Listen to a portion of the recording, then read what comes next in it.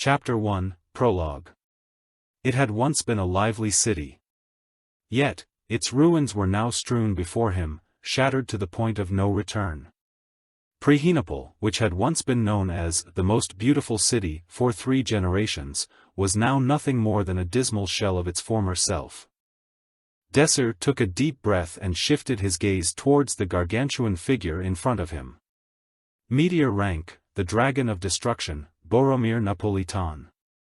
The massive hellfire magic above Desser blazed like the sun. The dragon, Boromir Napolitan, glared menacingly at the 100 humans gathered before him. Mere humans would dare to stand against me, the dragon's deep voice bellowed toward them, capable of overwhelming others through its sheer power. Even then, not a single one of the people present lost their resolve. Desser spoke. His voice determined, "This is the end, Napolitan." This place was the end of hell, the end of his suffering within the Shadow Labyrinth. The Shadow World had presented humanity with this final labyrinth. Inside the labyrinth, Desser Armin had witnessed countless deaths. Losing friends and loved ones, all in the hope of reaching this point. Friends with whom he had spent his school days, a classmate he'd had a crush on, and juniors who had tried their very best to follow him. While Desser was not familiar with every person in the Shadow Labyrinth, he was at the very least acquainted with them. The battlefield had claimed each and every one of their lives. Night after night, the Shadow Army poured forth endlessly. Day after day, untold scores of people died. Amidst the never-ending slaughter, those lucky enough to survive would recite the names of the dead, and continue their struggle for survival. After 10 years of repeating this cycle of carnage, there were only 100 survivors remaining. A single cry echoed from the group, renewing the fighting spirit of these few survivors. "We will slay you, here and now," the lone voice roared. "Finally, we will put an end to this hell." Boromir Napolitan's fire breath, which had once annihilated an entire civilization, marked the beginning of their final tribulation. It was a battle of epic proportions. Truly an event which rivaled any previous legends of old. Hundreds of draconic spells rained down upon them as the survivors fought back desperately. Preinopole was once the jewel of this desert. Now, its remnants were ravaged further by the dragon's ceaseless barrage, returning the city to the sands from whence it came. The earth was split asunder as the heavens were torn apart. Defensive spells which had been boasted of as impenetrable, shattered like glass, and precious one-of-a-kind artifacts were destroyed as if they were no more than a child's toy. Even those who had overcome innumerable life-or-death situations succumbed to the dragon's overwhelming strength. As their battle dragged on, the survivors found themselves at an even greater disadvantage. Despite this bleak reality, no one wavered, no one gave up. They remained steadfast through sheer determination. They all knew that this was it, there was nowhere to fall back to if they failed here. If they could not slay the dragon before them, the world would come to an end. Therefore, they readily gave everything they had to defeat this powerful foe. Fueled by their sense of duty, they would fight to the last man. Perhaps it was this unyielding spirit which called forth a miracle. In the heat of battle, Desser yelled out to his allies, the analysis of the first spell, Absolute Zero, is complete. Attempting to block it using the Eilone system, Desser shifted his weight to his left leg and dashed toward safety. "I'll be able to seal it in 8 minutes. One of the frontliners let out a hope-filled cry, "The bone armor is completely destroyed. Focus on attacking its back. You maggots." The dragon used its strongest spell, a spell powerful enough to be considered its final trump card. With the release of its spell, an enormous explosion blasted the surroundings.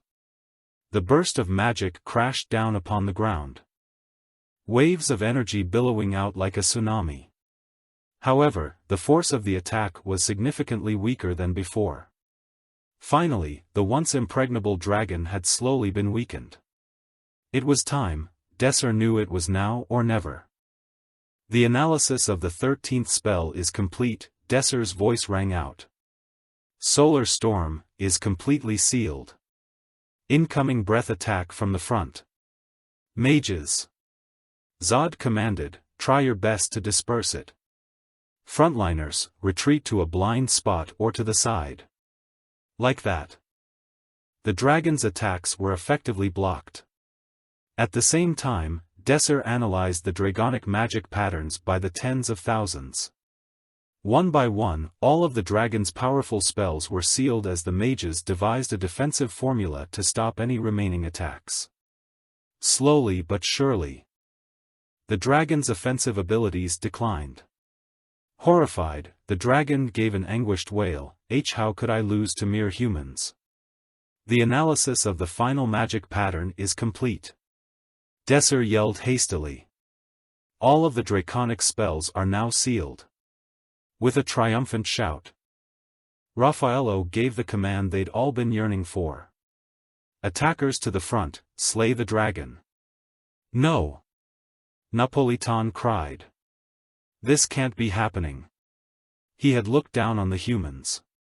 Compared to him, they were dust to be blown away by a mere flap of his wings. Yet, against all odds, their spells had brought him to this helpless state. Finally, after so much sacrifice and loss, after a world's worth of blood had been spilled, humanity stood on the cusp of victory. It took but a few moments longer. And then there it was, miserably. The dragon of destruction collapsed to the ground, defeated at last. With that, everything was over. Or so they thought. As they realized they had won, relief washed over the survivors. Though they had emerged victorious, only 6 of them had survived the battle. With glee-filled expressions, they gawked at the dragon's corpse sprawled out in front of them. They could barely believe it. Memories of the past decade flashed through their minds. They had lived, day to day, with one foot in the grave at all times. They had overcome thousands of life-or-death situations and watched their close friends die one by one. Yet, through it all, they had managed to stay alive. Indeed, disbelief and shock tainted them all. Are we finally able to leave this godforsaken place? One of them asked in a daze. Around them, the landscape lay decimated with debris strewn about. Everyone collapsed, like puppets whose strings had been cut, their bodies landing on the wreckage at their feet. Exhaustion overwhelmed them. Good work, everyone, the Knight of Light, Raffaello, praised. We actually did it, we've saved the world. Don Afe, a warrior of the northern savages, was covered from head to toe in gold jewelry. With halting speech, as he wasn't familiar with the official language, he spoke, but why isn't there a pop-up? The clear message. Was it not? This shadow world's objective. To slay the dragon. I'm not sure either, Raffaello said.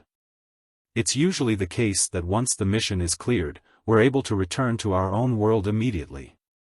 But this place doesn't seem to follow the normal rules of the shadow world. So it's difficult to say what could happen. He considered for a moment. I think it's best that we wait a bit. The great sage Zod, wearing a blue hood and holding a staff, contemplated drearily. Only 6 out of 150 million people survived. That's a survival rate of about 0.000004%. What terrible odds. Hearing that, anger surged in the pure white St. Priscilla's chest. Stop doing useless calculations. They won't bring back the dead. Zod began to justify his previous statement, after any incident. Especially one like this, his voice droned condescendingly. It's always important to organize things. Particularly, if over 99% of all mages on the entire continent are dead. Desser Armin, who had been watching the sage and the saint bicker, decided to make it end. Interrupting the two. He said, in any case, it doesn't change the fact that we saved the world. Just then, the reality of the situation slowly dawned on them. The survivors felt the muscles in their bodies loosen, their hearts relax. With that, they started to discuss the battle with each other. Amongst the discussion, the spell's word of the dawn, a jest, sat away from the rest. She didn't say a word but simply listened to their stories. It would have been really hard if you weren't here for us, Raffaello, Priscilla said.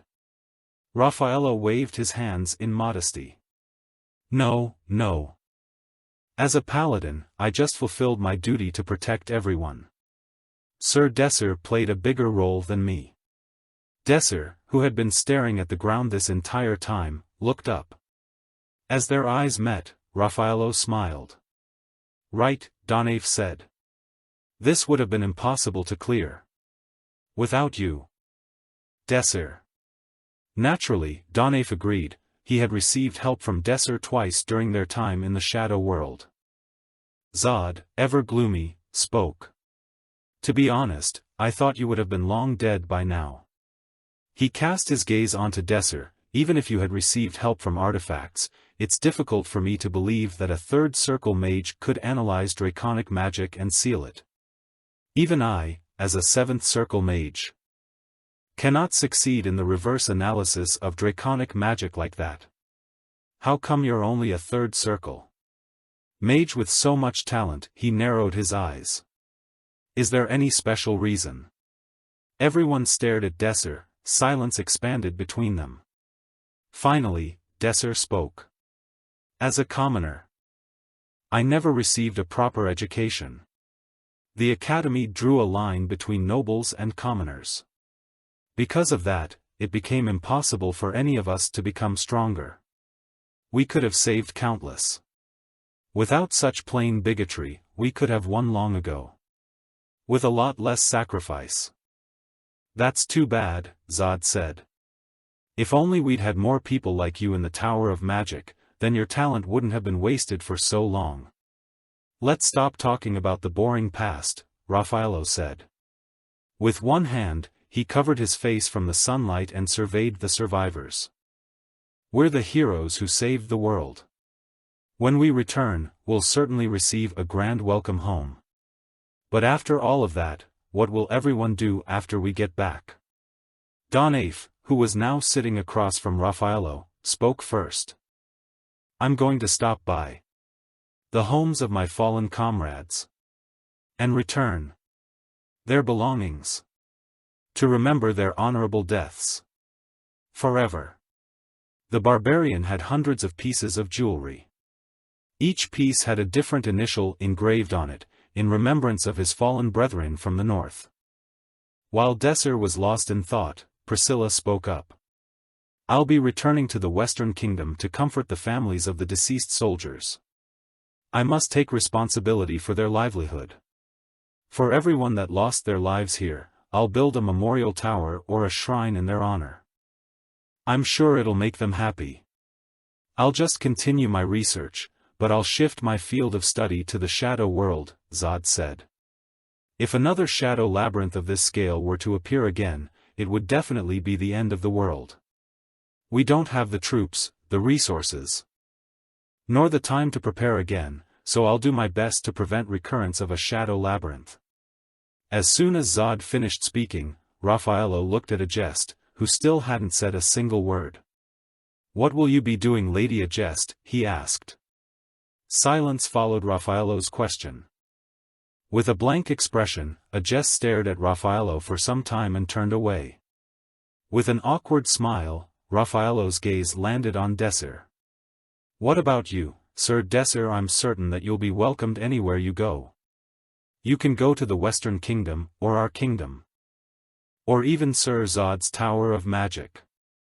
Or maybe you're planning to return to Hebrian Academy. Taking a moment to mull over the question, Desser began to speak. Without warning, a powerful surge of mana roared forth, setting the previously carefree survivors on edge. Did we miss something? Zod exclaimed. Wait a minute. Priscilla screamed. Didn't we clear this Shadow Labyrinth? I thought the objective was to slay the dragon. Shocked, Donave said, did we not completely kill the dragon? That's not possible. Zod yelled. I definitely confirmed its death. Their cries of disbelief melded together into a swirling stuff confusion. While everyone continued to panic, Zod spoke up again in an unexpectedly low voice. Chapter 2, The Returner's Entrance Exam, 1. The Heart. Zod mumbled to himself. Confused by his ramblings, someone asked, "What do you mean by the heart?" "I read about it in a book many years ago," Zod said. "A dragon's heart acts like an engine for magic, just like our mana circles. It's an enormous magic engine that sucks in the surrounding mana." Mana circles. Mana was absorbed into mana circles so that it could be controlled and used. This was elementary knowledge for a mage. Zod continued, "The dragon's dead, which means there's nothing controlling the mana accumulated inside its heart now. Since mana is very fluid, it's continued to flow around, which has resulted in this engine overheating. If this continues..." "I don't understand what you're saying." Priscilla interrupted. "Say it in simpler terms." Desser spoke up, reaching the conclusion quickly. "The overheating engine is about to explode." "What?" Priscilla shrieked in a shrill voice. A terrible rumbling arose from the body, punctuating Desser's words. The uncontrollable mana overflowed, overwhelming everyone present, and causing their faces to turn deathly pale. "Why didn't we know about this before we killed it?" Zod's usual empty eyes gleamed with despair. He spoke in a dead and monotonous voice. "Because, this is the first time humanity has ever defeated a dragon. An explosion caused by the pressure of the mana contained within the mana circle. This kind of phenomenon would be equivalent to seventh circle magic. No, even that's too low of an estimate. This amount of mana is beyond the reckoning of mortals. Also, if it's pure mana rather than magic, it's not something we can hijack. I think it's time we prepared." The looming inevitability cast a pall over the survivors, like a bitter, black cloud. It was as Zod said. A mana explosion of this scale was impossible to dodge, impossible to block. I can't believe it. The world is really, right now." Raffaello turned to face the gathering mana with a 1,000-yard stare. "Our Father who art in heaven," Priscilla's quiet prayer was drowned out by the coming storm. Desser stood at the center of the group, his face strained with pain and despair. The disaster unfolded before him, and 100 thoughts raced through his mind. The magic surged outward. But only one thought stood out. Is this the end? He closed his eyes, as he felt the wicked wind slash across his face. That was his final memory. Desser Armin opened his eyes, staring at his outstretched hand. Wait, something was amiss. Where am I? Voices, chattering in excitement, filled the air. He lowered his hand and surveyed his surroundings. A massive chandelier, gilded with tens of sapphires, lit the room. Hundreds of students dressed in black uniforms sat at dozens of oak tables surrounding an antique stone shrine. As Desser glanced around in confusion, he realized, this looks familiar. Looking down, there was a glass cup in front of him. A young boy, eerily familiar, stared back in confusion. He had deep black eyes and bright red lips. His face wasn't quite handsome, but he had a bit of a childish trait to him. Wait, this is, gone were the scar-covered cheeks and rugged skin. A fair, somewhat effeminate school-aged child greeted him. He was his adolescent self again. What's going on? I definitely died back there. He sat. Confusion and doubt racing through his mind, until a sudden ringing disrupted his thoughts. The ringing of a bell attracted everyone's attention back to the front. A beautiful young woman dressed in a professor's black uniform smiled as she ascended the stage.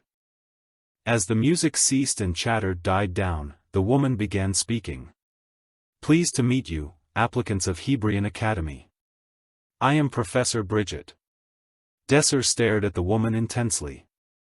It should have been the first time Desser was seeing her face, but instead, she seemed strangely familiar. I know that many of you have come to Hebrian Academy from many different countries. I sincerely thank every one of you for having made this long journey to attend our school. She paused and drew a deep breath before continuing. However, I regretfully info you all that not everyone who has come here will be admitted to our academy. As is tradition, everyone will be required to take our entrance examination, the results of which will determine who is admitted. Only 600 of you will be admitted to Hebrian. We will be testing you, of course. By asking you to clear a shadow world, Desser muttered under his breath as Professor Bridget spoke. By asking you to clear a shadow world, she said. Do not be nervous, while this examination is similar to a real shadow world, this one is not real. This shadow world has been specially constructed for the purposes of this exam. For more details, I ask that you ask your mentors when you meet them. Bridget looked at the students with a serious expression. Year 3613, the 172nd entrance examination will begin in 2 hours in the main hall of the academy. In the meantime, please enjoy the banquet we have prepared for you. I will see everyone again soon. Bridget walked down from the platform as she finished her speech. The students collectively broke out in applause, all except for Desser, who looked down in disbelief. Hebrian Academy entrance examination? Hebrian Academy was the top magic academy in the entire continent. Desser was an alumnus. He had graduated from Hebrian 10 years ago. Yet, now, somehow, he was again at the precipice of entering Hebrian Academy. His mind swirled with confusion. If it's 3613.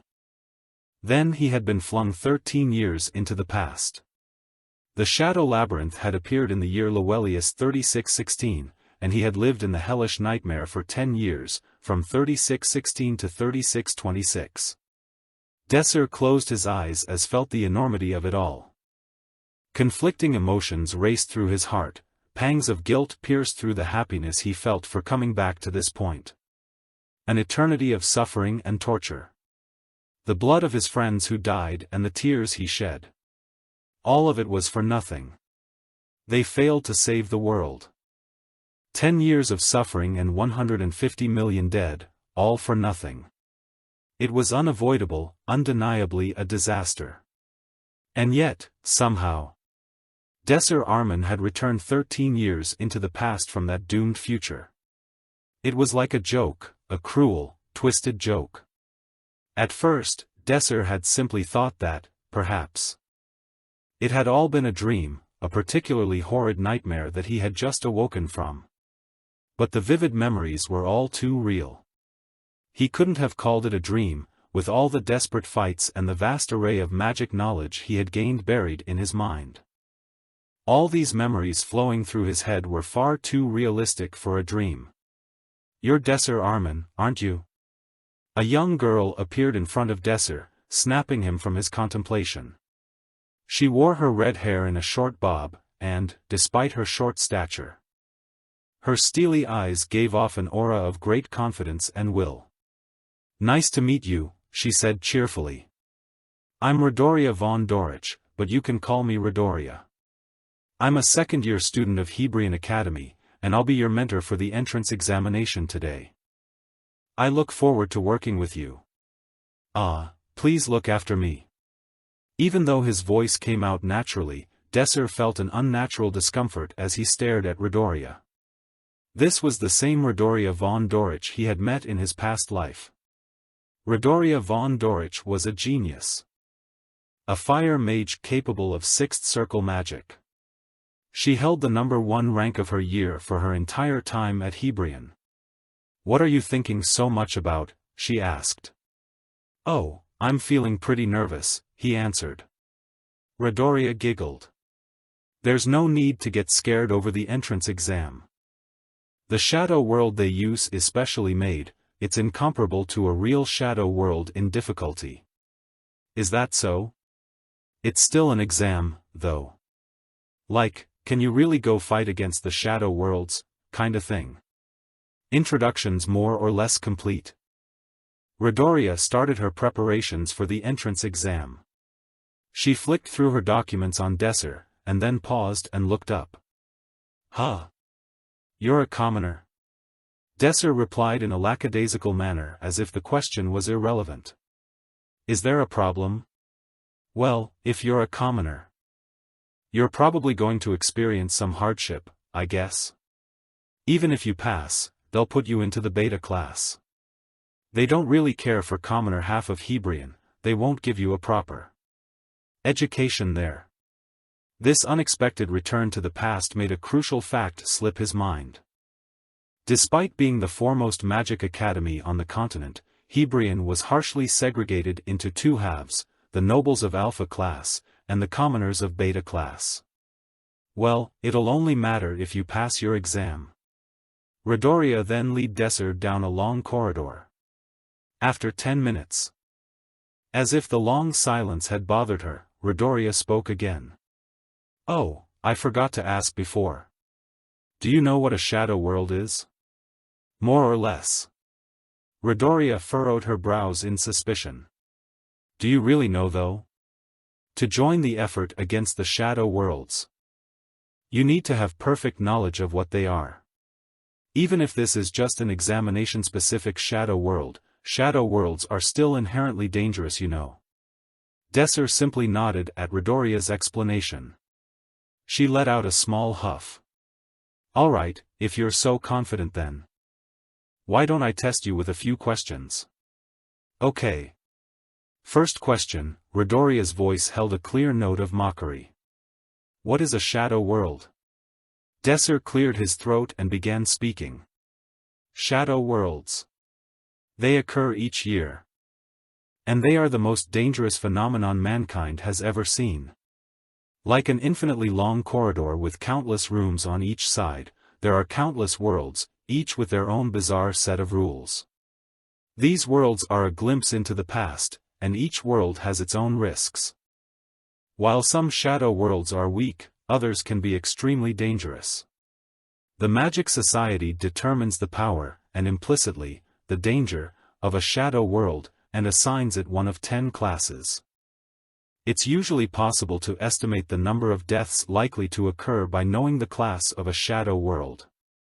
Without a doubt, however, the most dangerous characteristic of a shadow world is its potential for an encroachment event to occur. Encroached land is smothered in a thick black fog, and it becomes impossible to know what's happening inside. Only one thing is certain, no living being has ever entered encroached land and returned alive. It is simply a place where life cannot exist. This is why humanity must fight against the shadow worlds. Chapter 3, The Returner's Entrance Exam, 2. Desser had given a flawless explanation, his description sounded like it was straight from a textbook. Not to be outdone, Midoriya held up 2 fingers. There are 2 organizations that manage the shadow world. The first is the Western Kingdom. And the second is our Hebrian Academy. The 2 are at odds, after all, both parties want the magic cores that come from the shadow world. And, as students of Hebrian Academy, we naturally participate in the 2-party race for magic cores. Well, there are other factions. Like the outsiders, but you don't need to know about that. Midoriya continued, and you know about clearing the shadow world, right? Of course, that's common knowledge. To Desser, describing the shadow world was second nature, and so he went on to explain. In a sense, the shadow world was a universe that ran parallel to our own. The events that occurred in the real world's past would also eventually occur in the shadow world. And during that process, the shadow world would continually threaten to erode our world. There is only one way to stop that from happening. The clearing. To put it simply, clearing the shadow world prevents it from encroaching upon our reality. If the event of a given shadow world is based off of a past war in our world, the background, and the victory of that war consisted in demoralizing the enemy. Then the clearing would involve defeating the enemy in the exact same manner. This would be the Shadow World's objective. Every Shadow World has its own background and objective, and completing that objective clears the Shadow World. The goal, then, is to clear all the Shadow Worlds that appear. And the two rival organizations, Western Kingdoms and Hebrian Academy, stand at the forefront of this movement. Midoriya wore an amused expression. Not bad. I guess I don't have to worry about explaining things to you. As the pair talked, they arrived at their destination, an extravagant, awe-inducing structure shining under the sunlight, the main building of Hebrian Academy. Midoriya flashed her ID at the entrance. Student identity pass confirmed. Welcome, 4th Circle Mage, Midoriya von Dorich. With an electronic voice. The door opened, and the pair stepped into the main building. They were greeted by a grand hall. The building's enormous interior was just as splendid as its exterior.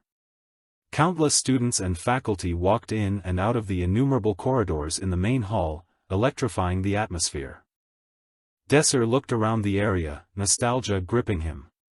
You don't look that surprised. Midoriya had expected more of a reaction out of Desser, so his nonchalant attitude sparked her curiosity. With a somewhat dismissive tone, Desser said, Yeah, I've seen something similar in the past. More accurately, he had seen this exact building. The pair began making their way up a winding staircase. Though the complicated layout of the corridors almost resembled a maze, Midoriya confidently led the two through the various hallways. While following his companion, Desser passed by a number of people, most of whom he recognized. Their familiar faces warmed Desser's heart, but he concealed his emotions and quietly walked behind Midoriya. Suddenly, a tall, handsome man and a girl who looked about the same age as Desser approached the pair. When Midoriya saw them, she halted in her tracks. Do you know them? Desser asked. Yeah. Elhim. He's a real scumbag. Desser remembered that name. Elhim. He was the polar opposite of Midoriya. Elhim was a water attribute mage, and Midoriya was a fire attribute mage. And like their magical elements, their personalities clashed violently. Obviously, they did not get along. Feigning ignorance, Desser commented, You must really dislike that man. Oh, yeah. He's one of those water attribute mages, Midoriya said. He's real arrogant, too. And I hate the way he speaks. He's like a damn cockroach. After Desser and Midoriya's brief exchange, Elhim, a young man with blue, bobbed hair, with arrogant eyes and a stuck-up nose, walked up to Midoriya. His voice laced with derision, Elhim commented, Oi, Midoriya. You just got here? I guess having short legs makes you walk slower, huh? Without losing her composure, the young fire attribute mage retorted, Grow up, Elhim. Do you kiss your mother with that mouth? Elhim scoffed in response, such crude speech. As expected of a crude fire attribute mage. I'm surprised you have the balls to mouth off less than a month after getting trounced by this crude fire attribute mage. Midoriya jeered. Elhim rolled his eyes. You still can't tell the difference between defeating someone, and them going easy on you? No wonder you have such a long way to go. Midoriya sneered. I sure hope you weren't trying. If that was all you got, then you really should consider dropping out. The tension in the air was potent. Desser could almost feel the sparks flying between the two bantering mages. He unconsciously took a step back. As Midoriya and Elhim got more and more in each other's faces, the mood gradually turned heavier and more strained. Finally, realizing that he wouldn't win just through a contest of words, Elhim shifted his attention to Desser. Are you this vulgar girl's mentee? Yes, that is correct. Desser answered respectfully. Surprised, Elhim said, Well, you certainly have better manners than Midoriya. What's your name? Desser Armin. Desser Armin. Let's see, Elhim took out his tablet and entered Desir's name. In just a few seconds, all of Desir's information appeared on the screen. As Elhim read the data, the corners of his mouth rising ever so slightly. What's this? He's just a commoner. Elhim smirked. Well, I guess it fits that you're mentoring a pathetic commoner. Redoria scrunched her face. Elhim looked up to the ceiling with amusement. Honestly. This contest won't even be close. Contest? What do you mean? Contest? Redoria asked. As if he had waited for the question, Elhim responded, What? Did you not even check the group lists? He indifferently flipped his tablet toward Redoria. We're in the same group. Desir and Redoria quickly read through the list of names. D group members. Trevuri Tigis. Romantica Eru. Agest King's Crown. Desir Arman. Elhim stared at Desir with a condescending gaze. It was like he was looking at a rotten fish. There's no way your mentee will survive with this lineup. Redoria spoke up, seemingly unperturbed. I wonder about that. Even if you're in our group, that doesn't mean that we'll fail. In fact, we just might win. Don't make me laugh. You don't even have a chance. Then Elhim raised his voice, and declared with confidence, My mentee is a spellsword. Redoria's eyes widened in shock. Spellsword? You're lying. Spellsword. Those who were innately talented in both magic and swordsmanship. This title was reserved for geniuses blessed by the heavens. They were on a whole different level than the mages who simply used magic. It didn't matter if combat occurred at close or long range. These specialists could fight on all fronts. And as to be expected, these exceptional talents only numbered in the single digits worldwide. And Elhim just said that his mentee was one of those single digits, an unrivaled genius. Redoria could not believe it. With a conceited facial expression, Elhim taunted his stunned rival. You can check it if you don't believe me. After a brief moment of hesitation, Redoria took out her tablet. She addressed Elhim's mentee who had remained silent the entire time. What's your name? Agest King's Crown. The girl spoke with a dour and ice-cold voice. Redoria entered the name into the tablet. When the information popped up, Redoria quickly scanned the results. Twin attribute spellsword. Shows excellent talent with both ice and lightning, attribute magic. Third circle mage. Swordsmanship exceeds the level of a pawn-rank swordsman. My God! Redoria's jaw dropped. She thought Elhim had been bluffing, but here was the truth right in front of her eyes. With smug assurance, Elhim piped up, Where did that fire from earlier go, Redoria? Redoria, for once, was at a loss for words. The victorious water attribute mage strolled past the dumbfounded woman. When he reached Desir, Elhim stopped for a brief moment. Oh, and you. This is a warning. He leaned in close to Desir's face, glaring at the young man with an attitude of pompous superiority. It was a perfect example of a noble looking down upon a commoner. Even if you're lucky, you'll just end up in beta. Just give up on the entrance exams, that's your best bet. The D Group's entrance exam will soon begin. D Group's Shadow World is currently being selected. Please wait. An electronic voice rang out. Desir stood in the middle of the waiting room. A shadow gate, boasting one of the most advanced designs, loomed in front of him. The steel outline of the gate was inscribed with hundreds of runes, with a magic core in its center. Thousands of synthesized magic circles decorated the face of the gate. It could almost pass as a work of art. Is this what it looked like? Desir leaned left and right while inspecting the gate. An annoyed voice spoke to him, Could you just stand still? You're embarrassing us. Desir turned towards the voice. There were 3 other students with him, all of whom would also be taking the test. 2 of them were giving off an unmistakable air of hostility toward Desser. A jest, on the other hand, was silently cleaning her sword. The girl who had lectured Desser was named Romantica. She didn't know Desser at all, but Desser knew all about her. Romantica Eru. She had been a 4th Circle Wind Attribute mage, known for defeating her enemies with her specialty, chantless magic.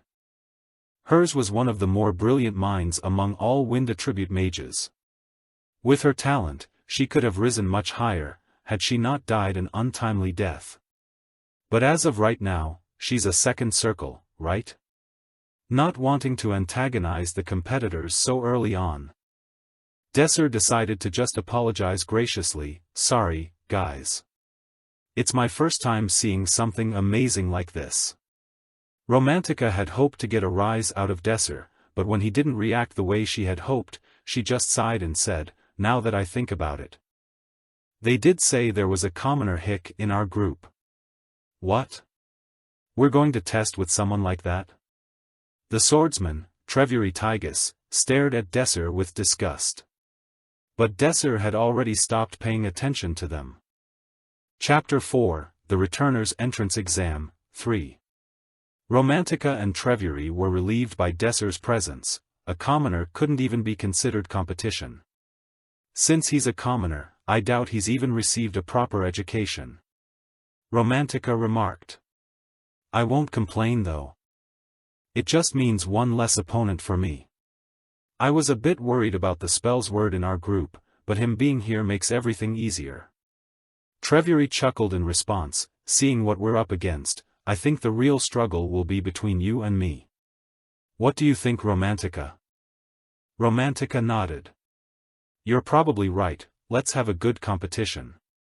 Both of them enthusiastically shook hands, treating the test as if it was a game between 2 friends. While Romantica and Trevuri continued to talk with one another, Desser and Agest silently observed their surroundings.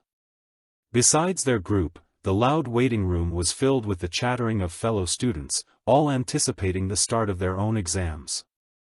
After some time, an announcement resounded. The group entrance examination event has been decided. The following information present the event's details. Class 10 Shadow World, Ernst Plains Race. The condition for clearing this Shadow World is to be the first person to cross the finish line. The position of the finish line is 8 kilometers away from the starting point.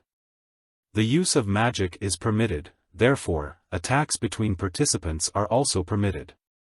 The student safety system has been activated for this exam, and pain will be suppressed by 80%. If a student wishes to forfeit at any time during the exam, they must simply verbally announce their resignation. Upon said verbal resignation, they will be expelled from the Shadow World. In the event of a fatal injury or attack, the receiving student will likewise be expelled from the Shadow World. Rankings from 1st to 4th place will be assessed at the end of the exam. Romantica and Trevuri perused the information regarding the Shadow World they would soon enter. Man. I'm glad it's just running, Trevuri said. I heard that Group 8 has to deal with trolls. It's basically just a race, isn't it? Do we even have to fight each other? Romantica asked. Desser and Agest still waited in silence as they had been before the announcement. A bubble of empty space around them. Agest sat down and swept down the length of her scabbard with her finger while Desser stood away from the boisterous crowd, leisurely leaning against the wall. Soon, the dull mechanical voice of the announcement returned. The gate will soon open. Participants, please line up in front of the gate in an orderly fashion, and be prepared to register yourselves. The participants in Group 0 lined up in front of the gate. Soon after, the gate opened, and a bright light shone through. As the students walked through the gate, they were completely engulfed within the light, and their figures disappeared without a trace. Entering the Shadow World Ernst Plains Race. Soon after entering the gate, Desser was transported into the artificial Shadow World. checking his surroundings. He and the other 3 students stood in the middle of a large plain. The green grass and vibrant blue sky stretched before him. The flowers bloomed all around him, and an enormous river ran through the middle of the field, giving this shadow world the feeling of an idealistic spring day. The warm air blew at his hair, and the sun kissed his skin with warmth.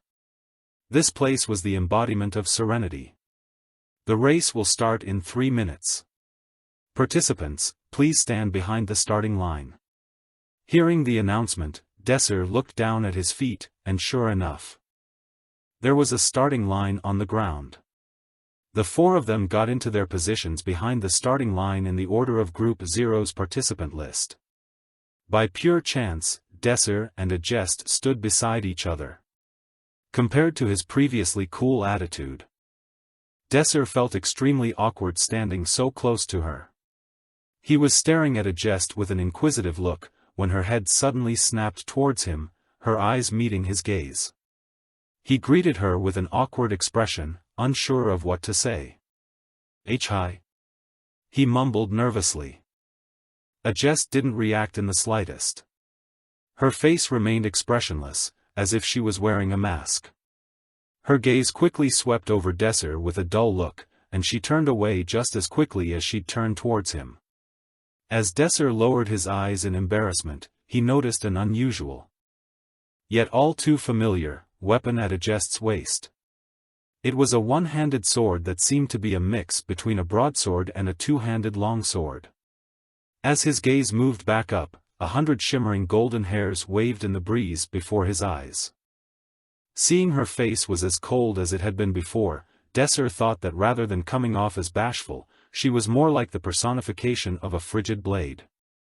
Come to think of it, was she like this back then, too? 6th Circle Ice Attribute Spells Word and holder of one of the strongest spells words, the Queen rank Sword Woman, Agest Zedga F. King's Crown. She led the front line ahead of everyone. The goddess of the battlefield. And part of the Shadow Labyrinth expedition team and one of the last 6 people to die. Undoubtedly, she was a callous woman at that time. You, Agest proclaimed. Desser's heart jolted, and he needlessly cowered. Judging from the way participants continued to talk on the other side, it seemed that they couldn't hear this conversation. You're weak, she said. Although it was a very sudden personal attack, Desser answered casually. I know. No, you don't know. She said in a way only Agest could.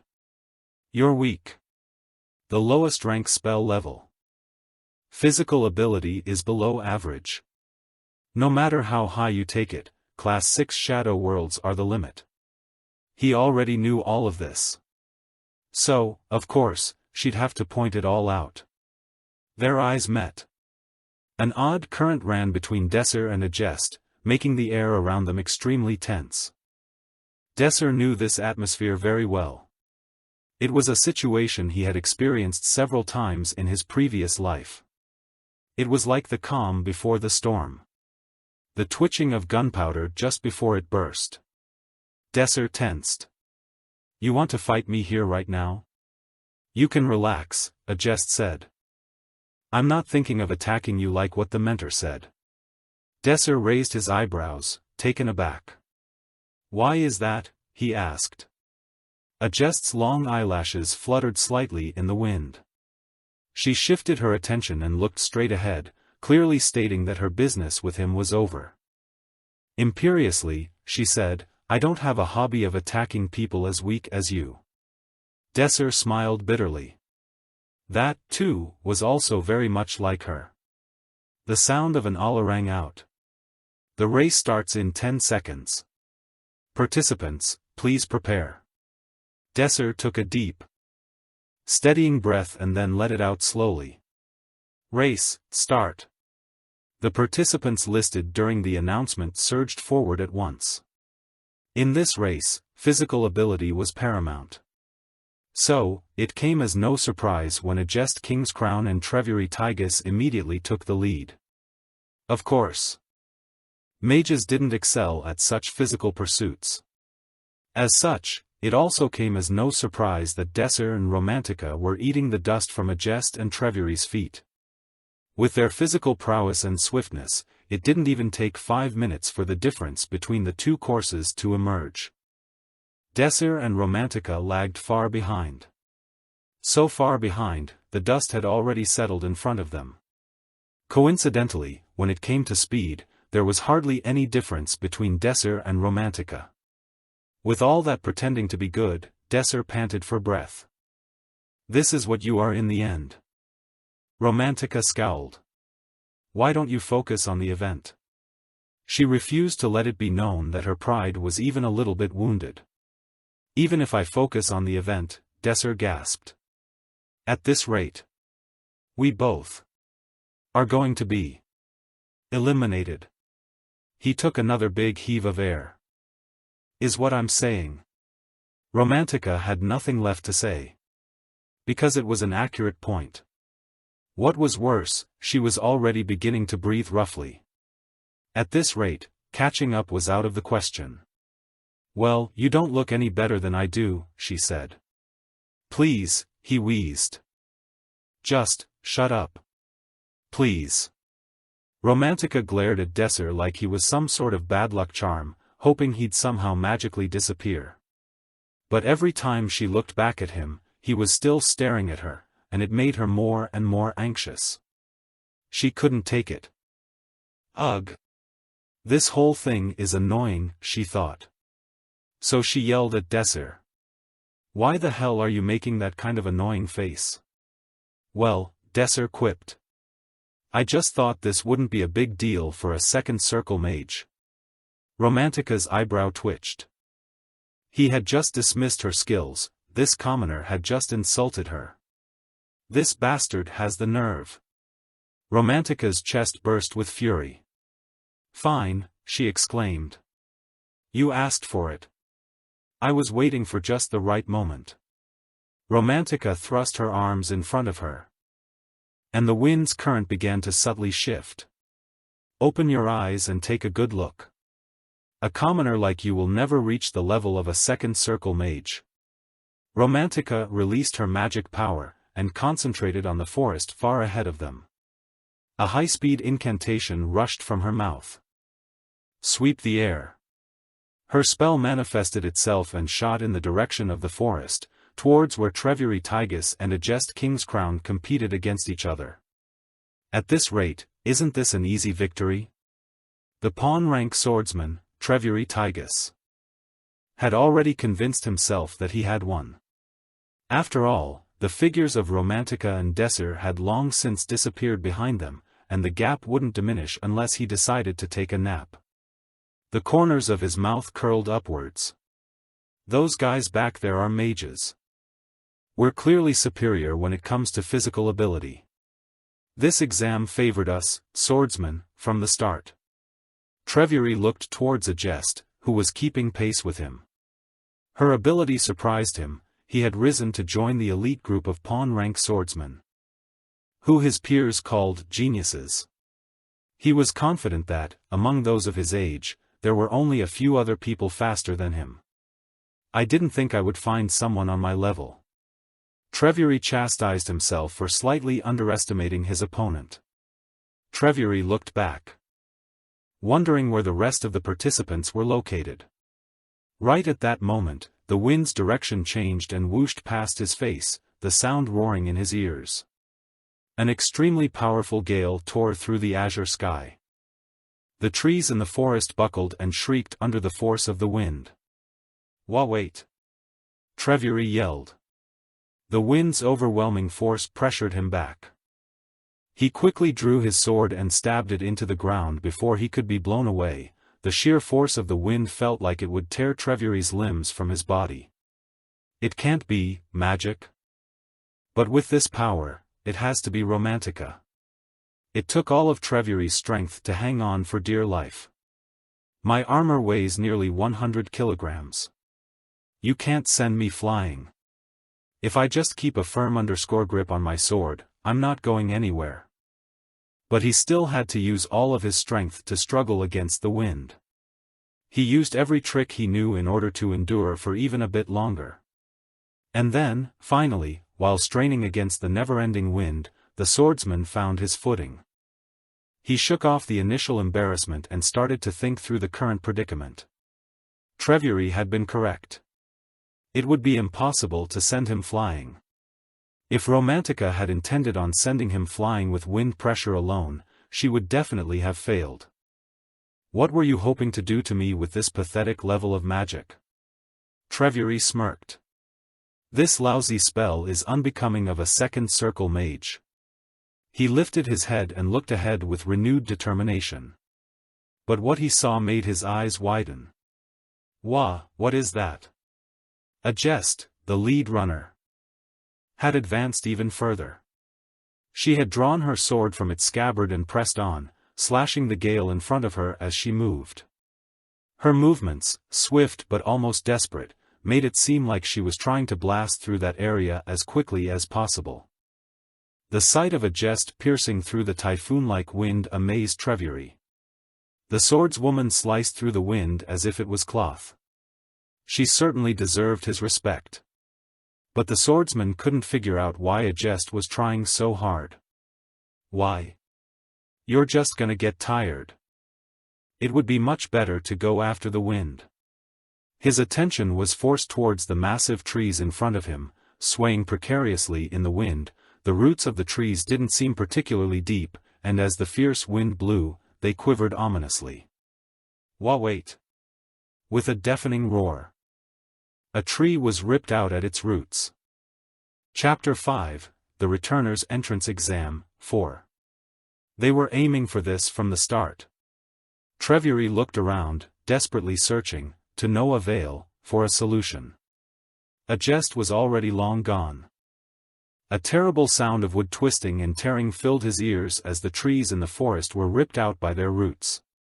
Clumps of dirt flew about in every direction as the massive trees began swirling about in the wind. To his rage and horror, Trevury was right in their path. Fuck! A terrifying, flying forest filled Trevury's eyes. Worse, he had no doubt that the moment he let go of his sword to dodge them, he would get swept up by the magic currents as well. He cursed at the top of his lungs. Damn you! Romantica dash! His voice was abruptly cut off and a heavy slam echoed through the forest. Trevury Tygus has been struck with lethal force and has been eliminated from the Shadow World.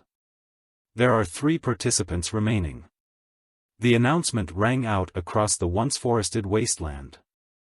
Romantica looked across the space with a smug expression. Seems like the spell's word survived. How unfortunate.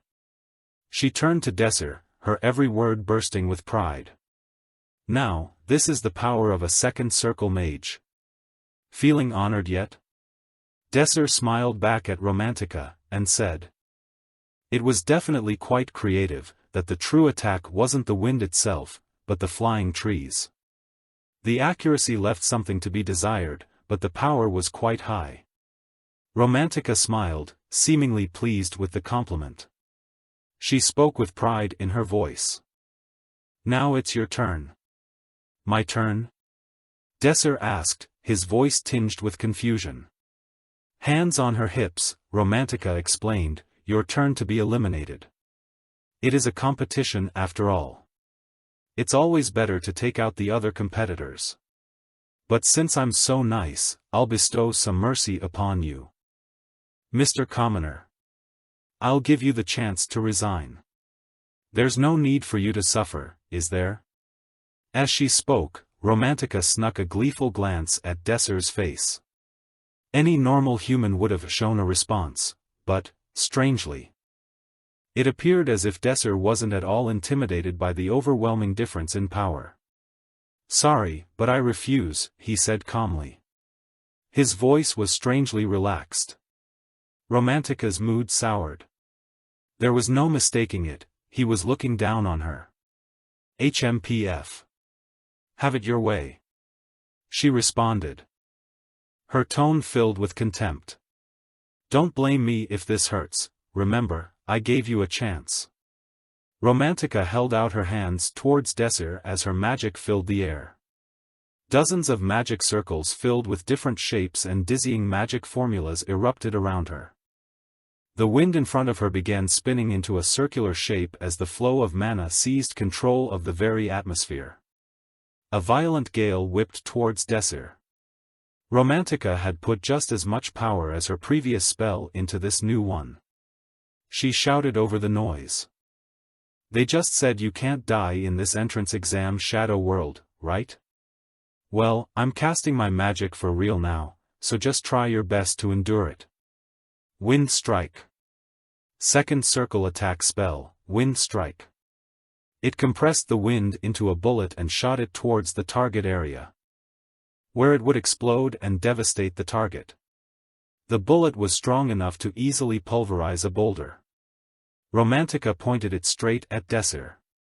Dirt flew into the air, clouding his vision as the bullet raced towards him. Romantica's hair billowed behind her as the shockwave reached back to her.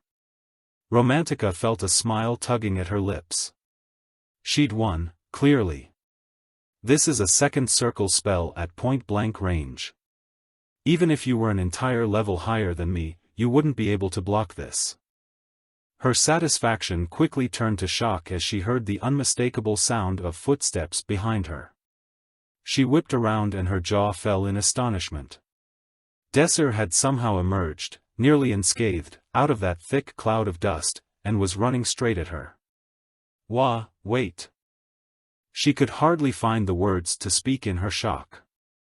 Meanwhile, as if totally oblivious, Desir was calmly speaking under his breath, to nobody in particular, shooting straight after the compression. Seems like you sacrificed finer control over the magic bullet for more overall power. Well, this, and the one from before both aren't too shabby for a second circle mage. For a second circle? Did I mishear this guy? What in the world is he muttering about? Confusion coursed through Romantica's mind. Desir continued, but because you prioritized speed so much.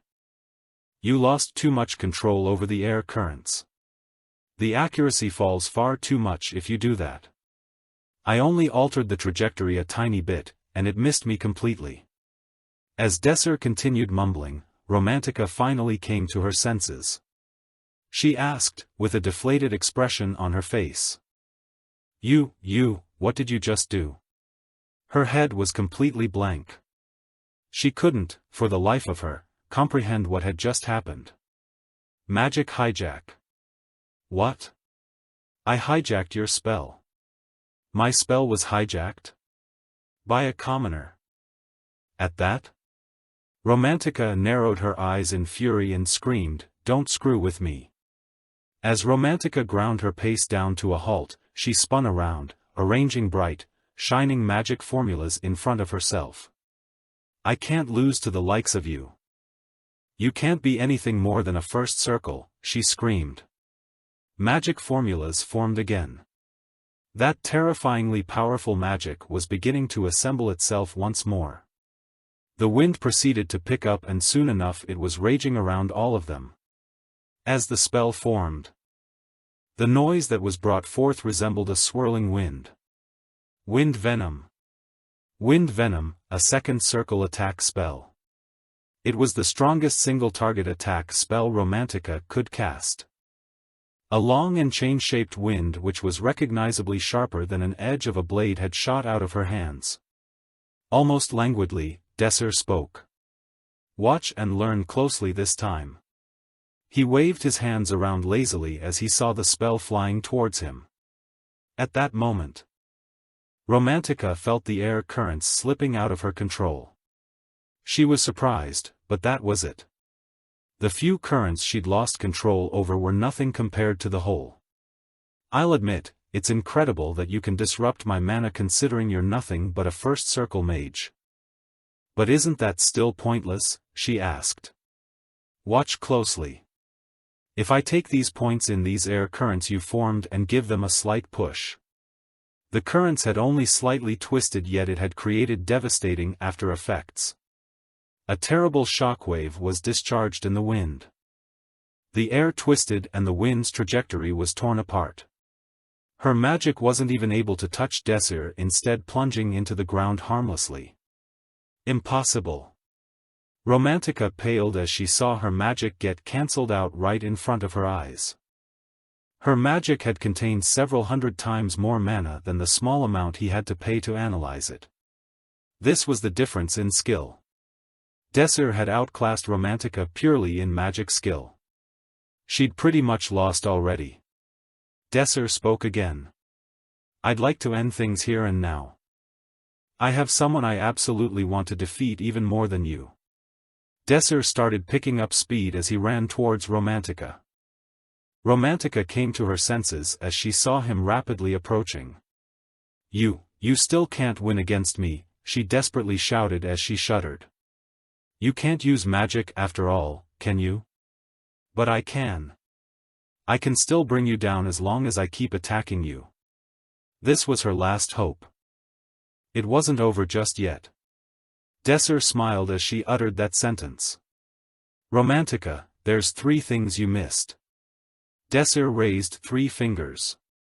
He continued as he lowered one finger. First, I may be helplessly weak, but I can still use magic. Magic formulas appeared in front of him one by one. His magic may be dreary and impure just like his unstable mana circle, but it was definitely still magic. Desir lowered a second finger. Second, your target wasn't even me from the start. As soon as the magic activated, the completed magic formulas appeared right in front of their eyes. Desir began chanting. Sled on ice. The power to slide forward endlessly. Grease. First circle physical type spell, Grease. It simply removed friction and was one of the simplest, most basic spells. The mana cost implicated with activating such a spell was so insignificant that even a first circle mage like Desir could easily use it without worrying about his mana count. Damn it! Romantica cursed. This was his plan all along. If she fell down here, she would definitely fall behind. Romantica instantly lowered her center of gravity in a desperate attempt to avoid slipping. It's not slippery. To her surprise, nothing happened. Desir lowered the third finger. Third, it seems you forgot, but this shadow world isn't a magic competition, but a race. At that moment, he cast another spell. Fireball. First circle attack spell. A simple, basic spell that created a ball of flame in front of the caster. No way. He's capable of multicasting? Romantica was in shock. Multicasting was only supposed to be possible for top-class mages. Casting 2 spells at the same time required acute concentration and calculation ability. Incredible. But that's all there is to it. You won't be able to take me down with the likes of a fireball, you do know that, right?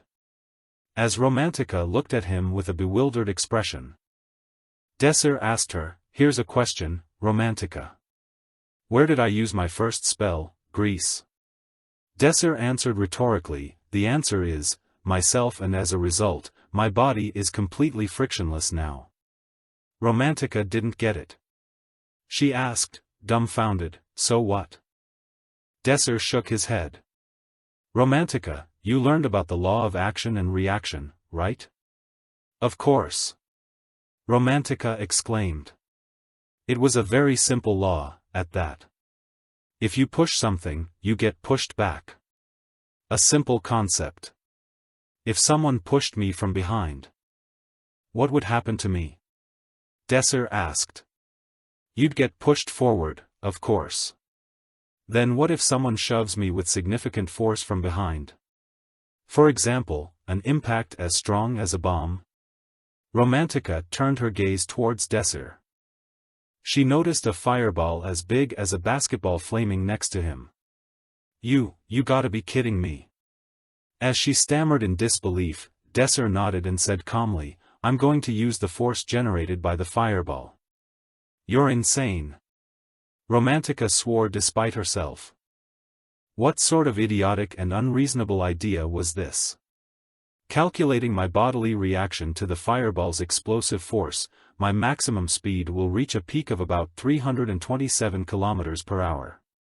It'll be a piece of cake to catch up to a jest all the way at the front. Considering the likeliness of maintaining this speed until the end. Romantica's face was visibly paling as she stammered out, "There's no way you'll be safe like that." "No, if you hit something at that speed, you'll die long before you can react to it." Desser answered with the same overwhelming calm he had shown the whole time. "But Romantica, you said yourself just a moment ago." He laughed softly, as he continued, "We can't die in this shadow world, so we are free to use all our power.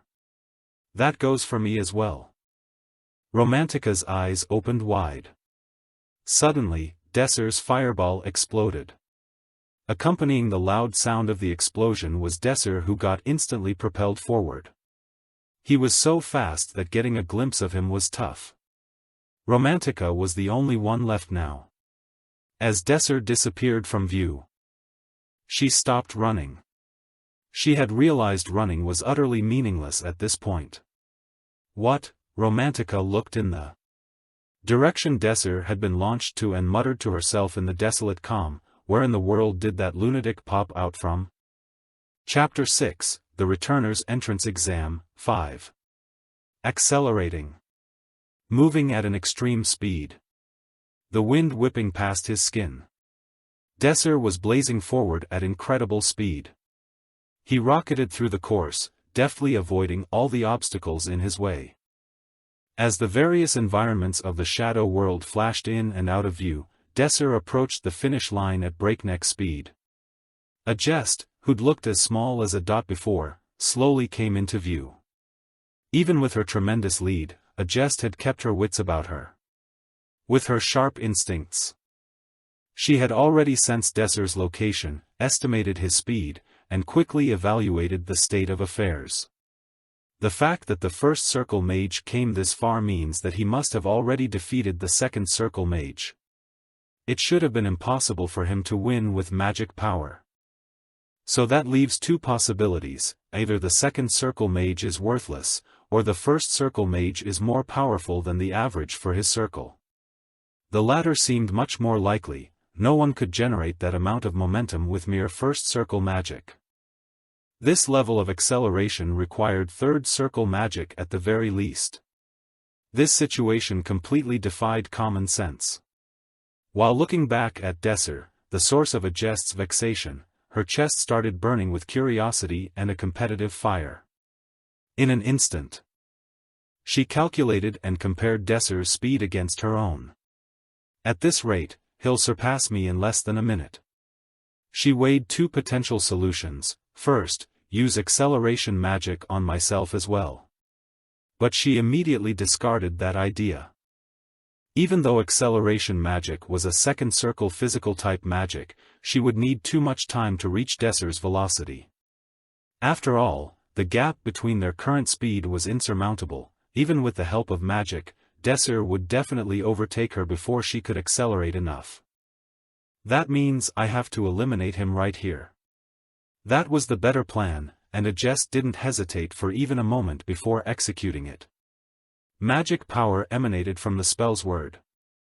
And several magic formulas arranged themselves in front of her in the blink of an eye, and she hadn't even held her hands out. If a first circle defeated a second circle in skill, he most likely did it through analysis. Normally, a mage's ability to analyze an opponent's spells rose with his or her circle, so that scenario wouldn't normally happen. But the only possible way for a lower circle mage to defeat an enemy of a higher circle was through analysis. Of course, though she didn't know it. Her conclusion was spot on. If that's the case, I release a cry of sorrow toward my enemies. I am the spirit of water. The strongest shield, and the strongest sword. Hundreds of magic formulas. Her magic was on an entirely different level from Romantica's spell. A beautiful melody rang out in the vast flow of magic power, and 600 magic circles took shape in the air. This body is an ocean. unshaking before countless trespassers. A shower of raindrops. I am a wall of flame. The greatest wave, rains of falling flame. It only took a Jest King's Crown 8 seconds to cast her array of magic. If your analysis ability is great, then I'll make my spells even greater. Prey of Magic Arrow. Magic Arrow. It was a spell almost anyone could use. After all, it was only 1st circle level magic. But the magic that a Jest wielded was another story. She had manifested at least 600 arrows, and they filled the sky above the spell's word. I used about 15 seconds. But this should be enough. This attack would end it, that was a Jest's conclusion. Desser gaped at the number of magic arrows poised to strike him down. Amazing. As expected of you, a Jest. Casting so many spells in this short period, you truly possess an incredible talent. That was his honest opinion. No one could question a Jest's skill. Her sheer number of arrows could match the power of a 4th circle mage. It's impossible to hijack so many spells in this short time. But Desser knew that there was no need to hijack them all. A playful smirk danced on his mouth. You're still looking down on me, a Jest. Commence analysis. Desser closed his eyes and felt the flow of the mana surrounding him. Desser's thoughts accelerated dozens of times over as he categorized and analyzed a Jest's magic formulas. Albatross's Embrace, analyzing 180 linked lower magic runes. Complete. Translating Gnerva's power dampening formula interconnected with the Flidneria system. Hijacking 180 linked lower magic runes. Complete. A significant amount of the magic arrows floating in the air changed color. With the time he had. The maximum number of magic arrows Desser could hijack from a Jest was around 200, but even though that was only a third of the sum total, that number was more than enough. A Jest frowned, realizing she'd lost control over some of her magic. His analysis speed is abnormally high, at the level of a 6th circle mage, at least. It's highly probable that he'll hijack the rest if given enough time. A Jest had no more time to spare. She raised her arms upward, then pointed forward, and at her signal. Hundreds of magic arrows showered towards Desser. The terrifying sound of hundreds of shrieking arrows echoed through the shadow world. A Jest's magical formation created what looked like a tidal wave, threatening to drown its adversary. But Desser stood resolutely in the wave's center. And yelled, "Trajectory adjustment." It was impossible to nullify every single arrow, so Desser decided to knock away only the most dangerous ones instead. Magic Arrow was still only a 1st circle spell, so 1 or 2 of them didn't pose much of a threat. At the very least, I'll deflect the most dangerous arrows.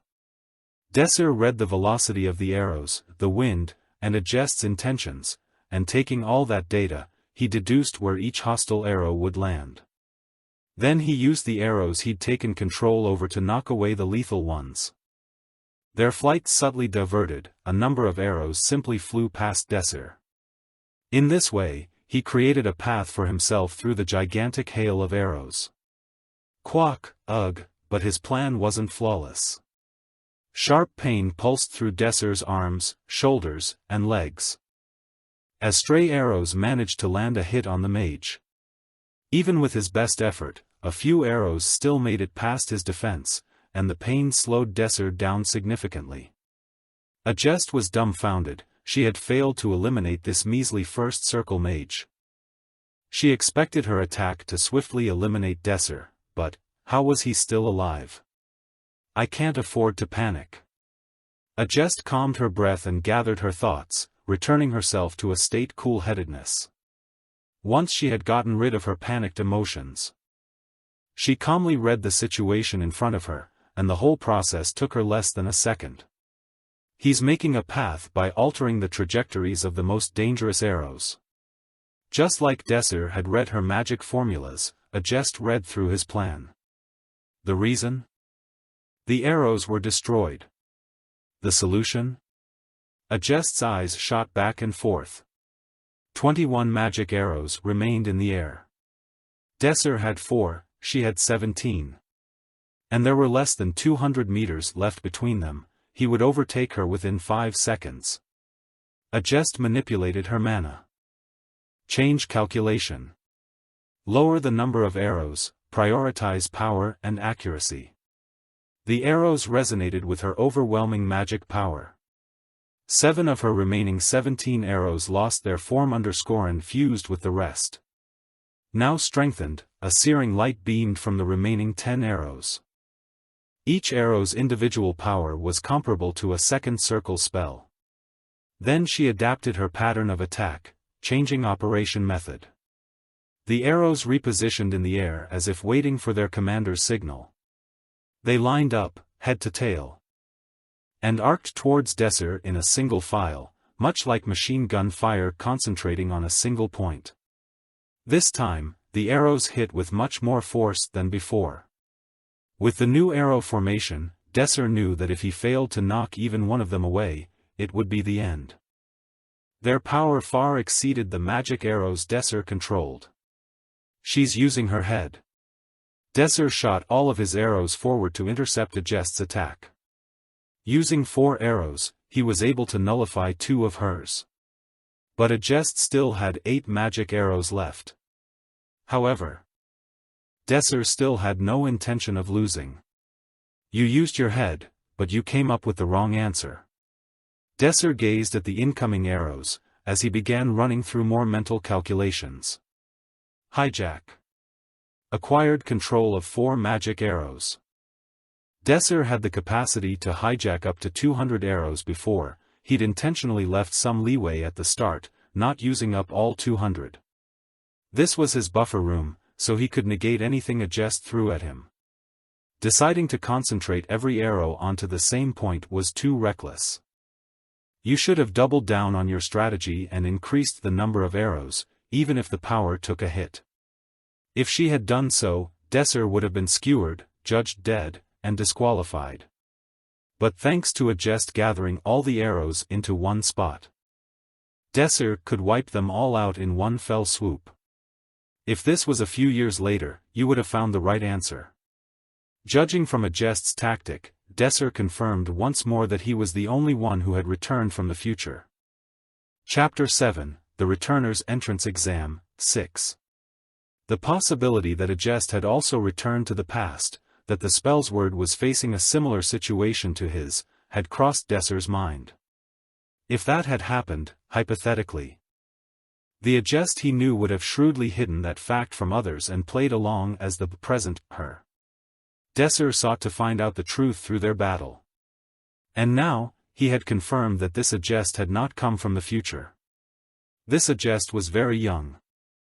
Her prowess in magical warfare, her ability to form counterattacks, she was strong, but her abilities and experience were incomparable to the Agest he knew. Desser hijacked the magic arrow in front of Agest's massive assault. Trajectory adjustment. Desser turned his arrow around to collide with the next one in line, and each one of Agest's lethal arrows rammed into each other, exploding on impact. TSK. Agest went to draw her sword when she realized what was happening, but she reacted too slowly.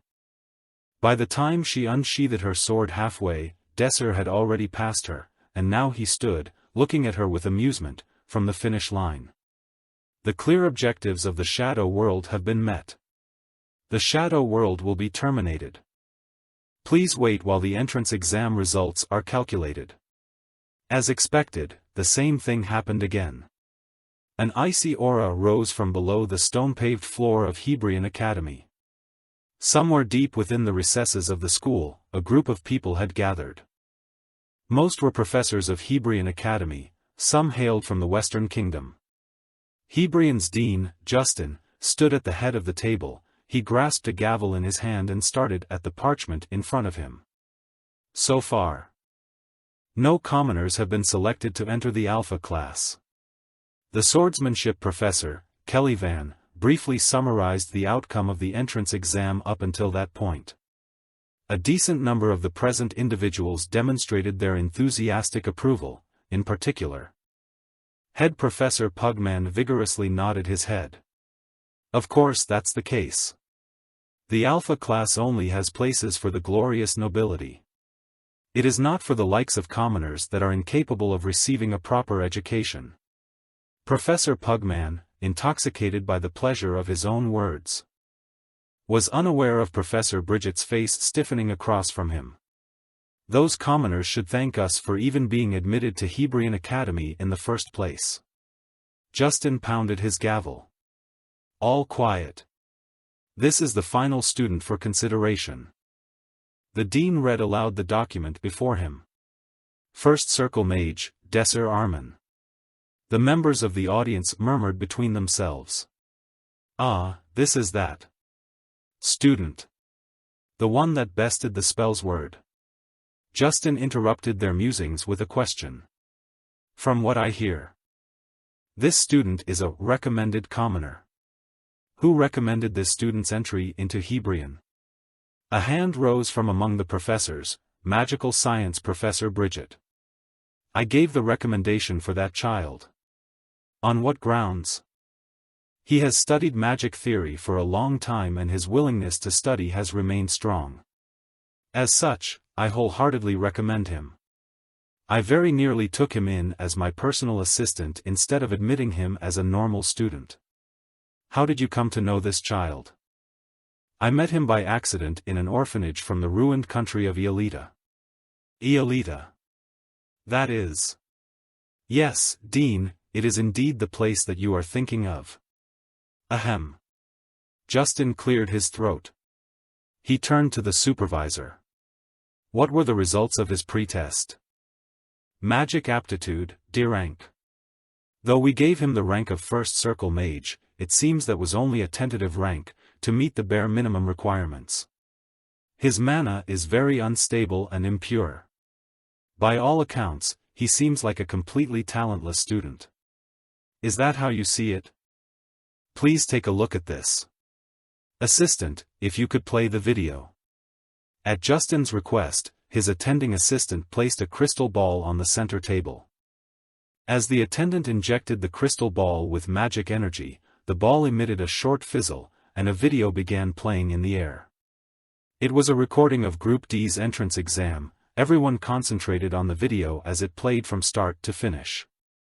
The clear objectives of the Shadow World have been met. The Shadow World will be terminated. When the video ended, everyone in the room wore expressions of surprise. Even some of the magical science professors stood with their mouths agape, while others were cleaning their glasses multiple times as if they had seen something wrong. Even professors who didn't specialize in magic could tell that Desser's display was exceptional. Justin broke the silence. Now, what are your thoughts? A professor in the crowd raised his hand and queried. This is amazing and all, but is something like this even possible? A second-year magical sciences professor answered, no.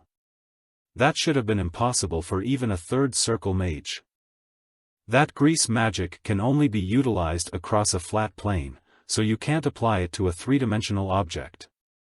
Perhaps he is modifying the magic algorithm. But if he did that, then that child must possess incredible analytical skills. The tactician's professor spoke with his hands on his head. His battle sense and use of psychological warfare were excellent.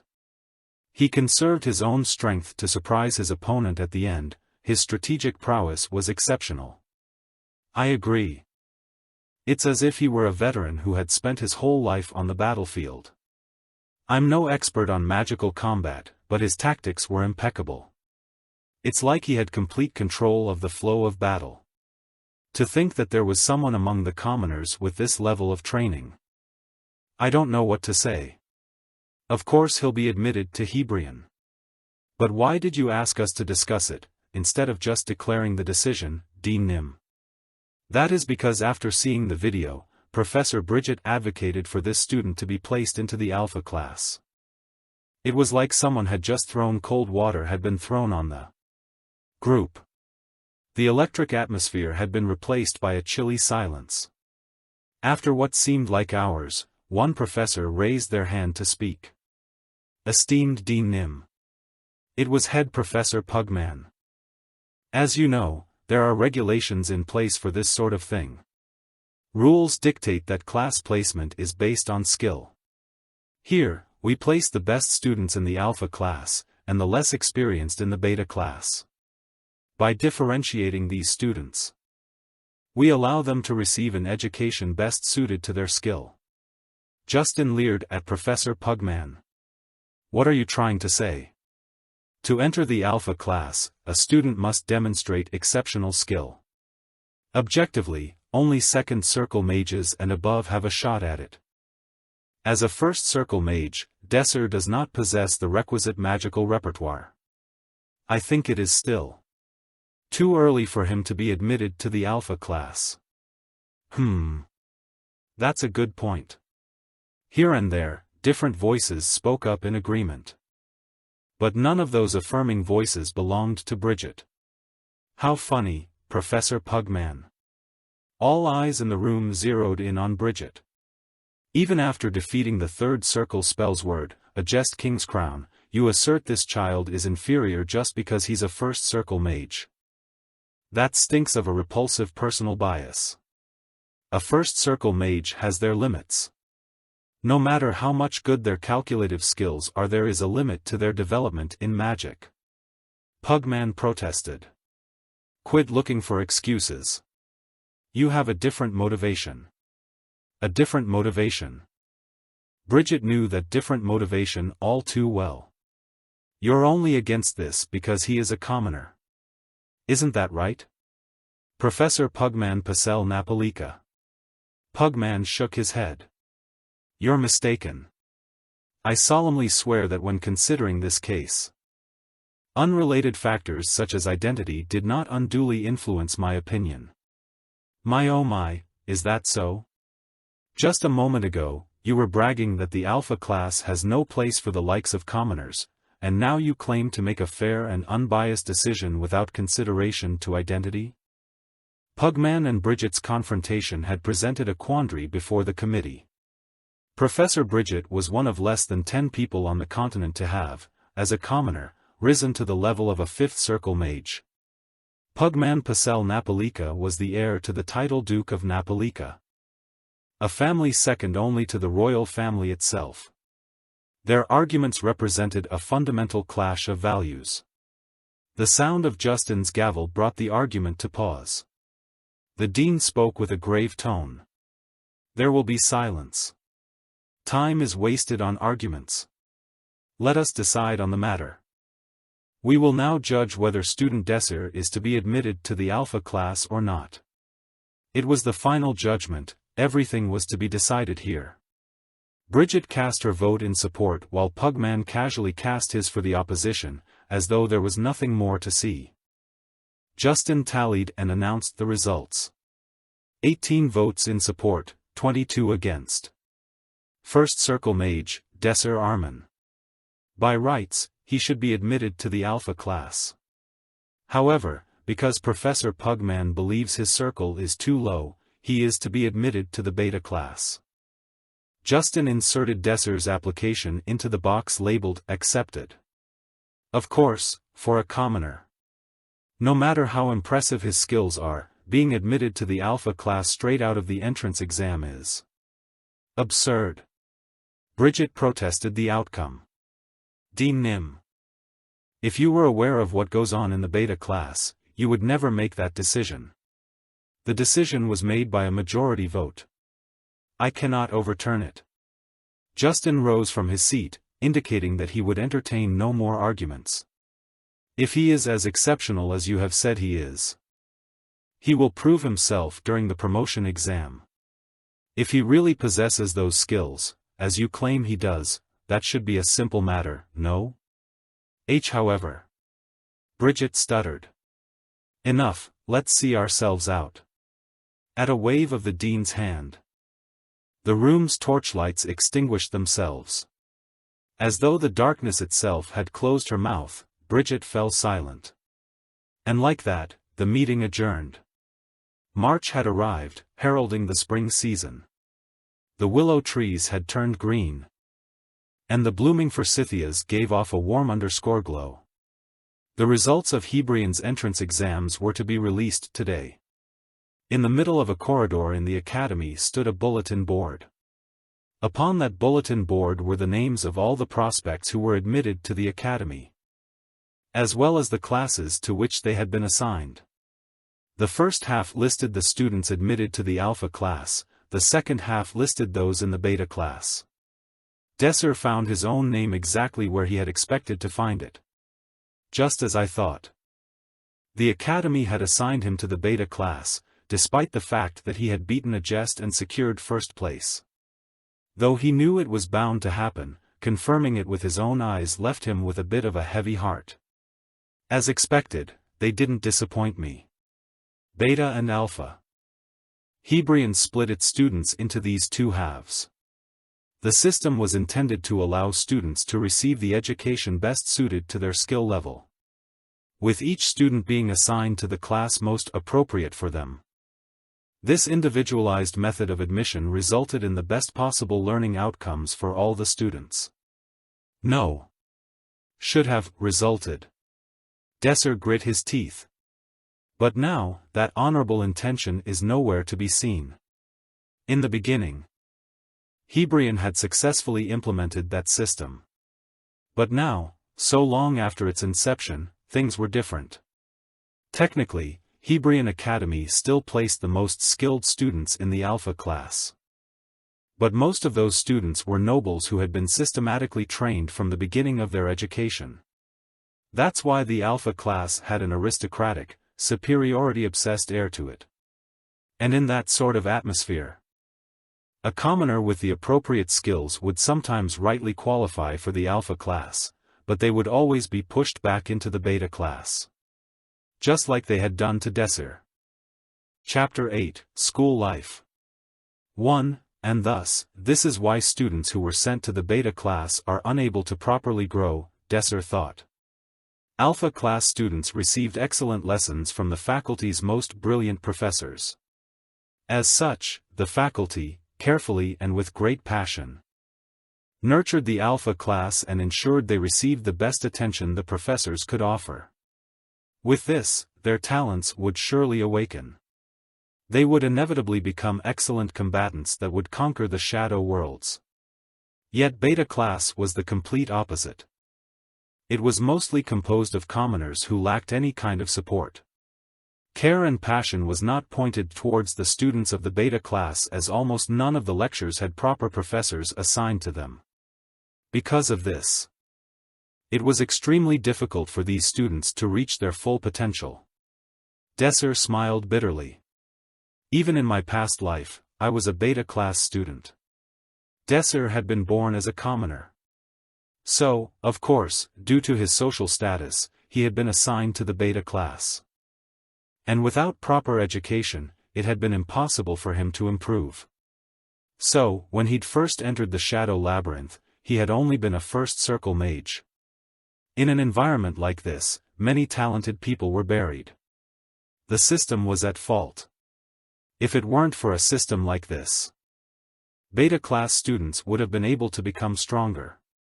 They wouldn't all have been massacred so easily, nor so quickly. Yet, the only person who had survived to the end as a Beta class student was Desser. Being reminded of such end results, Desser decided on one goal in his heart. I will make sure the most talented students in the Beta class will be promoted to Alpha class. In the past, Desser had failed to clear the Shadow Labyrinth. But there were many hidden gems in the Hebrion Academy. And he knew that if he was able to properly nurture them and guide them to their best potential, then it wouldn't be impossible to clear the Shadow Labyrinth. To do that, he thought, I must move together with them. In other words, I'll create a party. He would find the ones with the most potential based on his past life experience and knowledge.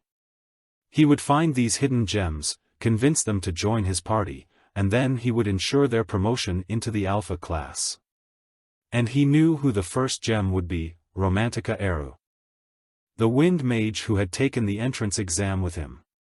She was the esteemed daughter of Baron Eru and was called the Tempest Sage. Her specialty was chantless magic. In the past, she'd also been a veteran mage who'd survived in the Shadow Labyrinth for 8 years. And Desser was determined to win her over and make her his first party member, to ensure she advanced from beta to alpha class, thus increasing her power for the future. A girl with clean, lustrous hair cascading down her shoulders sat at a desk in a lecture room. Her snow-white skin clashed with her red cheeks, and her usually bright coral green eyes exuded a gloomy darkness. To think I would end up in beta class, she sighed. The ancient clock on the wall screeched with every movement the minute hand made. The lecture room's damp atmosphere, creaking chairs that gave off a rotting cucumber smell, and marked-up desks with gashes carved into them only proved to make the girl's shoulders slump even more. It was truly a horrifying scene. Romantica could not believe this was a classroom. At that moment, a shadow loomed over her open book. "Hello. Are you Romantica Eru of the Eru Barony?" Romantica raised her head. 3 people stood before her, wearing the shiny blue badge on their right chests, which represented the Alpha class. The person who'd spoken was the tallest person amongst the 3. With thick eyebrows and thick lips, he exuded a heroic aura. "You know my name, but you haven't introduced yourself yet," she said. "Pardon me." He sat down across from her. "My name is Donetta Haddon. I'm a new student just like you, and I'm currently looking for a new party member." He spoke very politely, the dulcet tone of his voice flowing between them, so different from the atmosphere of the room. "I hope you find a good party member who suits you," Romantica said. "I hope so, too. That's why I came here," Donetta said. "Do you have some business with me?" she asked. "I wanted to meet you, but it was difficult to do so. As you know, the lecture rooms for beta class and alpha class are quite far apart. In more ways than one." "Well, yeah," she said. "I heard you are an exceptional wind mage. Furthermore, I heard your family has the title of Baron. For an exceptional mage with noble status to end up as a beta class student, the academy must have made a mistake." A stiff smile stretched across Romantica's face. The awkward moment spread out before her, as she tried to maintain her poker face. "Well, even the academy professors are people, too. They're bound to make mistakes." "Oh, right. However, it's still unacceptable for the academy to assign you into this group of garbage commoners. They must apologize to you. How dare they assign a noble like us to this foul-smelling lecture room?" With a look of disdain, Donetta surveyed the moist and dank lecture room. There were a few people who glared at Donetta for insulting commoners, however, upon eye contact, they quickly turned their heads away. The Haddon family was well known. There were almost no commoners willing to fight against such a large noble family. "These insects." Donetta's chilling voice gave the other students goosebumps. The sincere and respectful attitude he'd had towards Romantica was nowhere to be seen, as if it had been merely a dream or a passing breeze. He continued to look around the beta class, scrunching his face in pure disgust. "So what do you want to talk about?" Romantica's smile trembled ever so slightly. Donetta turned back to look at Romantica. Without noticing her, he said, "I'll get to the point. I recently joined the Blue Moon Party where Senior Elhim is the leader. And I decided that you, who are exceptionally skilled, should join our party." Donetta's voice was firm. "The Blue Moon Party?" Romantica tried to remember. She had a gut feeling. "It's the school's greatest party," Donetta said. Romantica now realized that she had just received an offer to join one of the largest alpha class parties. It wasn't an easy opportunity to get, and rarely would anyone see this kind of gift fall into their laps like this. Romantica opened her mouth to say something, but Donetta grabbed her hand. "For recommending you into this party, I hope that we could start dating. After a brief moment of silence, Romantica looked at Donetta in disbelief. What? I said I wish we could start dating. So, she hadn't heard him wrong. Have we met before? Romantica asked. At the entrance exams banquet hall. It was love at first sight, Romantica. She forced Donetta to let go of her hand. There are no reasons for you to decline, Romantica. I just need some time to think about it. Donetta's face wore a dumbfounded expression. Why? I need some time to think. Of course, but, this is. Romantica's green eyes, which looked like the wind itself, glittered sweetly at Donetta. You should give this lady some time to think. If you truly are a polite gentleman. A polite gentleman. Hearing those words, Donetta leaned back. Ah, of course. Also, Donetta stood from his seat. As Romantica was about to stand up, too, Donetta took something from his pocket and spread his palm towards Romantica. It was a wooden dagger. I hope you would accept this from me. A finely detailed and colorful pattern was etched into it. For a dagger, it was too thick. It looked almost like a box that was shaped as a dagger. Romantica thought she could open the lid, and her thoughts were correct. It's a tradition followed in my kingdom's military where we gift this chemibin to the person we love. Pushing the groove of the handle with his fingers. The knife and the handle separated with a click. At the same time, a smooth golden chain necklace trickled down from inside the dagger. Donetta gave the necklace to Romantica. But, she shook her hands to politely decline. This is too much. You don't have to feel pressured. After lightly bidding his farewell, Donetta headed towards the exit. As soon as Romantica saw him leave, she went limp. She felt like a tempest had passed by. But without even a moment's reprieve. Another person approached her from behind and stopped at her side. You surely are popular, Romantica. Kia! She yelped. With a crash, Romantica's chair fell back. She had been lost in thought, so she did not notice another person's presence from behind her. It was her bad habit to yell when she was taken by surprise. As if untouched by this scene, Desser Armin nonchalantly sat next to her. I greeted you 5 times, but you wouldn't respond. So, I decided to personally come to you. Embarrassed. Romantica quickly pulled her chair back to its original spot and settled back into her seat. We first met at the entrance exam. So, I guess it's been 2 days since we've met? Desser said.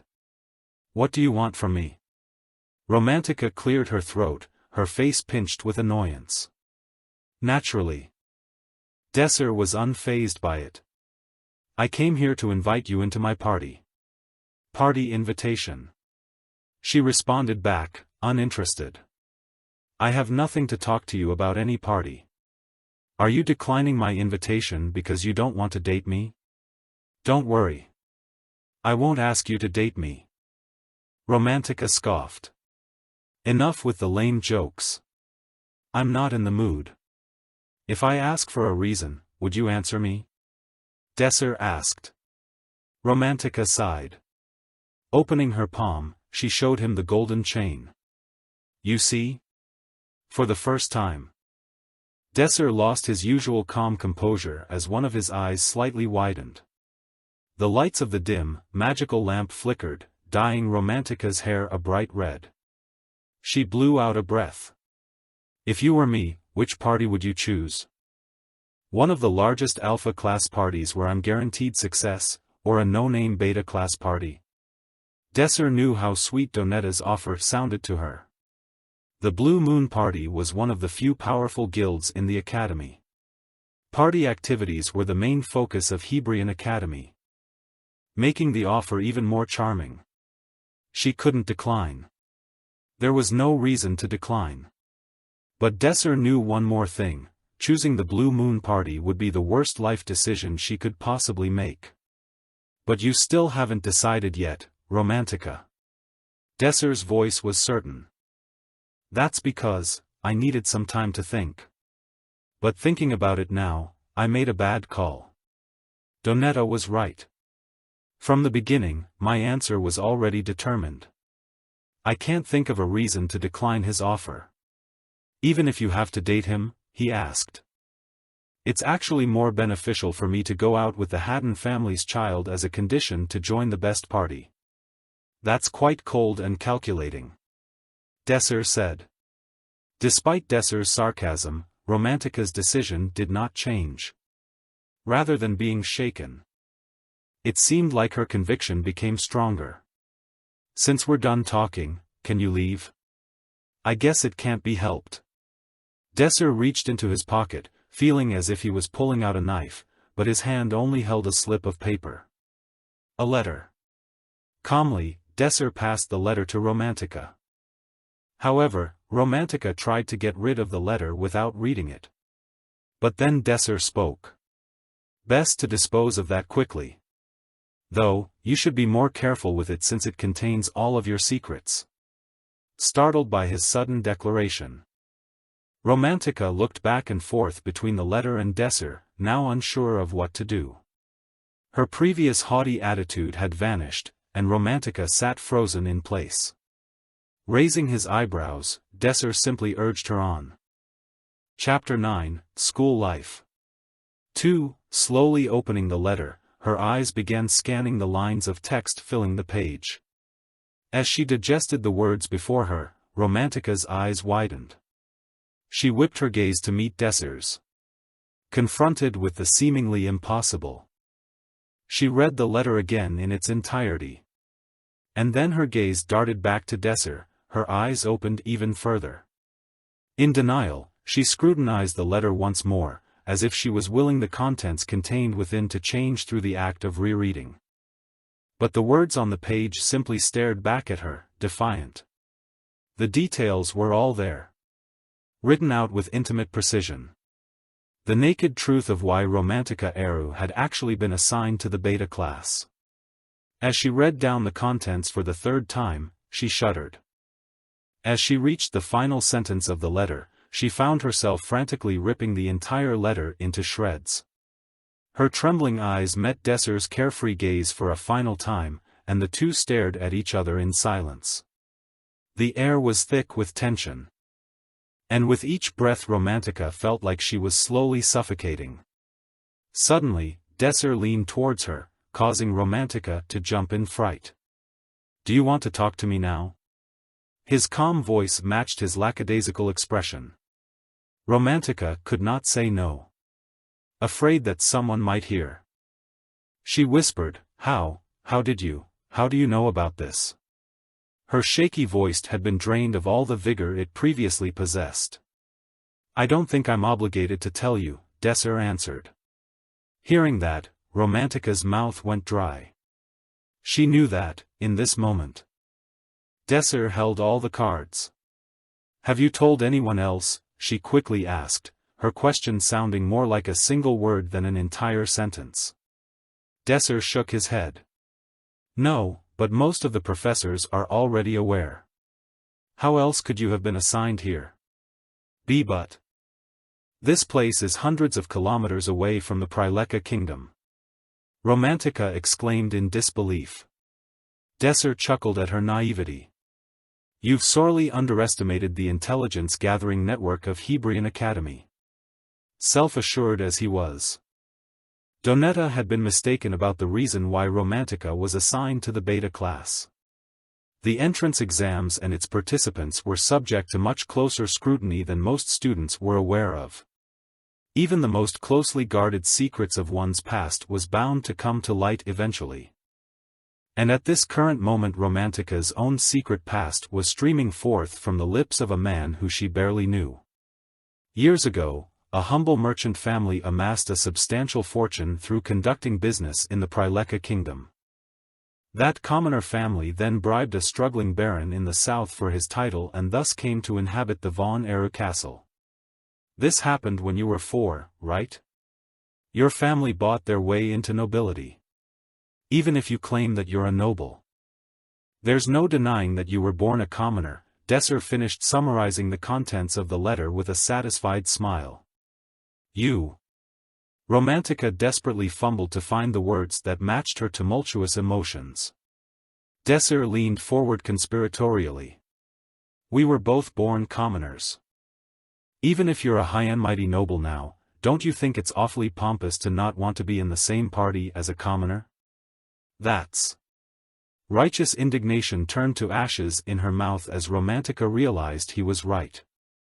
Desser's knowledge of Romantica's most intimate secret was only natural. Romantica Eru was a Beta-class member who had weathered 8 long years in the Shadow Labyrinth. One of Desser's closest companions. As his teammate, Romantica often told him about her past. After all, with the specter of death lurking behind every blind corner, what is there left to hide? Knowing this, each of them treasured the opportunity to live on in the memories of their allies. And in return, they all listened carefully to one another's tales. Desser was no exception. He remembered all their names, their faces, and their stories. As such, it was easy for Desser to recall his memories of Romantica Eru. Romantica Eru. The daughter of Baron Eru who had paid his way into nobility. The little girl who paid for her father's decision with a lonely childhood. Desser continued, you know, the Blue Moon Party's assigned professor is Professor Neflika. One of the few professors who knows about your little secret. The man loathes commoners. If you end up in his party, he's not going to just roll over and do nothing. Donetta will protect me, Romantica weakly protested, gaze lowered to the floor. Desser raised an eyebrow. Did you see the way he looked at commoners? Are you sure about that? To Desser, Romantica's current thoughts were as transparent as glass. Romantica, born a commoner, was keenly aware of how Donetta viewed commoners. The way he stared as if looking over lowly livestock. She was overcome with fear at the thought of him looking at her the same way should she ever be found out. She had tried to convince herself that her fear was unfounded. But now, it was threatening to become reality. Desser began picking up the scattered pieces of paper from the floor. So what will you do? You really think a party created out of blackmail is going to be any good? Romantica sputtered, knowing full well she wasn't in any position to negotiate. You're right, said Desser. How about this? I'll add a condition. 1 month. Party up with me for just 1 month. If you still feel the same way after, then you can leave. 1 month. I guess it could be worse, Romantica thought. After holding out for a month, if she didn't like it, she could leave. Romantica started to hold out a hand when something crossed her mind, hold on. I was just thinking that it wasn't a bad deal compared to the alternative of joining the party indefinitely, but I'm still being coerced into an arrangement I don't want, aren't I? Perhaps this man's tactical prowess extended beyond the confines of a battlefield. Desser held out a hand. Romantica crossed her arms and returned the gesture with a hard stare, but despite her best efforts, she couldn't find anything other than innocence in his expression. She let out a deep sigh. You know, you came off as a real scumbag during the entrance exams. I know, Desser responded, somehow sounding even more cheerful than usual. The bastard. Romantica grabbed Desser's hand and shook it. Breakfast tasted terrible. There had been only 2 options. Bread stale enough to dig a grave with and a watery soup sprinkled with tiny scraps of boiled lamb. Romantica was almost dumbfounded. That was when it truly dawned on her, this was the beta class. She did not enter the academy to be treated like this. This was going too far. She was well aware that the 2 classes were treated differently, but to think it was to this extent. From what she'd gathered, the Alpha class enjoyed luxurious buffet-style dining for all their meals. Just thinking about it made her become angry. But not angry enough to starve. With strenuous effort, Romantica broke a piece of bread in half with her hands. It came apart with the dull sound of a slab of granite splitting in two. She couldn't help but wonder if they really were actually being fed rocks. But a look across the table at Desser quickly dispelled such notions. His plates were already empty. Romantica asked in disbelief, "How can you eat this?" Desser paused to finish chewing before he responded, "Why not? It's better than orc meat." Romantica furrowed her brows. "That's a figure of speech, right? Orcs have been extinct for a long time." Desser shrugged. He pointed to the bread and soup in front of Romantica. "If it's too hard to eat, dip the bread in the soup." Romantica did as he said. The bread became softer, and with some effort, she was able to get it down. As she ate the bread and looked at Desser sitting in front of her, it finally hit her that they were in the same party. Right. Technically, we'll be in the same party. After all, they weren't official yet. The minimum requirement for a party was 3 people. But right now, the members only included this bastard and her. According to him, they hadn't even found a professor who was willing to be assigned to the party. Nothing about this *TTY party was in any way proper. And she was in it. "I think I'm done eating." Having lost her appetite, Romantica put down her spoon. When they came out of the cafeteria, Romantica's face was darkened with dismay. She made sure to keep a steady distance behind Desser as they walked. Desser broke the silence, "Don't worry. We won't have any problem setting up the party." But the look of concern did not leave Romantica's face. You do know how hard it is to create a party, right?" There were 2 conditions to creating a party. A roster of at least 3 people and an assigned professor. Setting aside the problem of the professor for now, they still needed another member to meet the headcount requirement. There are already a few prominent parties in the beta class. All the new students will want to go to those, you know? Nobody's going to bat an eye at a newbie party like this one. Romantica spat into the cold night air. "Say something. You dash." Desser cut her off with a grin. "At first, you were going on and on about how bad this party was. Now, you're concerned we won't be able to get it off the ground." "I knew you'd come around." Romantica reeled. "WWW what? I just thought about what an annoying month it's going to be if this party fails. So I'm just looking out for number 1, got it?" It was hard not to find Romantica's childlike embarrassment at something so trivial to be anything but endearing. Desser explained as he continued walking, "I told you, there won't be any problems. I already know a professor that'll take care of the party. Authorization. And for the 3rd member, I already have someone in mind who hasn't joined a party yet. We just have to convince them." At those words, Romantica puffed up her cheeks in muted frustration. "You should have told me all of that from the beginning." Replaying Desser's nonchalant revelation in her mind, Romantica couldn't help but feel as if she was being teased. Every time she spoke with him, it felt like conversing with a snake. The pair branched off of the path leading away from the cafeteria and started heading toward the training hall. The path became much wider. Romantica caught up to Desser and asked, "So, who's this kid you have in mind?" Desser replied, "Pram Schneezer." The sun was shining brightly in the sky. The first thing they noticed and they entered the glass-roofed beta-class training hall was the state of disrepair it was in. Signs indicating lack of care or proper maintenance were everywhere they looked.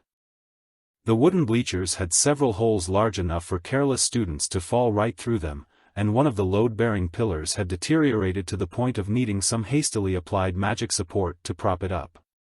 Everything about the training hall was worn down. Today, it was the location where the Alpha and Beta class were holding a joint sparring session. Once the class began, the students split off to find opponents to spar with. The observing crowd was split in exactly 2 groups. The first was the students of the Beta class. Ordinary in appearance and plain in attire, they were the students that would normally be using this training hall. To them, the state of the room was nothing out of the ordinary. To the other group, the inadequacies of the facility were apparent enough to be jarring. These were the students of the Alpha class, easily identified by their fine clothing and imperious air. They made no attempt to hide their disdain for the class's choice of location. This really is a disgusting place. The facilities are pathetic. They looked around in disgust, wrinkling their noses as if encountering some foul stench, and continued to pile on the insults. "I'm not really a fan either," said Romantica, as she took a seat next to Desir on the benches in front of the bleachers. They were waiting for their turn. Because there were more students than available room, they had to wait until the others were finished to use the training hall. There's no grass. No protective magic walls. It doesn't look like anyone's been taking care of the place at all. There's mud everywhere. Not to mention, it's so small that we have to take turns to even use it. This is one of the reasons why I wanted to advance to the Alpha class. Even though she complained, she knew that there was no point. The midday sun was hot on her skin. She held a hand above her eyes and looked over the crowd on the floor of the training hall. So that person is here? Pram something or whatever? The one called Pram Schneezer. Desir remembered that name clearly. He was a Beta class member who had lasted 9 years in the Shadow Labyrinth.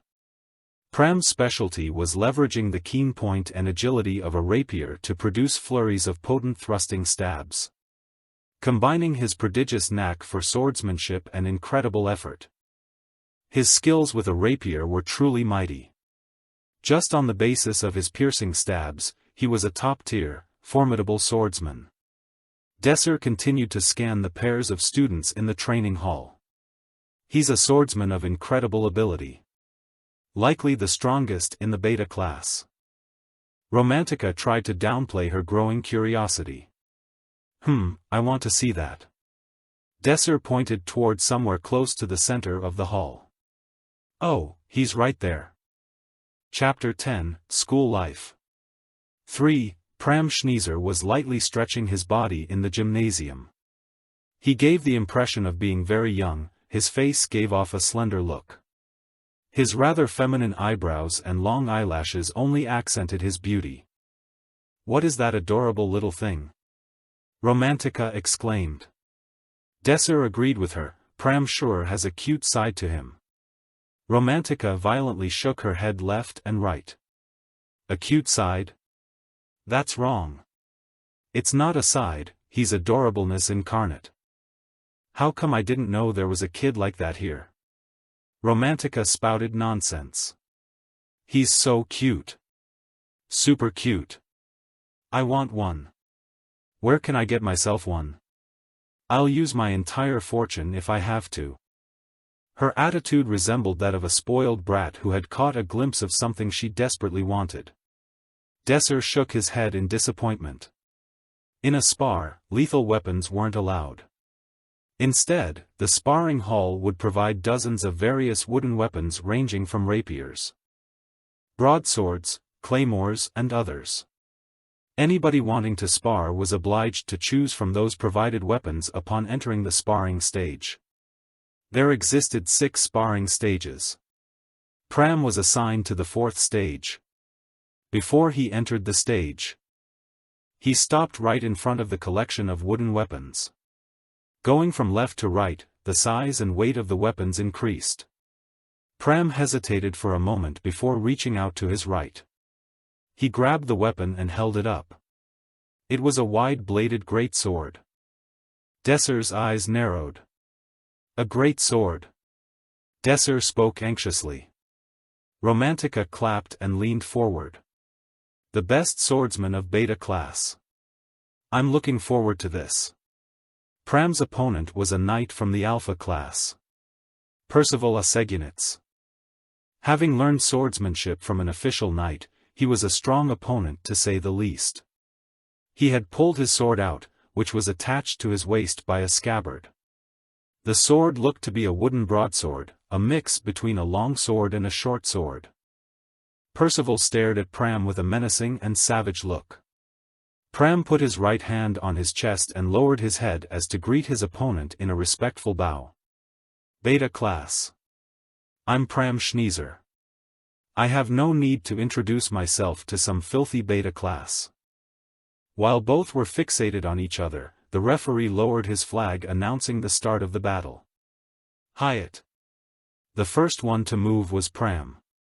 He charged at his opponent, keeping his intimidating greatsword close. As he got near his opponent, he rapidly unleashed a strong and horizontal slash upon Percival. Percival was forced to block this attack with his sword. As both of the wooden swords clashed, the noise brought about by such a collision emphasized the strength of both warriors. Percival succeeded in blocking Pram's attack, yet the shock that was caused by their clash left Percival's face briefly stiffened. Pram noticed and took full advantage of such a brief opening. He continued to press into his opponent, unleashing a barrage of heavy swings. Even as Percival matched each of Pram's attacks, he desperately tried to create some distance between them to counterattack, yet to no avail. Pram was dead set on giving him no room to breathe. He had succeeded in pushing Percival all the way to the edge of the stage. Desser observed the fight with a darkened expression. This wasn't the Pram he had expected. Pram's strength didn't lie in his usage of the great sword. All his movements were simple and blunt. As a matter of fact, Pram should have been using a rapier. A weapon which perfectly matched his style of fast and accurate swordsmanship, not something as dull as a great sword. At this point, Desser wondered, why isn't he using a rapier? Desser's worries soon became reality. The spar was straightforward. Pram swung his sword around without giving it much thought while Percival simply blocked all his incoming attacks. Even though it all looked simple, swinging such a large sword was draining Pram's stamina. Percival opportunistically leapt forward and began to furiously attack Pram. In an instant, the flow of the battle had flipped in Percival's favor. Pram fell back and almost collapsed, distraught by the sudden change in Percival's stance.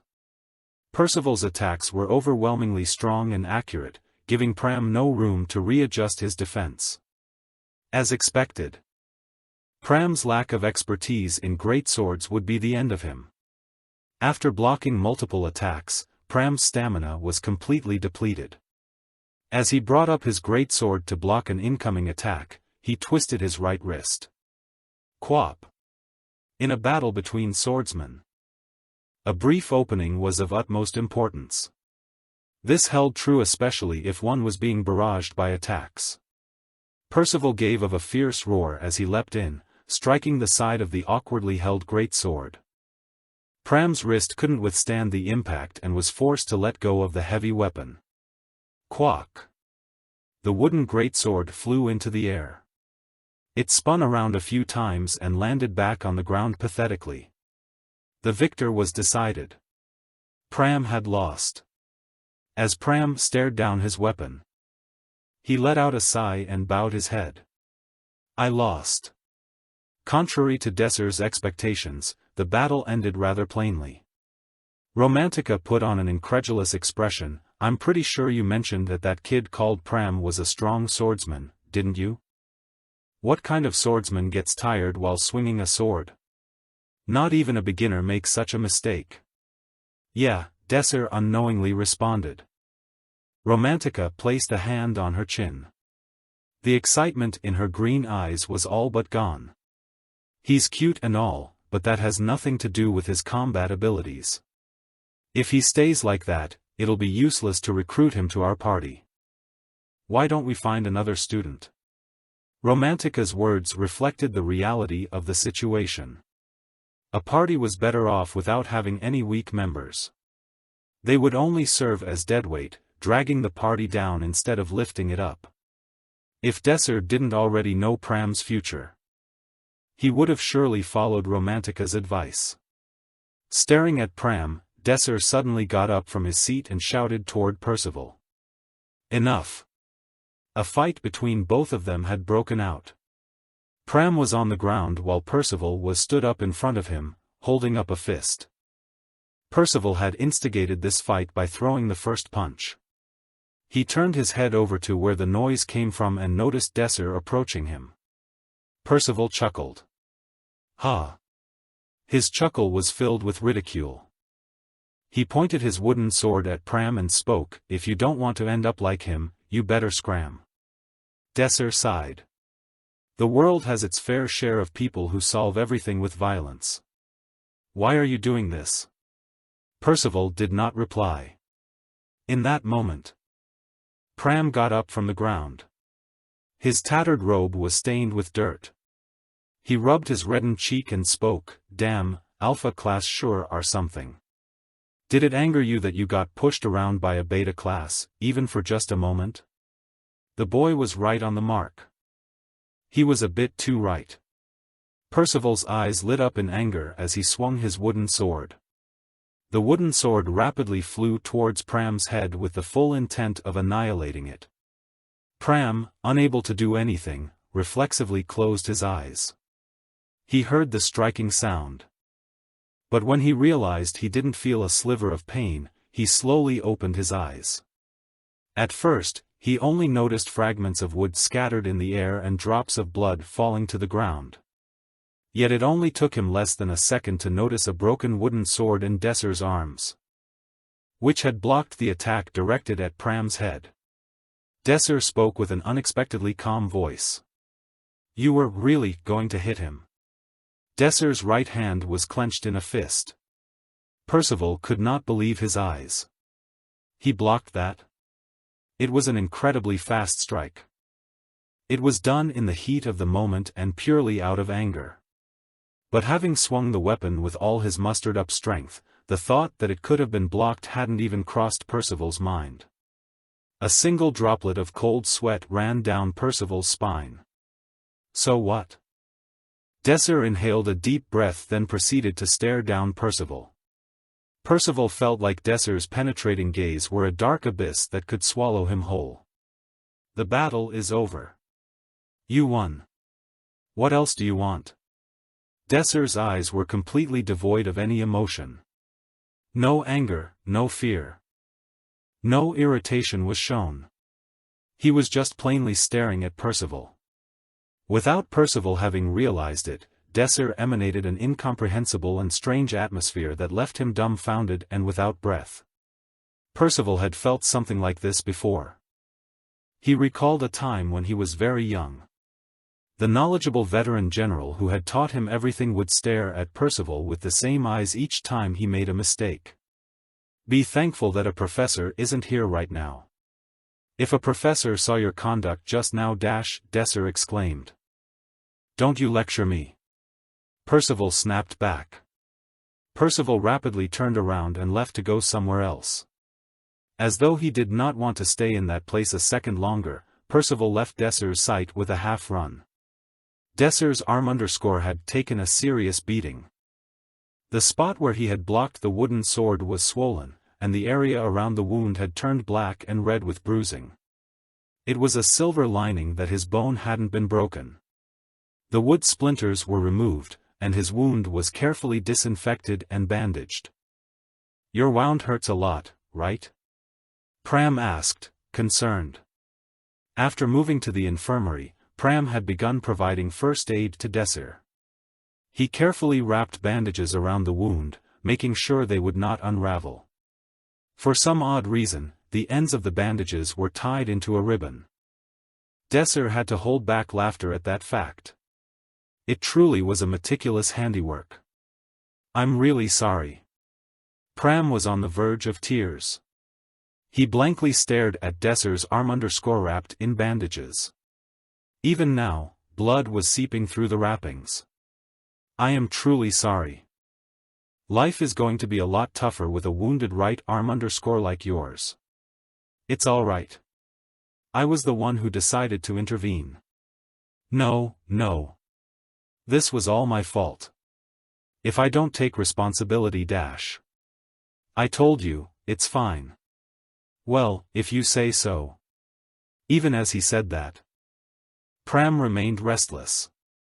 Seriously, don't worry about it, said Desser, trying to appease Pram's worries.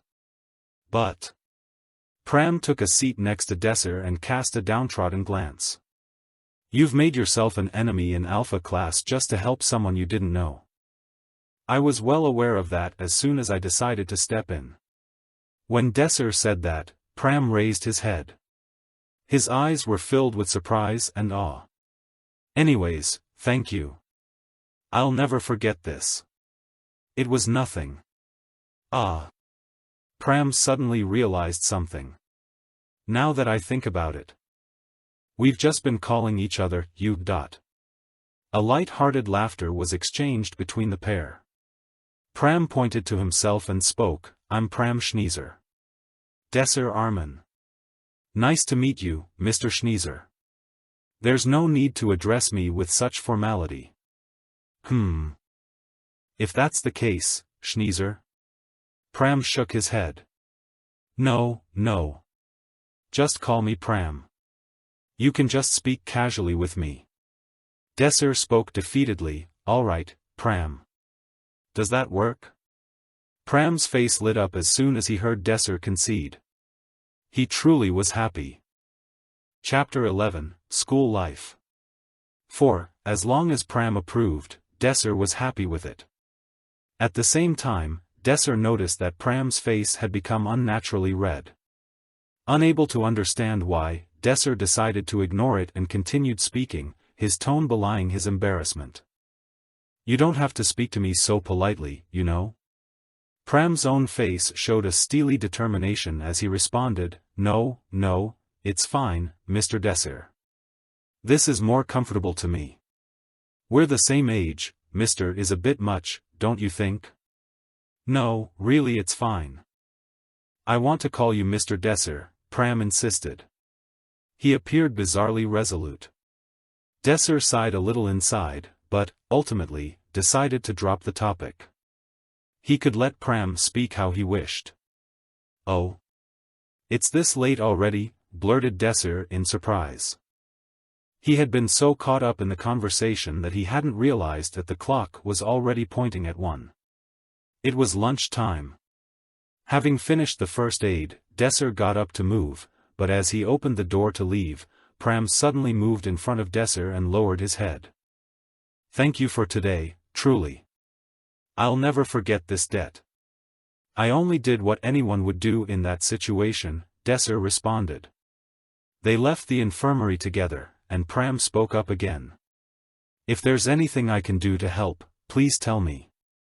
You can ask me any time you'd like. Desser's brows suddenly furrowed. Anything you can do to help. Noticing Desser's suddenly serious expression, Pram pressed, anything at all. Anything? Desser's eyes flashed. Then, Pram, if you haven't applied to a party yet, would you join mine? Pram's eyes jumped in surprise. Before his face broke into a wide smile of pure delight. Of course, Mr. Desser. And with that, Desser completed his party.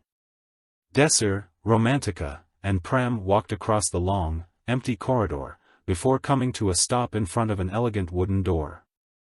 An engraved plaque on the door read, Brigitte de Fahelibos. The door swung open, into a spacious and well-organized room, elegantly decorated. Atop a small table near the center, 4 teacups were neatly sat, as if the professor had been expecting them. As the 3 entered the room, Professor Brigitte spoke. I'm afraid you've called to meet at a busy time. Desser, Romantica, and Pram sat opposite Brigitte. Desser bowed his head as he spoke. Thank you for giving us the time, when you're so busy. Brigitte positively beamed at Desser's words. It's all right. There's nothing to worry about, she responded. She took a sip from her cup. Desser looked up, examining the familiar figure closely. She was a classic model of beauty and grace, with beautiful, pure eyes, and flawless white skin. Today, she wore a simple but elegant dress, perfectly complemented with a number of classy accessories. Clearly, her fashion sense was excellent. Desser knew Professor Bridget well. When he was still an orphan, she had recommended him to Hebrian Academy. If it hadn't been for her, Desser would have spent his entire life at the orphanage, destitute. Ever since that day, he had remained deeply, sincerely grateful for her. Bridget placed her teacup back down. "You were truly amazing at the entrance exam, Desser," she continued. "I've never seen you do that before. You know?" Desser blushed as he responded, "Haha, is that so?" "Certainly. That day was the first time I've ever seen such skillful application of magic from you. It really wasn't that much." "You're humbling yourself too much," Bridget insisted. "You won against the much-favored Agest, after all." Bridget flashed a wide smile at Desser as she continued, "Remembering how hopeless you were when I was first teaching you, I do feel quite betrayed at seeing how brilliant your magic is, hoo. Desser froze, speechless, as a chill ran down his spine. Seeing this, Bridget spoke up again. "It was a joke. Drink, before the tea cools. It took quite a bit of effort to get these leaves imported from Hydna." "Yes." Desser raised his cup. His hands were still shaking violently. Romantica looked at him while snickering quietly. She hadn't expected there was someone who could win against Desser with words. Her teacup now half empty, Bridget gazed intently at the group. A mysterious light flickering across her eyes as she asked, "So these are the party members you found?" Without another word, Bridget examined Romantica, Pram, and Desser one by one, only speaking again once she was satisfied. "What's your reason for creating a party, Desser?" Of course, she was asking for the party's objective. Their goal was something that Desser saw clearly in his mind. In fact, he had created this very party for that single reason. With fire in his eyes, Desser said, "My goal is to move up to the Alpha class through the promotion battle." Bridget raised an eyebrow in mild surprise. "That's going to be difficult, you know." "Oh, I know," Desser replied, his voice carrying an air of confidence. Pram, who had simply been listening in a daze, shakily raised his hand. When Bridget finally looked at him, he spoke, "What do you mean by moving up to the Alpha class?" "Ah. It seems you haven't been officially informed yet," said Bridget. "Our academy employs a system of advancement known as the promotion battles." Promotion battles were what decided the Hebrian students' rankings each year. Not only were these battles a tradition of Hebrian Academy, they also acted as the students' midterm underscore exams. The promotion battles started with a tournament phase, from which the top 30 participants were selected. These 30 students would enter an artificial Class 5 Shadow World and take part in a battle royale between one another, which would decide their final ranks. The main goal of everyone in this stage was to be one of the last people remaining, as the top 9 survivors received the title of single ranker.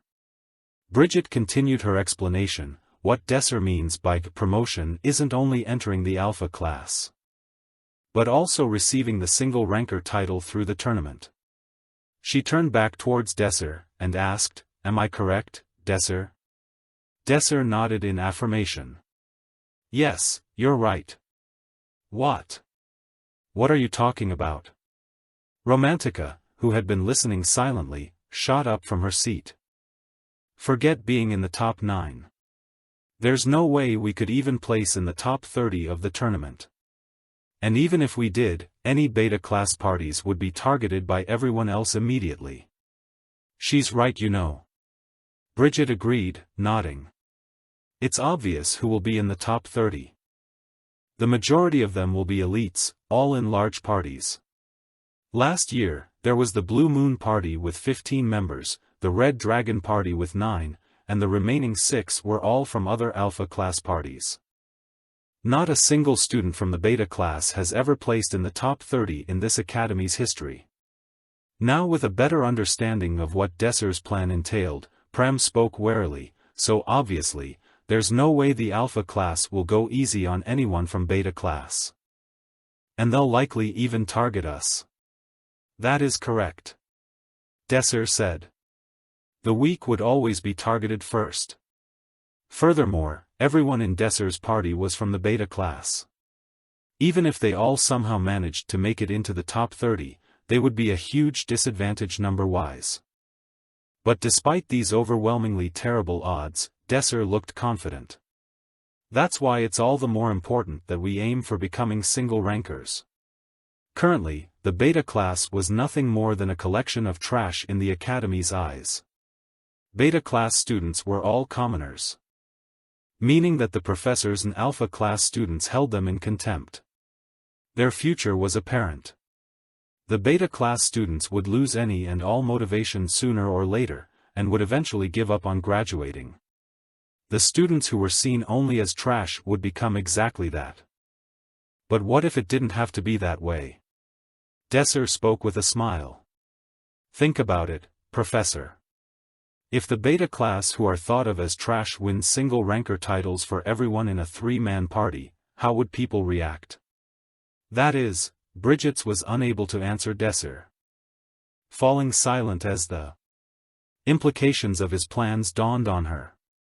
Desser continued, the beta class is talentless, so I refuse to teach them. Opinions such as these would become mere excuses, and the truth would become apparent. The beta class will finally be able to remove their shackles of inferiority. Steam rose from their cups, the tea within still warm, and its fragrance filled the room. Desser gulped nervously. Other than the occasional blink, Professor Bridget sat as still as a statue, contemplating Desser's words quietly. As the three students held their breath in silence, Bridget finally spoke, "All right then, I'll authorize the creation of your party." A sigh of relief escaped Desser. "Thank you, Professor." However, before Desser could fully relax, Bridget continued. "But before that, there's something I must be sure of." Bridget looked at Pram and Romantica. "I need to hear Pram and Romantica's consent." Pram and Romantica each took a deep breath, they both understood the weight their decision would carry. Bridget looked at the two of them sternly. "You must be absolutely certain before giving me an answer.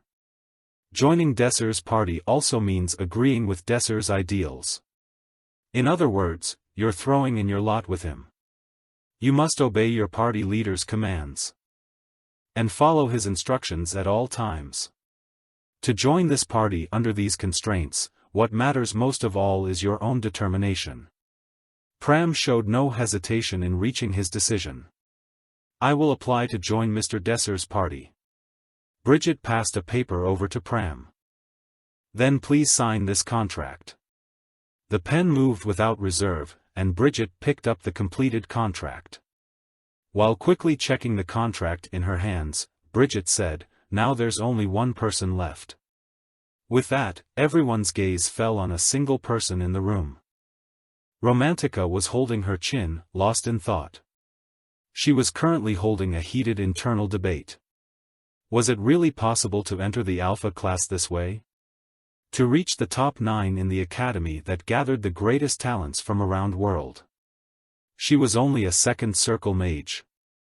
The spells were just included, there were surely much more than 9 people who were easily stronger than her. To be honest, Romantica thought that even the notion of entering the Alpha class was little more than a pipe dream. That is, if I were alone. Romantica looked at Desser. What she saw was a man with overflowing confidence. His look was one that said, "There's no way I could possibly lose." It was as if defeat had never even crossed his mind. Looking at him, she recalled the time when he'd taken control of her magic. It was truly a creative, even ingenious way to use magic.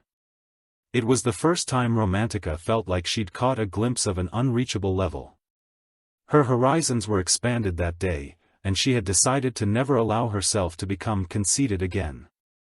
Romantica thought for certain that if it were Desser, if it were him, she felt he could create something incredible. Phew. Romantica sighed deeply and turned to Bridget. "Where do I sign?" The main building, located in the center of the Academy's campus, was split into 6 unique sectors. And the distance between each sector was so great that magic-powered buses were necessary for transportation between them. Each sector was named after the purpose it served. The area containing the dormitories was called the residential sector. And the area that conducted magical research or research on shadow worlds was called the research sector. The other 4 sectors were named in a similar fashion. This stop is the training sector. Desser, Romantica, and Pram got off the bus. In front of the station stood an ivory-colored marble statue of a swordsman. Behind it stood large buildings boasting an incredible height, rising far up into the sky. Walking side by side, Desser's group entered the training center.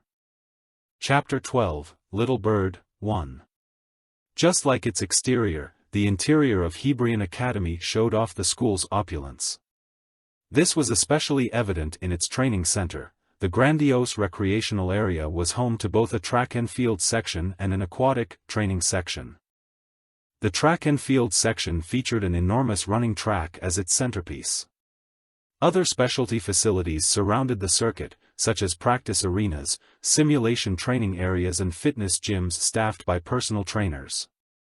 The academy had also spared no expense on its aquatic area, which showcased an Olympic pool with over 30 lanes and many other arenas to prepare students for underwater battles. And between the 2 training centers, a grand tower stood imposingly, a training facility for student mages, according to Desser's guidebook. The tower had a total of 5 floors, each one dedicated to training a specific attribute. And, like the training centers below, each floor housed a number of different training areas. Hebrian Academy's massive training section could easily accommodate the entire student population at the same time. The sheer grandeur of the facility took Romantica's breath away. Anyone would feel honored to train with such amazing amenities. No other place in the world boasted such a collection of top-tier facilities. If I could just access these training areas, I would swear loyalty to Hebrian Academy forever. I mean it. Of course, Romantica meant unrestricted access of those facilities. After all, for Alpha class use only. That sign, posted above the entrance to those luxurious training facilities, spoke to the reality of the situation: blatant discrimination in treatment between the Alpha class and the Beta class. The trio moved on, leaving the Alpha class training area behind them. After climbing a winding staircase, they reached the shabby and dingy Beta class training facility. At the very top of the training area, by size and convenience of access, the Beta class facility couldn't compare to the Alpha classes. It looked like an old attic. The rusty door, left unoiled for an untold amount of time, creaked unpleasantly as it opened. The sight was enough to destroy all their motivation. Unbelievable. This isn't even comparable. Layers of dust swirled up as the trio entered the room, and their noses met a rotten smell. Ah! Pram's outburst rang through the room. Romantica was already on edge, and almost yelled, "What's wrong?" Something just ran across my foot and skittered away. As soon as Romantica heard Pram's answer, she hurriedly turned the lights on, but whatever Pram felt had already disappeared.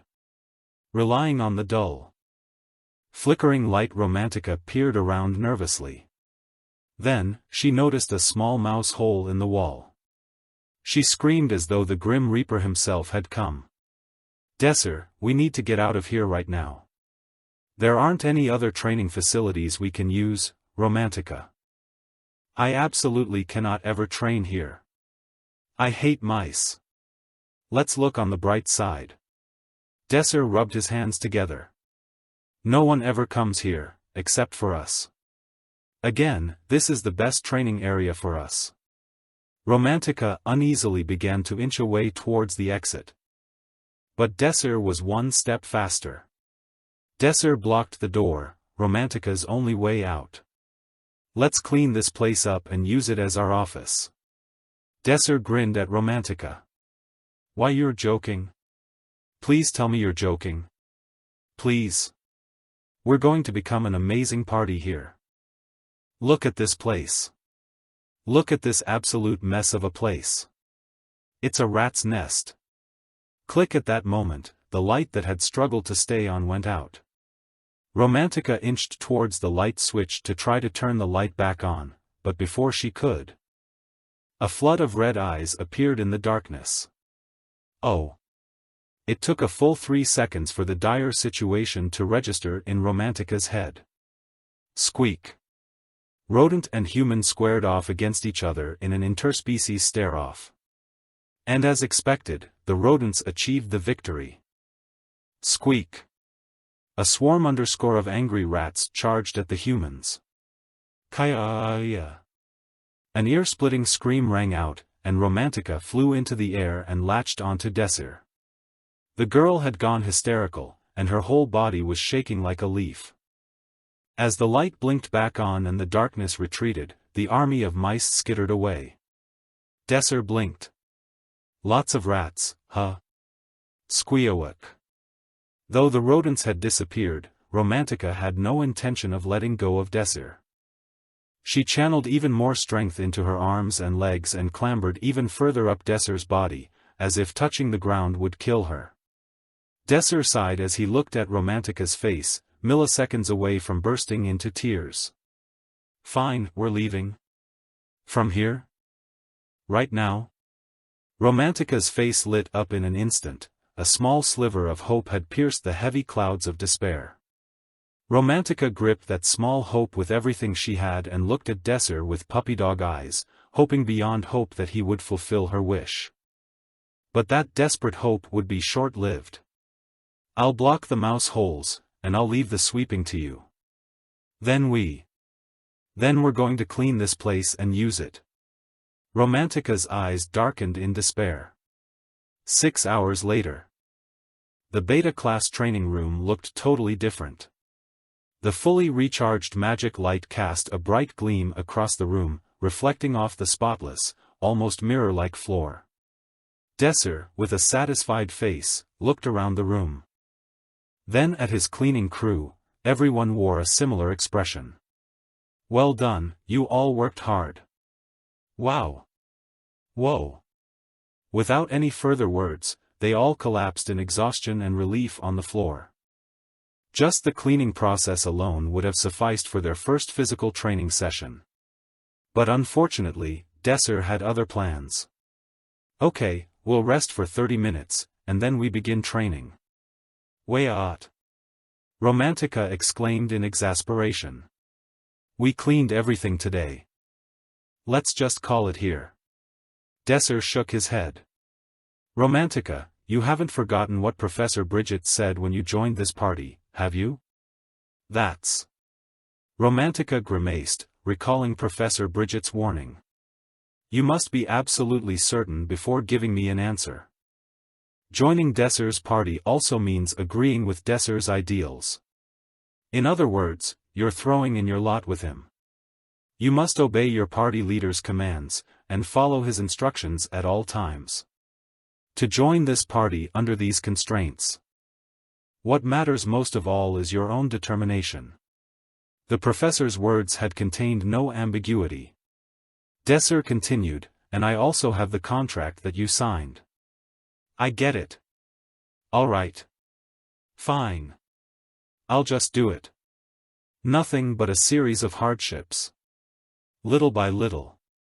Romantica began to secretly regret her decision to join this party. 30 minutes later, Desir kicked off Romantica's training by bringing out a blue ball. First of all, we'll have you work on your casting speed. My casting speed is already plenty fast. You saw it during the entrance exam. Romantica took pride in her renowned casting speed, a remarkable talent for a wind attribute mage.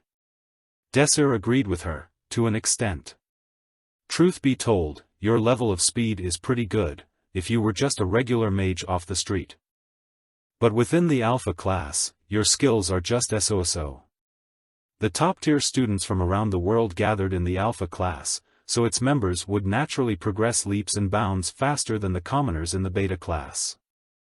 Nobles received the best training and tutoring from a young age, so their power levels couldn't even be compared to that of the commoners.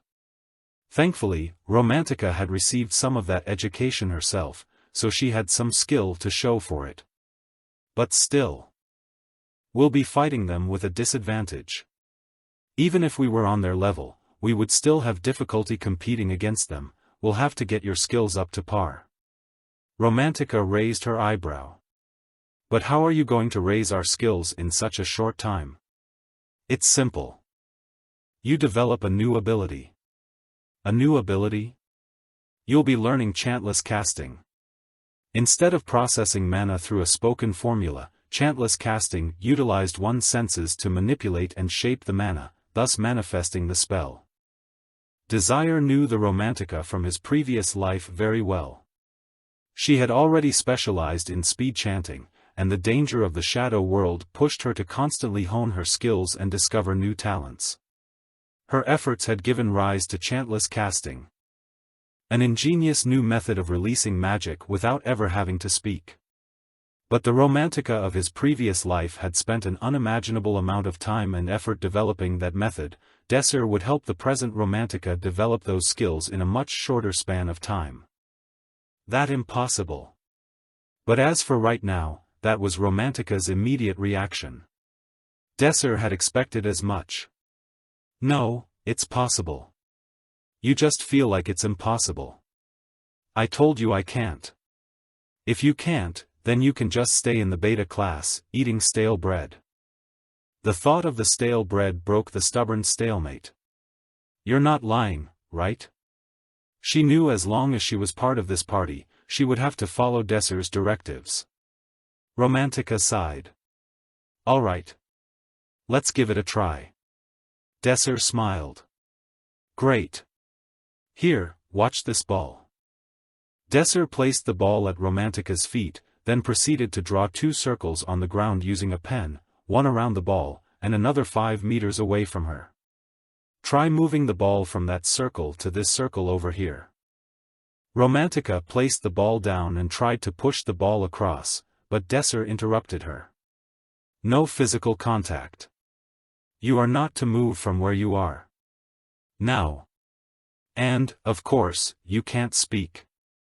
Use nothing but air currents to push the ball. Air current manipulation. Trying to control the air's current was like a human trying to flap a pair of wings. It wasn't just exercising one of the body's 5 senses, rather, it was an entirely new, unfamiliar limb. It was obviously difficult. However, if a mage could master air current manipulation, they were well on their way to learning chantless casting for first circle spells. Romantica focused her mind and stared down at the ball. But how was she supposed to create a current without chanting a spell? HNNNGGGGGG. As he observed Romantica's efforts, Desser spoke up. Romantica. Do you remember what you felt when we were cleaning? Remember what? Romantica grew frustrated, both by her current inability to move the ball, and by the memory of their slave-like labor. There had been so much to clean up, they could only barely finish the task with the help of magic. You may have utilized spells at the time, but you definitely should have felt something else, like you were moving with the wind. Remember that feeling. That feeling of sweeping away the dust. Think of the ball as the dust. Romantica blinked, glared down at the ball, and refocused. Think of the ball as the dust. Romantica applied Desser's advice, and the ball budged from its spot for the first time. Though it had inched in the wrong direction, the fact that it had moved at all was worthy of praise. Desser patted Romantica's shoulder. Your first steps are good.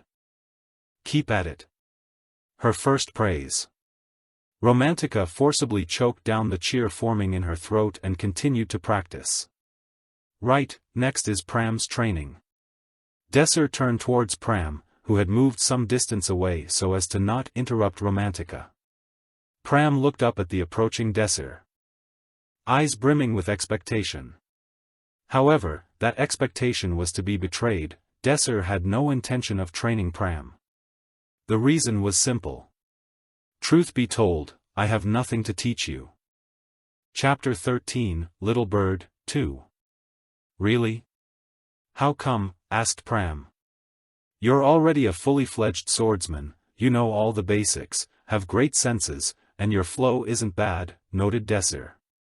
You are apt at finding a flaw in your opponent's stance. And would not have any problems going to the promotion battle right now. Even the Alpha class has few people matching your skills. Desser recalled Pram from his memories.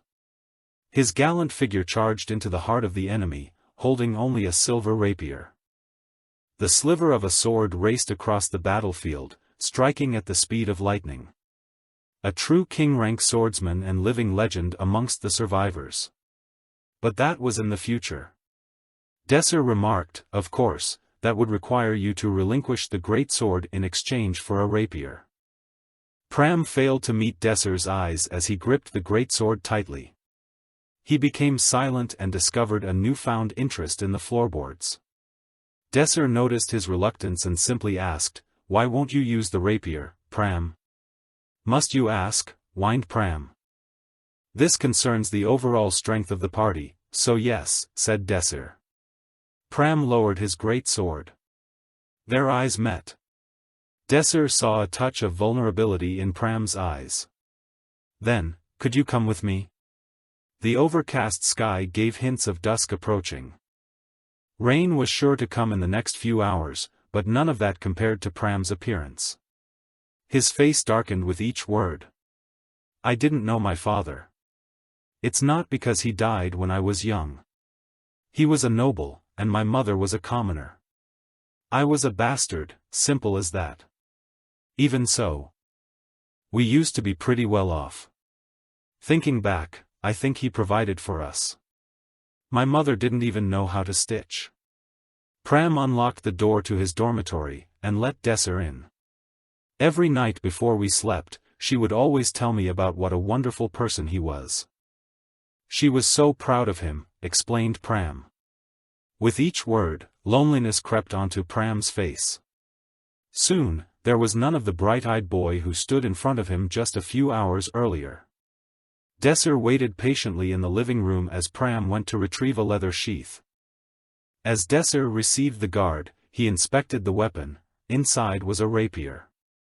The grip was made of a high-quality oak. There was some unintelligible scribbling on the handle, but most shocking was the weight. It was incredibly light for a sword.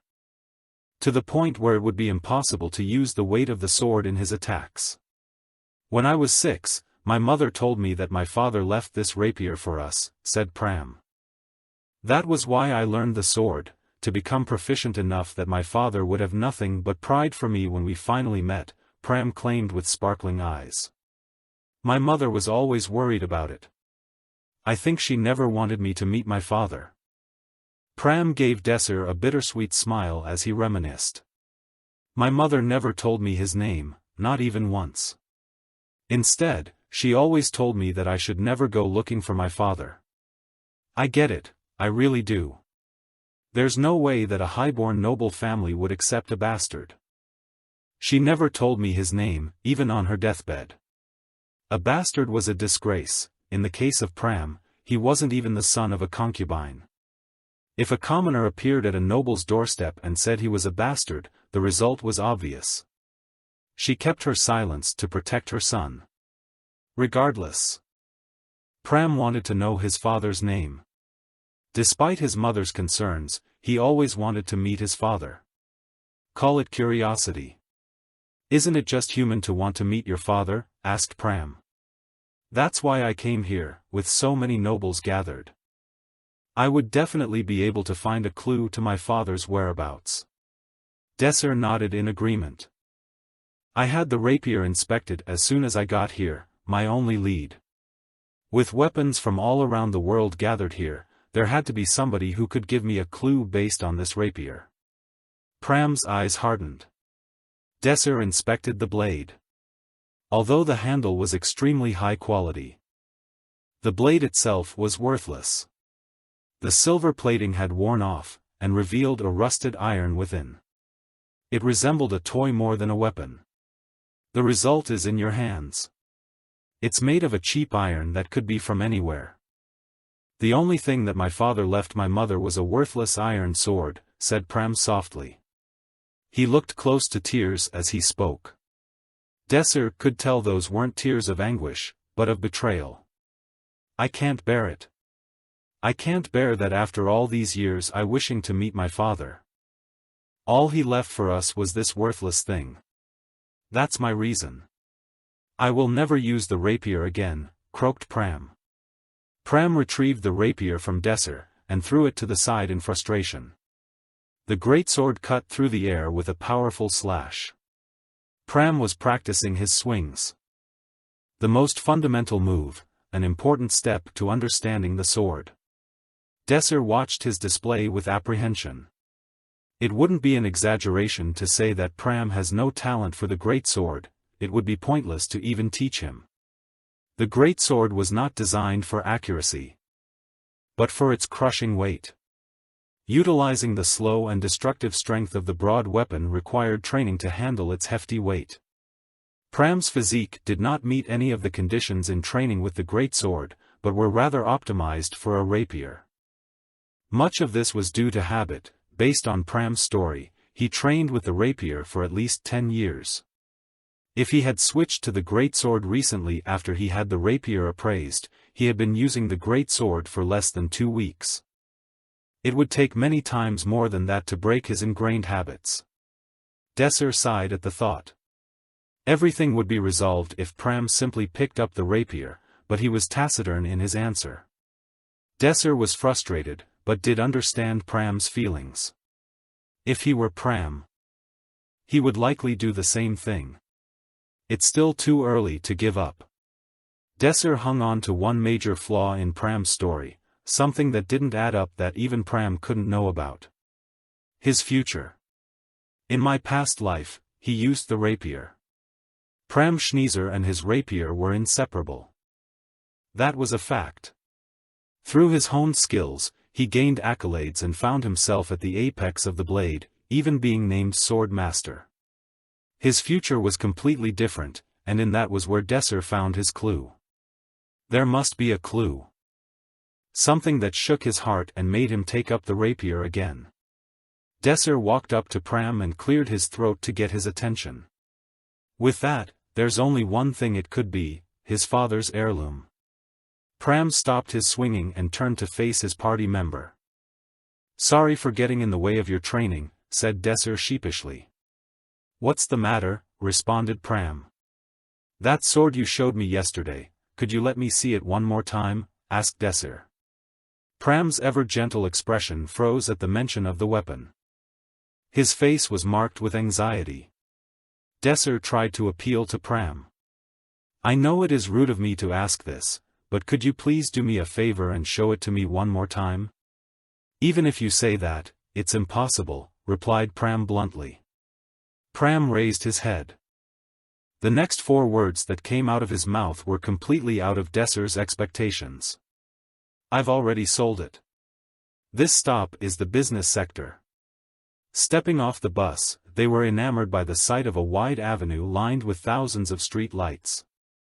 The hustle and bustle of the street vendors as they bartered with the city folk was lively. The crossroads, plaza, and even the alleys were filled to the brim with shops as far as the eye can see. This sector was the only area in Hebrian Academy open to the public. People from across the world would come to inspect their wares, and the crowded streets left barely any space to move, save for a few small gaps. Can I ask you one thing? Why did you sell your sword? Questioned Desser. Passing by a smith's stall with swords on display. Pram examined the swords available. It became clear to me during our talk, Mr. Desser. That sword was of no help to me, said Pram politely. Desser realized that he had changed the future. Pram may never use the rapier ever again in his life. He shook his head to get rid of the thought. It's not too late. The most important thing now is to find a reason for Pram to use the rapier. The two students entered an alley, covered in a shadow cast by the nearby roofs. As they traveled deeper into the alleyway, fewer and fewer stalls propped themselves out for display. Eventually, the two made their way to a large, imposing building in the distance. "I can't see why there's a store all the way out here," said Desser with a tinge of doubt. Pram responded, "They said they also purchase illegal goods. That's probably why." The building was adorned with marble, with a simple sign written in common in front of the door. Yujikin's Antique Shop. The most trusted shop in Hebrian Academy for antique appraisals and purchases. Do not touch unsold items. No refunds even if you change your mind. No refunds for damaged items. No refunds under any circumstances. Desser frowned. There was another line obscured when Desser originally read the sign. Top-class security always present. Cannot guarantee the lives of thieves. Looks hard-fisted, said Desser. He fanned himself with his hands as he read over the sign again, ensuring that he didn't miss any additional information. Are you planning on going in? Pram asked. Yes, said Desser. I'll say it as many times as you want, I will not use that rapier, said Pram crassly. As Desser entered the shop, Pram followed in resignation. After they passed through a narrow hallway, they came to a stop in a beautiful passageway with a glittering chandelier descending from the center of the ceiling. At the end of the hall, an imposing steel door laid shut. Pram rapped against the door using the steel knocker fashioned in the shape of a wolf. Moments later, a man emerged from inside. His stature was much taller than the average man, looking to be one of the northern barbarians, a giant. As Pram and Desser entered, the door was slammed shut behind them. A roar echoed across the hall as the steel door was closed yet again. Silence filled the hall. Chapter 14, Little Bird, 3. It's a bit cramped, mumbled Desser. Past the iron doors, the walkway was extremely narrow. Where they were standing, there was barely enough space for one person to squeeze through. More accurately speaking, the room itself was spacious. But they had little room available to them. The display shelves around the room were all blocked off by wire screens. It can't be helped, security-wise, Desser said. Beyond the barbed wire, a wooden display stood in front of a keen-eyed merchant, who introduced himself as Yujikin. His eyes were very thin and slender, and accented by a few strands of graying hair. Wrinkles covered his bespectacled face, giving him the appearance of an old man. The merchant's hands rested on the counter, and his fingers rapped in anticipation of his new customers. Judging by the entrance, you seem quite concerned about security, remarked Desser. You can never be too careful, Yujikin responded. Naturally, plenty of thieves tend to come by. Yujikin pushed his glasses up and stopped tapping on the counter. A silence filled the air as Yujikin sized up the young man sitting in front of him. He's going to be a difficult one, the merchant thought. His eyes lazily moved over to the other boy and he quickly recognized the face. Weren't you here about 2 days ago? Do you have something else to sell to me? On the contrary, he's here to see what he's sold, explained Desser. The merchant's expression turned sour, before Desser added, of course, this isn't for a refund. We will be purchasing it back. At those words, Yujikin's face lit back up and he was ready for business. If that's the case, you should have told me earlier. He entered the storeroom behind him. It felt like an eternity until the merchant returned with the sword. The silver paint on the sword flaked off, revealing years of rust underneath. Yujikin placed the sword on the counter. It's a heavily rusted useless sword, explained Yujikin. The price is 90 bronze pieces, asked Desser. If it were a sword, you would be correct. However, this is not a sword, for a rapier. It is a bit large and light, said Yujikin with a delighted grin on his face. At this point, Desser recalled something. the gift Romantica received from Donetta appeared in his mind. Kemubin, guessed Desser. Yujikin calmly explained, that's right. Not a sword, but a kind of Kemubin. In the empty space within this sword, a swordsman from a warrior's lineage would place something inside as a gift to their lover. As Yujikin confirmed Desser's assumptions, Pram began to shudder. He hadn't realized this when he'd sold the sword. He broke out in a cold sweat as Yujikin continued. The price will be 40 silver pieces, said the merchant confidently. This was the cost of living for a month for a Hebrian Academy student. Pram was unable to stay silent any longer. He yelled.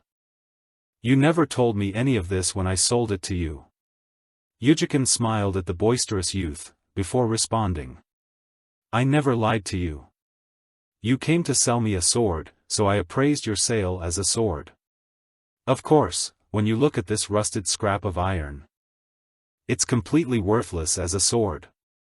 Pram clenched his fists and gritted his teeth. He was furious, and started spewing insults at the old man. Enough, said Desser as he grabbed Pram by the shoulder and cut him off. The price has gone up a lot since it was sold, said Desser. Yujikin furrowed his brow and responded with his own justification. 40 silvers is cheap. If I knew how to open this Kemubin, I would have charged you 80 silvers. Even high-grade Kemubin would rarely cost more 10 silvers, unless they were specifically laced in pure gold. No matter how they looked at it, there was no way this item should be worth 40 silvers. This sword is definitely the reason Pram wields a rapier. Desser thought about it hard but quickly made a decision. If Pram once again picked up the rapier, 40 silvers was a price more than worth paying. I'll buy it. Mr. Desser. Pram was reluctant to have Desser pay the cost of his mistake. Desser ignored Pram's cry and took out his wallet. He counted out the silver pieces and pushed them towards Yujikin. The merchant gazed greedily at the coins in front of him. 38, 39, 40. It's all there. Take it.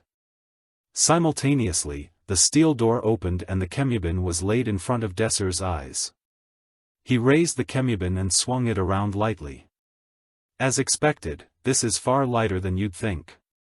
Desser paused and gave it another thought. Is it possible that the Kemubin is empty? Why is the handle in such good quality but the rest of the sword worthless? The young man could have wrapped his head around the Kemubin. The sword Pram wields in the future had the exact same handle as this. Desser shifted his attention to the handle. He glanced at it from different angles, felt the contours and looked at it intently. The handle was extremely high quality. The rusted iron blade didn't match the intricate handle whatsoever. As Desser ran his hands down the spine of the blade, he continued searching for any sort of switch. As he felt around the edges of the handle, a smile appeared on his face. Found it. There was a small indentation on the sword handle. It was carefully hidden by the design of the blade. Looking at it, it appeared to be a simple black line blended in with the wood grain. If Desser hadn't seen Donetta's Kemubin, he would have never been able to find it. Desser offered the Kemubin to his fellow student. Take hold of the sword, Pram. Pram was speechless. Wah, but...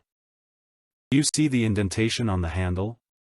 Insert your fingernail and lower it like so, Desser insisted. Mr. Desser. I won't use this sword, replied Pram. Flashbacks of betrayal welled up from inside Pram.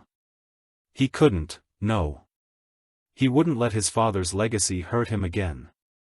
Pram. This isn't the sword as you knew it. It was simply a Kemubin, said Desser, encouraging Pram to take a closer look. Even so, it's useless. It's just an empty Kemubin, retorted Pram. Taking the Kemubin from Desser, Pram raised the sword up. He had this sword for years, and he knew. It was simply iron and nothing more. Pram looked at Desser apologetically. It's unfortunate that you spent 40 silvers for nothing, Mr. Desser. If that chemibin was empty, you would be correct. However, the situation is a little different from that, smirked Desser. This sword, chemibin or not, has nothing else in it. It only weighs so much as the iron sword and the wooden handle. Pram frowned. Desser wasn't making any sense. It's just that you can't feel it. The item inside has no weight, explained Desser. Pram looked at Desser with doubt. As if he was going crazy. His expression was earnest, but his words sounded like a joke. There is no such thing, answered Pram. He wasn't sure if he was answering Desser or trying to convince himself. If you're having doubts, why not open it for yourself, questioned Desser. Pram bit his lip. A pregnant pause filled the air. Desser did his best to reassure him. Listen to me, Pram. Trust me.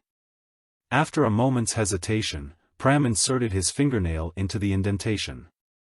The sound of metal fixtures clicking into place rang in the storeroom. At the same time, the handle loosed itself from the previous iron blade. Now freed from its rusted prison, a sword emerged from the chemibin, giving a luminescent glow. Blanchume, muttered Desser. Blanchume? That's impossible, exclaimed Yujikin. Blanchume was precious. Swordsmen from all over the world heard legends of the mystical metal and coveted its existence. Weapons and armor forged from this metal were unbreakable. In addition to that, Blanchume was nearly weightless. It was because of that Pram thought that the chemibin was simply empty. Pram didn't dare take his eyes from the luminescent glow of the rapier. He never would have thought that the tattered, rusted sword would metamorphose into a brilliant sword that veterans with dozens of years' experience on him would covet.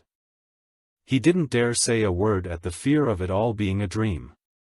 In that Shadow Labyrinth, this is the exact sword that Pram used. At the same time Desser was satisfied with his decision, an eerie silence set off inside the shop. You could cut the atmosphere with a knife. Open the door, we're leaving, commanded Desser. Their business with Yujikin has finished. At that moment, the giant sword crashed upon Desser's head. The cold steel was inches away from taking his life. That's dirty of you, chuckled Desser. Hand over that sword, demanded Yujikin. Desser wanted to laugh at the merchant's avarice. Don't make excuses now that we're done. What you sold was a chemibin. I paid the price. Our transaction has finished, said Desser curtly. Yujikin's face grimaced at the thought of losing such a priceless item. If I knew it was Blanchume, I never would have sold it, explained Yujikin. If my friend knew it was a chemibin, he never would have sold it either, retorted Desser. Based on the tone in Yujikin's voice, the time of pleasantries was over. It's exactly as you did, continued Desser. He glared right at the merchant, who couldn't meet his eyes. Yujikin couldn't respond to that. He was outwitted by his own logic. As Desser took another step towards the door, the giant raised his glaive to Desser neck. The giant opened his mouth for the first time. Owner, said, stop. You will stop. You're really going to push it this far? Asked Desser. You should do this while I ask nicely, said Yujikin. All of his mercantile charisma drained out of him as he slowly unlocked a set of iron bars directly behind him. As he moved behind the bars separating him from the two youths, he set his gaze on the boy who sold him the chemibin. Although he was capable of thinking rationally, Yujikin turned a blind eye to the events unfolding soon in lieu of his avarice. He would go to these lengths for an item made of Blanchume.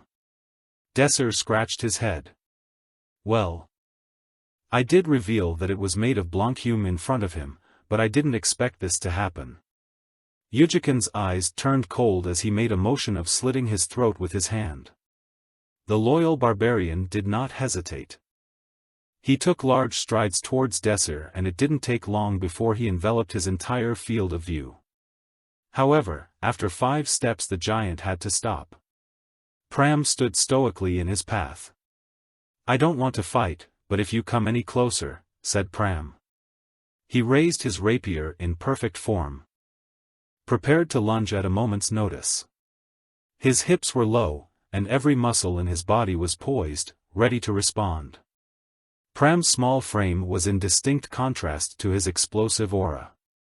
His lips were pursed, analyzing the giant's movements. Then not even I will forgive you. At the sound of the threat from the little boy, the giant roared in displeasure. The giant's muscles bulged as he swung his weapon. The glaive and rapier clashed head-on. "Oria!" screamed the giant. As he feinted a swing of the sword, he let loose a fist at Pram from the other side.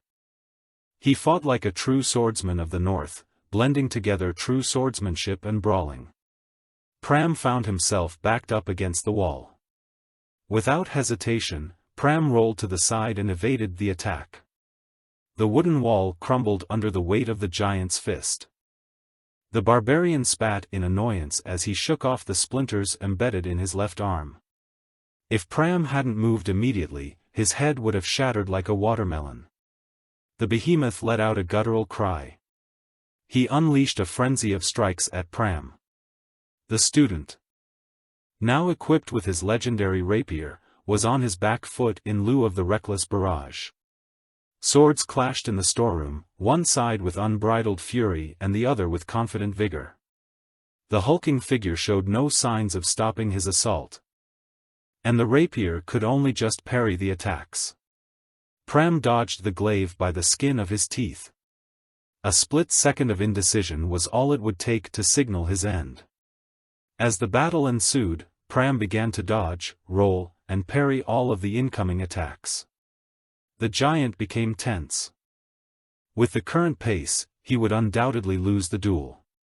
His attacks became more vicious and frightening. When Pram tried to sidestep the next attack, the enemy narrowed the distance with a single stride. The distance was too short. The glaive swung down like a guillotine. A vertical strike with nowhere to go. Korg! The hulking figure roared in triumph. The ferocious blow landed on Pram's body. Chapter 15, The Returner's Promotion Battle, 1. Rewriter notes, Omi wa Mao Shindiru. But nothing happened. The barbarian felt no resistance as the glaive completed its sweeping downwards arc. The only thing he had struck was air. Gro! The barbarian stared quizzically at Pram. He hadn't cut so much as a single hair on his head. A glint of silver was now jutting out from the wooden wall behind Pram. Something sharp with the silhouette of a crescent curve. The barbarian snapped his neck down to look at the glaive in his hands. Except, it wasn't a glaive anymore, the blade was cut clean off. He was left with a wooden rod. Pram raised his rapier. Shall we go again? The barbarian flung the wooden handle aside and closed the distance with a swing of his fist. In an instant, his knuckles were close enough to obscure Pram's entire head from view. Pram wove to the side, letting the punch rocket past him like a battering ram. And seamlessly vaulted into the air with a backflip. With all the grace of a seasoned acrobat, he landed behind the bewildered giant, and followed up with a swing of his rapier. The giant spun around and raised an arm to block the blow with his gauntlet. But Pram's rapier drew a perfect arc around his guard, and thrust into the pit of his stomach. The now hapless giant tried to retreat, but Pram was faster. The rapier plunged into the barbarian's solar plexus. Tough as his body may have been, it was a decisive blow to a vulnerable weak point. The giant's body quavered, his legs gave out from under him, and he collapsed into a crumpled heap. Desser nodded silently, as if confirming something he'd already known. Looks like it's over. Nonsense, screeched Yujikin. That door is made of Kichlian steel. There's only one person here who can open it, and I'm pretty sure he's in no condition to do so. Kichlian steel was famed for its unyielding tensile strength. It was also proportionately heavy. A door of this size would likely require the strained efforts of half a dozen men to even budge. Which means you're stuck here until my guards arrive, cackled Yujikin. Oh, I don't know about that. The Blanchume rapier streaked through the air, making short work of the door's hinges. The door flattened with a thunderous crash. Apparently, even Kichlian steel was no match for Blanchume. As the pair made their exit, Desser turned to the dazed Yujikin. Looks like it's definitely over now, doesn't it? They'd only been running for a few minutes but Desser was already out of breath. Alright, I think we've lost them. I really need to exercise some more. I can't believe I'm this weak, Desser muttered between stilted breaths. Though, his lack of breath did little to damper his cheerful voice. Good thing we got the sword back, right? While nodding, Pram moved his hand to the rapier at his waist without even realizing it. The pale rapier glittered like starlight, or even moonlight. He pulled out the sword, and couldn't feel the slightest weight. A truly incredible feeling. So you've decided to use the rapier? Desser said, recalling how Pram had fought with the rapier a few minutes before. He'd held the rapier, and subdued the barbarian giant with overwhelming skill. The fact that Pram had took up the rapier again was especially meaningful to Desser. The situation was too urgent so I had no choice. But, Pram was still hesitating. He eventually let out a sigh. Why would my father hide something like this in that old, worn-down Kemubin? That was the cause of this entire ridiculous incident. If he'd made it obvious from the start that it was in fact a Kemubin, Pram would never have had any reason to resent his father. Your father made a wise choice, Pram. Pram raised his head at Desser's words. A Blanchume sword is an incredible thing. Imagine if word got out that you owned it. Over 100 people just like Yujikin would have come to hound you, explained Desser. But there was still a chance I would never have found out, said Pram. He left it behind because he thought you'd figure it out eventually, said Desser assuredly. Pram's father always believed that Pram would realize, as long as he kept carrying the rapier around. How can you be so sure? Asked Pram. Desser grabbed the rapier, and pointed at the grip. Pram looked at it. On the Kemubin that had the shape of an old, worn sword, there were written some unreadable words. The reason they were unreadable was because they were incomplete. When the Blanchume was revealed and the rapier showed its true form, the words on the grip took shape. It looked like there was a hidden mechanism on the grip as well as the blade. Pram read the words slowly. Do not lose your way, my little bird. The Alpha class's private restaurant was on a high floor, the view overlooking Hebrian Academy. A cold breeze blew in from the open window. A colorless night view lay outside. The stars shone solemnly in the deep dark. Romantica shuddered in the cold. Here's your order, madam, said the waiter. The lights glittered yellow and the waiters moved between the tables like birds flying in and out of their nests. The menu was seafood, a salt-grilled fish and a crab gratin were laid in front of Romantica. And she thanked the waiter with a smile. The Alpha class meals are so much better, right? Said Donetta Haddon, seated across from her. She hadn't known that he'd arrived. She guessed he'd come while she was looking out the window. There was nothing strange about the fact that he was there. In fact, what was strange was the fact that she was here. Without the man sitting across from her, she could never have even set foot in this place. At long last.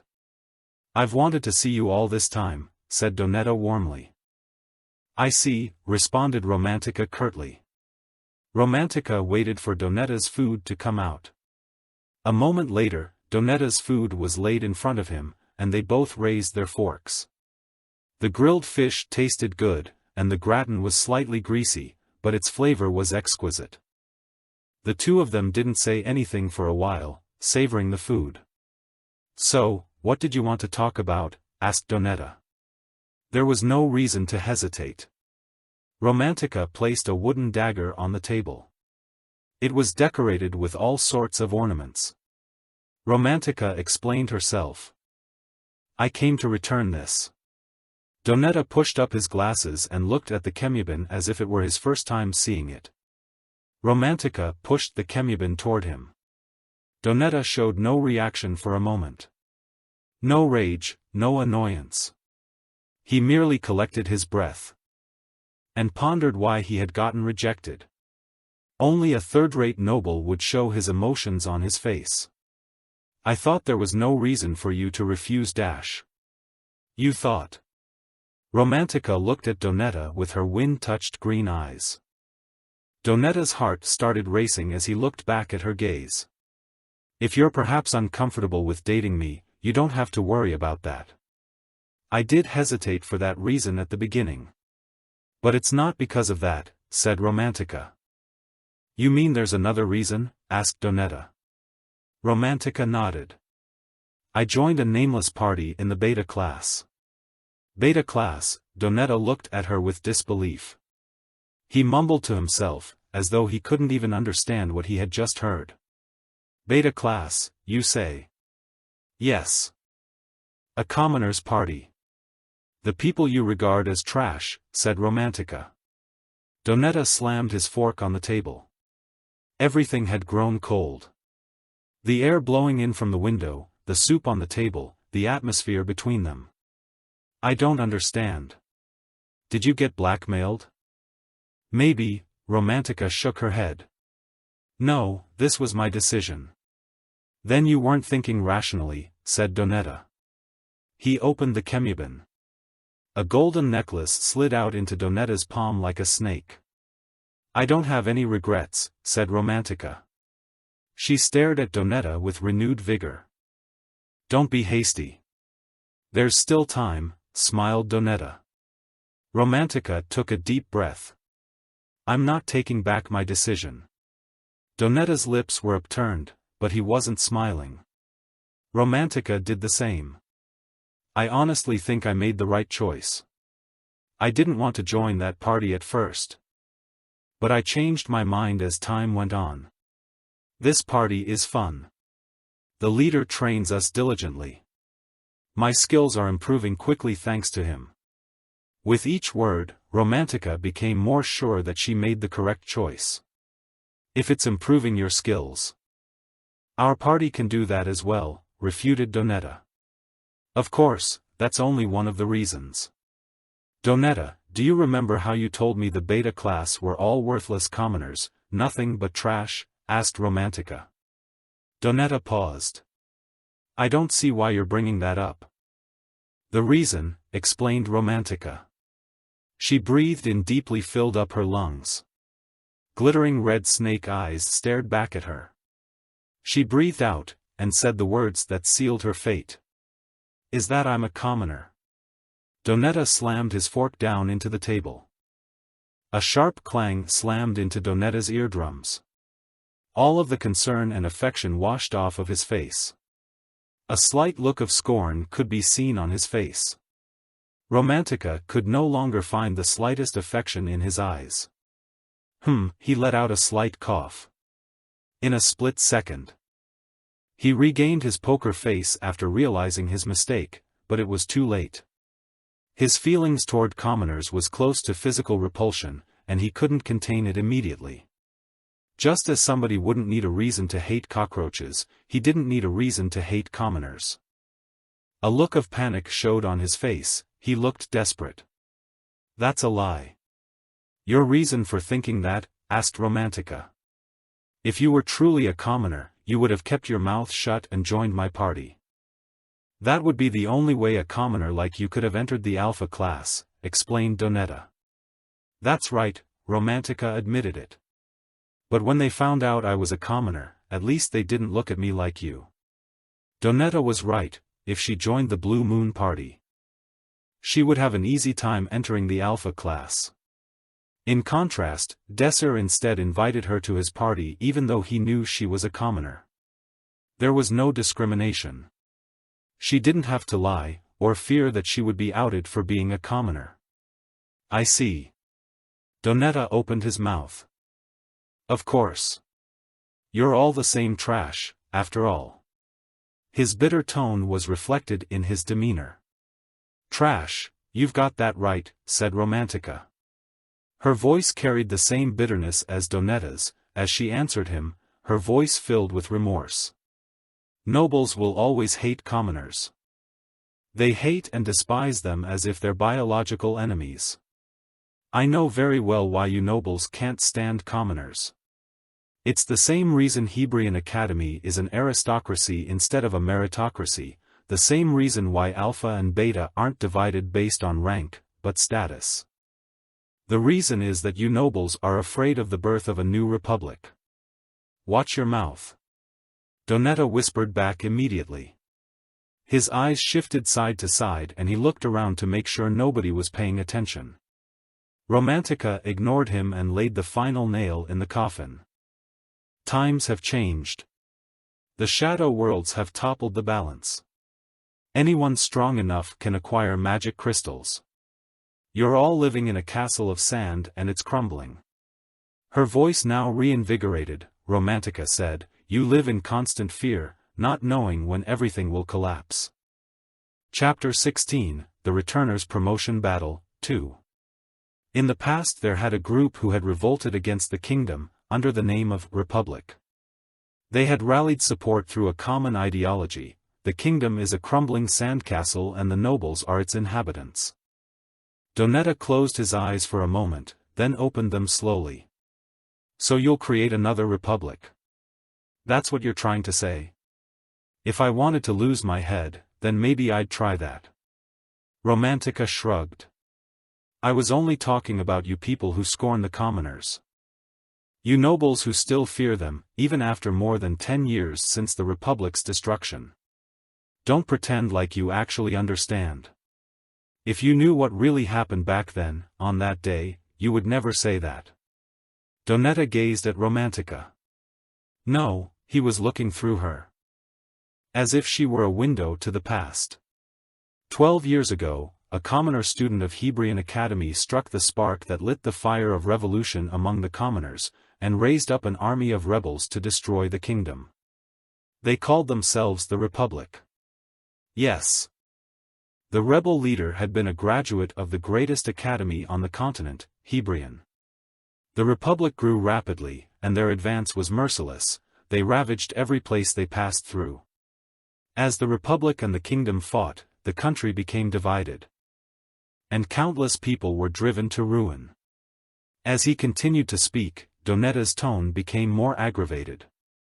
Even the nobles were no exception. Many families fell during that time. In the end, they were almost able to take the capital, where the great royal palace stood. But they defeated by the king's forces, putting an end to the commoner uprising. Donetta clenched his fist, his voice now seething with rage. Most of the Haddon family, my parents included, died that day the Republic attacked the capital. Beheaded by the guillotine to the cheers of thousands. I still can't forget the look they gave me. Their gazes remained locked to mine the entire time, until their heads were lopped off. It's not just me, you know. Donetta's voice became calmer, and he looked Romantica in the eye. There are so many among the nobles we'll never forget. To this day, the dregs of the Republic still remain, which means we cannot trust the commoners. Romantica grimaced, as she finally glimpsed the depths of Donetta's hatred. You can't judge the whole based on the actions of a few. That's just irrational. Donetta narrowed his eyes at Romantica's words. Of course not all of the commoners were part of the Revolutionary Army. But the Revolutionary Army was comprised solely of commoners. Romantica sighed. She realized there was no point in talking anymore. They were enemies now, and nothing she said was going to change that. Good. Plenty of reason for us to be enemies. The nobles hate the commoners, and the commoners don't want to be discriminated against. That's all there is to it. We're trying to enter the Alpha class. And you're trying to stop us. The Alpha class, no commoner had joined their ranks for the last 12 years. It had become a symbol of the nobility. Romantica rose from her seat. I'll wait for the day we meet in the shadow world. You won't make it. Donetta's eyes flashed menacingly. How could commoners like you make it through the tournament? None of you will. Romantica smirked. Really now? I wonder. Shards of glass exploded across the room. Ajest watched indifferently as black ink slowly spread over the floor. Professor Neflika didn't bother hiding his anger. He crumpled the newspaper in his hands and threw it at the students in a rage. Ajest caught it as she was the closest. For the first time in 17 years, beta class students are in the top 30. On May 1st. These students will enter a Class 5 Shadow World to decide who amongst them is the strongest. As critics question the fairness of the Alpha and Beta Division standards, the Academy's Board of Directors refute. Public opinion in the kingdom sways towards the Republic's ideals that the monarchy is a relic of the past. The Academy Entrance Committee in charge of the class of the 46th year states that hasty judgments should not. These beta class trash dare to. The atmosphere in the Blue Moon Party office felt heavy. The students standing in front of Professor Neflika all stood frozen. Getting on his nerves would have dire consequences on their future in the academy. His anger towards the beta class students gave them all the more reason to be careful. There were 9 students in total in the office, with Ajest at their head. 12 students should have been present. As there were exactly 12 students among the first years who had joined the Blue Moon Party. If it weren't for that nameless party from the beta class, they would have all made it through the tournament. Professor Neflika's rage would not subside. They would dare to mock the sanctity of the Alpha class. Neflika slammed his fist down with all his might, and his desk shook as if it were about to break. Pugman Neflika was the director of the Blue Moon Party. The greatest and most famous party in Hebrian Academy. He expected nothing but perfection from the members of such a prestigious party, and this unexpected failure had focused his rage entirely onto one person. The student who had stolen a prospective Blue Moon Party member from them. The same student who was in the beta class, but was aiming for the alpha class. The student who had stood out so much in the entrance exam. Professor Neflika said the student's name, his voice oozing with bloodlust. Desser Arman. Desser's name echoed throughout the room. Pugman was in a rage, his eyes were bloodshot, and veins pulsed on his neck. To think we have to take this humiliation from that B*TCH because of him. There was only one person in the entire academy who Pugman would call B*TCH. Professor Bridget Redwin. The target of his long-standing hatred. Ajest stared at Professor Neflika indifferently. Even the director's rage was of no concern to her. In fact, this situation was to her benefit. Ajest focused on a single thing Neflika had said. She whispered it to herself after tuning out the raging professor. Desser Arman. A wave of heat swept across her body. Her heart began beating strongly, as if it were trying to break out of her chest. Ajest forcibly held still her shaking hands. She hadn't forgotten it even once. How could she? She still couldn't let go of the bitter taste of her first defeat. Desser Arman had won against her, and that fact had been engraved into her mind. The memory of her loss had at some point morphed into a burning desire to win. But Desser had been assigned to the beta class. And her hopes of a rematch had only grown further away. She'd started to think she'd never meet him again. Desser is coming. A light flashed across her previously ice-cold eyes. He had returned to her. He had overcome all the odds and would come fight her once more. I can finally fight against him again. While Ajest was lost in thought, Neflika continued on. It's still fine. All that's left for us to do is to stop those insects from becoming single rankers. Our Blue Moon Party will henceforth use any method at our disposal to eliminate Desser Arman's party. Your final ranks don't matter, as long as they fail. Neflika wouldn't stop at mere threats. So, with that out of the way, let's move on. Now that I think about it. We haven't chosen a leader yet. Niflika looked over the party for a moment. His eyes stopped on Agest. You fought Desser before, haven't you? Agest finally spoke, yes. The professor's question had dragged her back to reality. Niflika's gaze sharpened.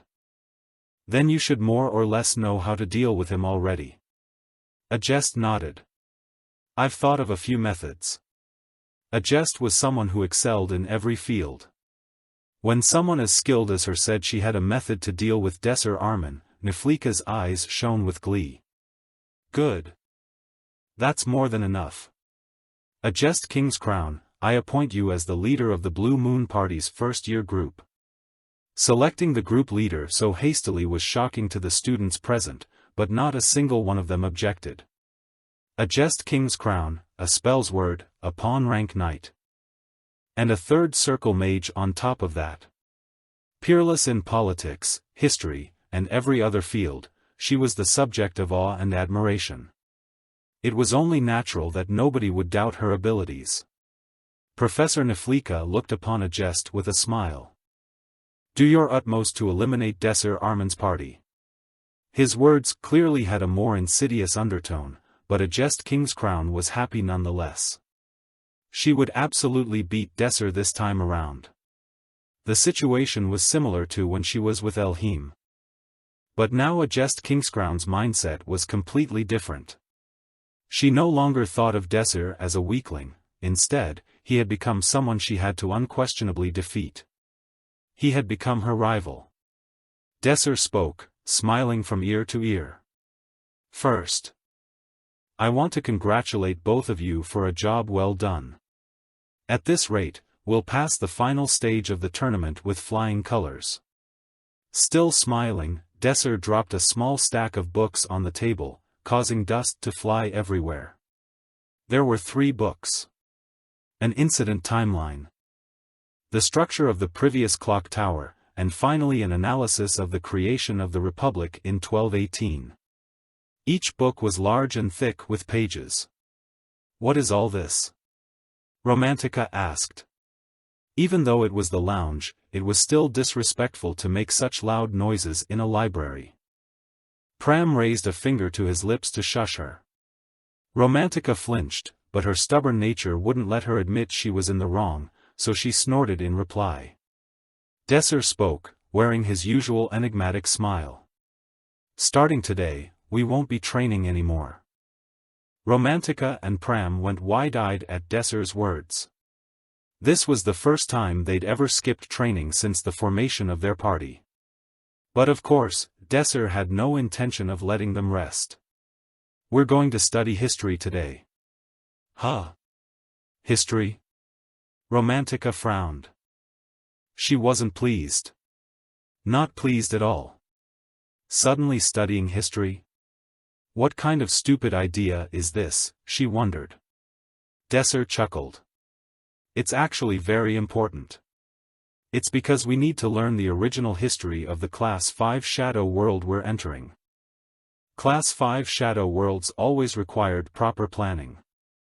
Class 7s had simple objectives, such as traveling from point A to point B or gathering objects. From Class 6 and onwards, the Shadow Worlds became fashioned after historical events and settings. For example, traveling with a knight. Or guarding a caravan in a time period before the invention of modern vehicles, when trade relied upon such archaic methods of transportation. Understanding and preparing for the time period was one of the most crucial elements in clearing a shadow world. Class 5 shadow worlds were all copies of certain historical events, most of them important enough to be recorded in the history books. Desser stroked his hand across the cover of the history book. By clearing a shadow world, we can obtain magic crystals. This magic crystal contains all the information about the shadow world it comes from. The shadow world being used in this promotion battle will be one such reproduction of an already cleared shadow world. Desser continued, that means the conditions can be controlled. Safeguards are an example of this. Pram nodded his head in understanding. You're talking about the shadow world we went through during the entrance exam. Chapter 17, The Returners Promotion Battle, 3. Desser continued. Even though we can manipulate it in various ways, we can't change the fundamental properties of the shadow world, such as its historical events or the clear objective. That's why we have to study history. This was why the study of history in this world was so abnormally advanced, to the extent where there were specialized teams of historians dedicated only to studying the shadow worlds. So what you're saying is, said Romantica. These books are references for the shadow world of the promotion battle? Precisely, answered Desser. Romantica glared at the disgustingly large pile of paper before her. She didn't know if she would be able to get through it all even if she pulled 3 back-to-back all-nighters. You're certain that this is relevant to our promotion battle? Romantica's question was blunt, to the point. Desser responded calmly. No. So. Desser spoke sternly. No objections, Romantica. Ugh. Romantica threw her hands in the air in protest. But there was no way Desser would change his mind. These are the historical events that I feel are most likely to appear in the exam. If you don't agree with my methods, you can instead try reading every history book in this library. It was a joke. But for Romantica it was no different than a threat. Desser watched sympathetically as Romantica cringed and shuddered. I didn't want to be this harsh, but, Desser sighed. He had no other choice. After all, he couldn't exactly tell them that he came from the future and knew exactly which shadow world would appear. Desser ordered them to get started. Read all the history books I picked out and write a short essay summarizing their events. Arg. Romantica slumped back on her chair, unable to prevent the cry of agony from escaping her lips. Romantica closed her eyes and whimpered. Then she focused, gathering unpleasant memories together and releasing it all with a breath. Desser was truly exceptional at tormenting people. This was no different than torture. That guy is definitely a sadist, she muttered. Pram turned a page.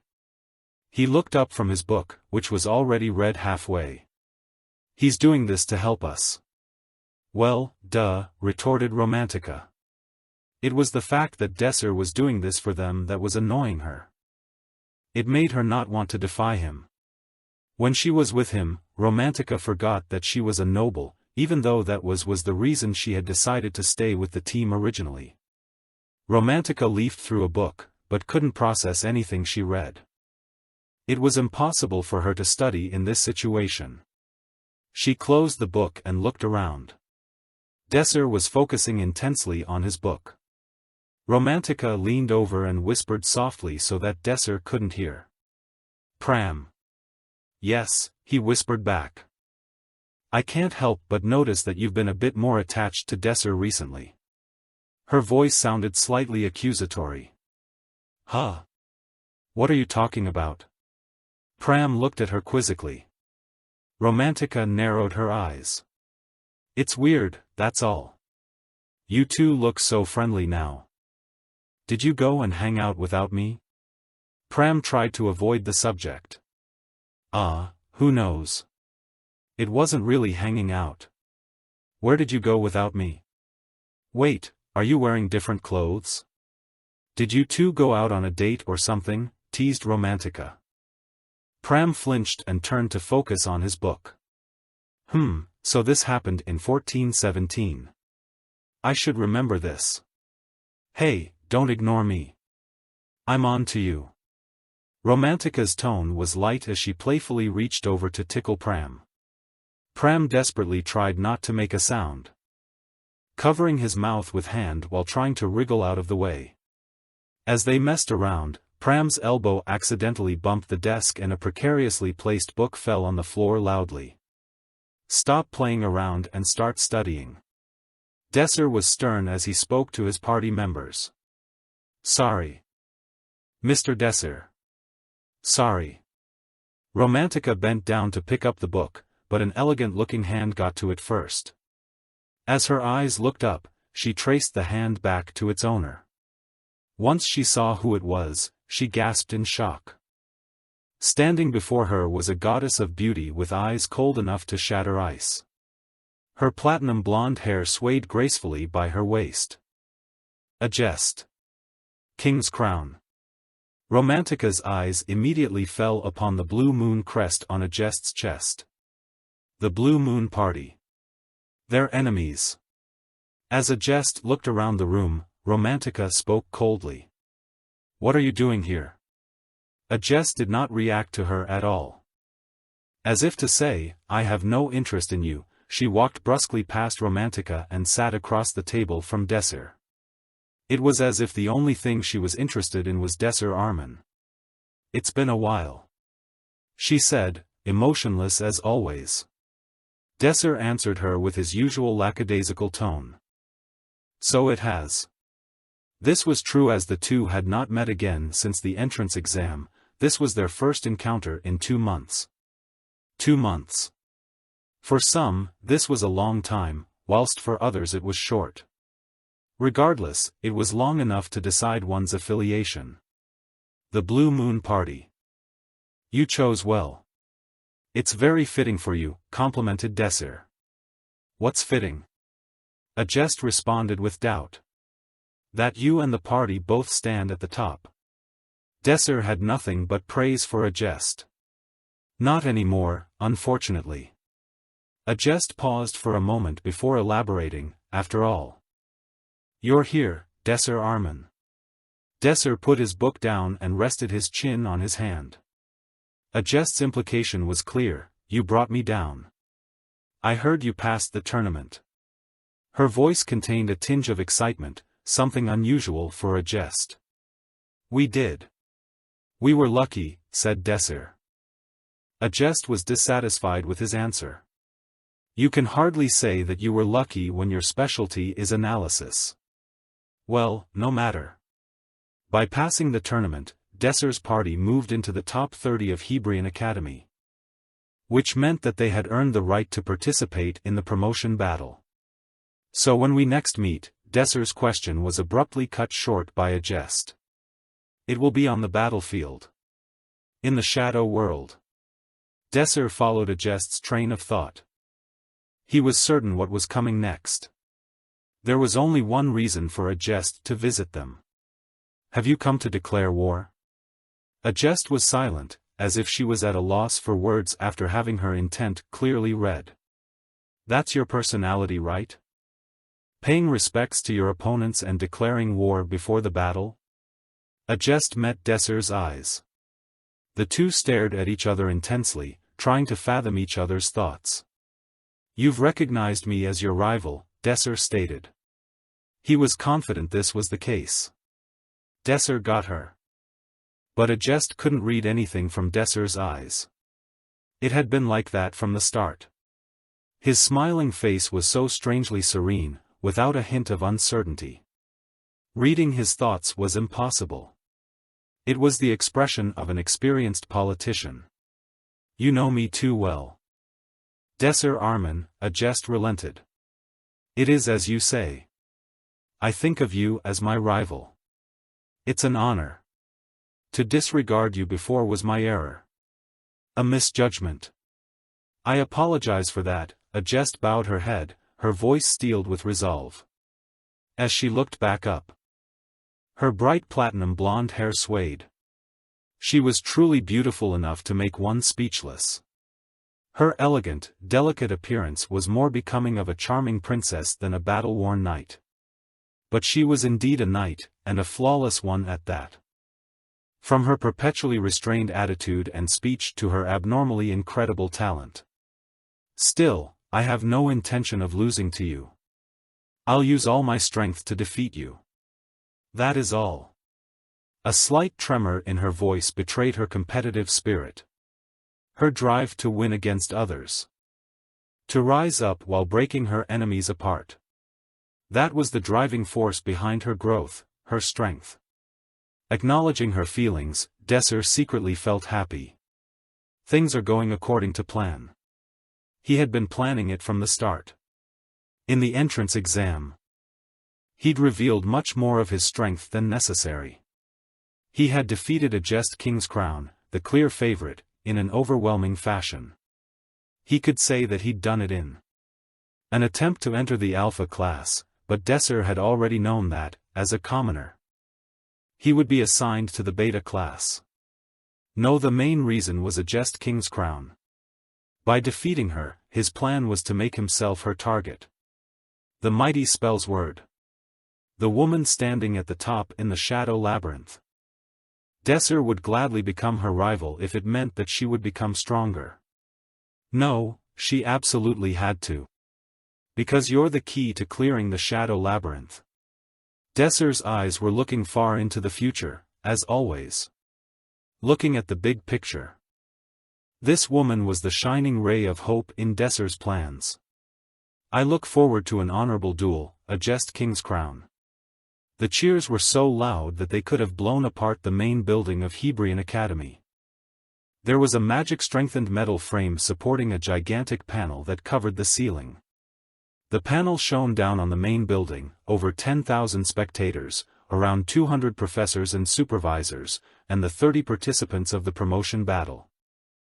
Spectator seating wrapped around the Shadow Gate like a coliseum. The interior of the building was no different than an arena. This was intentional, as the interior was recently remodeled to resemble an arena for this special day. Many kinds of people gathered in the audience. Aside from the expected students and professors, there were many visitors from all over the world. Ticket prices were expensive, but just the name of Hebrian Academy's promotion battle was enough to sell out the seats. It was a highly entertaining spectacle after all. In the safety of the modified Shadow world, boys and girls would kill and be killed in order to move up in the ranks. Additionally, these were the top students of Hebrian Academy. They would surely display skills worthy of the greatest school in the world. Spectators were looking forward to a high-level battle. The promotion battle was one of the biggest money makers for Hebrian Academy. Let's go over our roles. Desser turned to Romantica first. Romantica, you're our sniper. Use detection magic from long range and take out enemies one by one. I'm not sure if sniping will work on Alpha class students, she answered nervously. Don't worry. That's why we practiced, right? Desser gave her clear instructions and helped her calm down. Take as long as you need when using detection magic, but as soon as you locate an enemy, immediately cast your sniping magic. Even if they're Alpha class, they'll go down if they can't react fast enough. Okay, but I still have a problem. Romantica said. This is my first time using long-range sniping magic. I don't know how much power to use. Desser smiled, he had already expected her to get cold feet. Remember the ball you practiced with? It was about as tough as a person's head. Romantica's eyes widened. She had spent countless hours getting accustomed to the level of power required to destroy those balls with her ranged attacks. Ah, so that's why. Desser already had this in mind. He'd been set on her role from the beginning. Chapter 18, The Returners Promotion Battle, 4. Desser walked past Romantica and headed towards Pram. What's my role, Mr. Desser? Asked Pram, with an oddly expectant light in his eyes. Desser paused as he said, Pram. The role I'd like you to take is, damage dealer.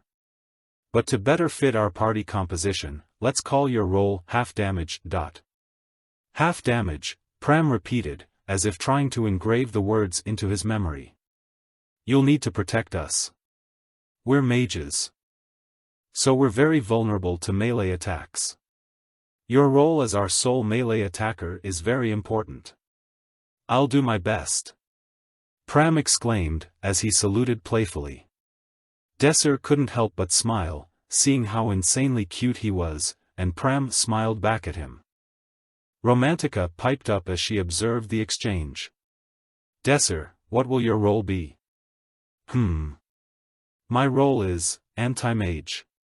Well, to put it simply, he paused, as he pondered his choice of words, before finally speaking, a playmaker, I guess? It was time. An announcement blared out. The Shadow Gate is opening. Students, please proceed into the Shadow Gate. Desser took a step forward. The Shadow Gate bulged outward, enveloping him in a blinding light. He closed his eyes reflexively. When they opened again, the scenery had changed completely. Birds chirped noisily around him, and a gentle, soothing fall scent drifted up from the fallen leaves crumpled underfoot. The location was a forest, and the time was 11 a.m. Desser took a deep breath as another announcement sounded out. Objective: locate the enemy's base. Failure condition: an unknown input has been entered. Participants in this world cannot die. Upon taking lethal damage, the failure condition will be met, and you will be ejected from the shadow world. You are a soldier. You have received information on the location of the hostile forces base. As a soldier of the Allied forces, you must find the hostile forces base. Pain limit is reduced to 20%. He looked around, but couldn't see either Pram or Romantica. As expected, the 30 participants had all started in different, randomized locations. Lucky for me. Desser sensed the flow of magic power behind him simultaneous to the sneering voice. He ducked, as an ice bolt flew over his head and stabbed deep into a tree with a thunderous crack, chilling the air around him. He turned to see a girl, around the same age as himself, smiling maliciously. Lucky I found you so quickly, that is. Desser arched an eyebrow in response. Was I that famous? Not in a good way. A pulse of magical energy radiated from her as formulas appeared in front of her. In response, Desser began casting his own spell. I'm Desser Armin, party nameless, he said, almost casually. Lapras. Blue Moon Party. Their spells shot forward simultaneously. The throne of ice sinks into a freezing cold. Ice Blast. Lapra's spell was Ice Blast, a higher-tiered version of Ice Bolt. It was a spell produced by encasing an ice bolt in an orb of ice, before shattering the orb and releasing the bolt again. The orb shot towards Desser, leaving foresty air in its wake. The road of flame burned stronger than any other. Fire Road. Fire Road. A first circle flame spell that shot a ray of condensed heat. Desser had expertly predicted the trajectory of the ice blast, and released the fire road directly into its path. But Lapras wasn't done yet. Aqua Wave. A stream of water shot up, rising nearly 2 meters into the air before washing over the ice blast. With a dull sputtering and a burst of steam, the fire road disappeared as it struck the water. At the same time, what remained of the water froze from the bitter cold of the ice blast, forming a pillar of gleaming ice that held the orb in place. Desser looked at Lapras, who smirked as she looked back. With a horrible crinkling, the ice pillar shattered like a sheet of glass as the ice bolt encased within the ice blast exploded outward. Shards of ice sprayed wildly in all directions, shredding everything they touched. Several shards tore into Desser, and he staggered under the weight of the impact. Without hesitation, Lapras continued her assault. Countless ice fragments slicing through the air froze in place, as if time itself had been suspended. Then, in synchrony, they gathered around Desser, surrounding him in a whirlwind of ice knives. A terrifying rending roared through the air as magnificent. Ancient trees were reduced to sawdust in an instant. Around him, birds flew into the sky in panic. Dust kicked into the air, before being blown away by the intense force. From outside this trap of ice, Lapras looked on triumphantly. Her voice carried confidence in every word. Any last words? Not a bad idea, replied Desser lackadaisically, as if he were a professor lecturing a student. Humph, Lapras snorted at his response.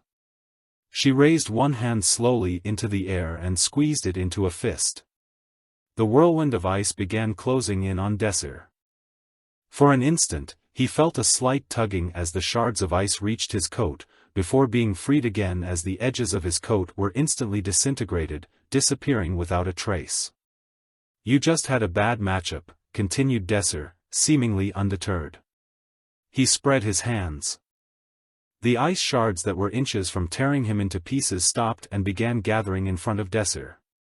Lapra's eyes widened in shock as she watched each of those thousands of tiny fragments fall out of her control, and gather in front of Desser, like iron dust pulled by a magnet.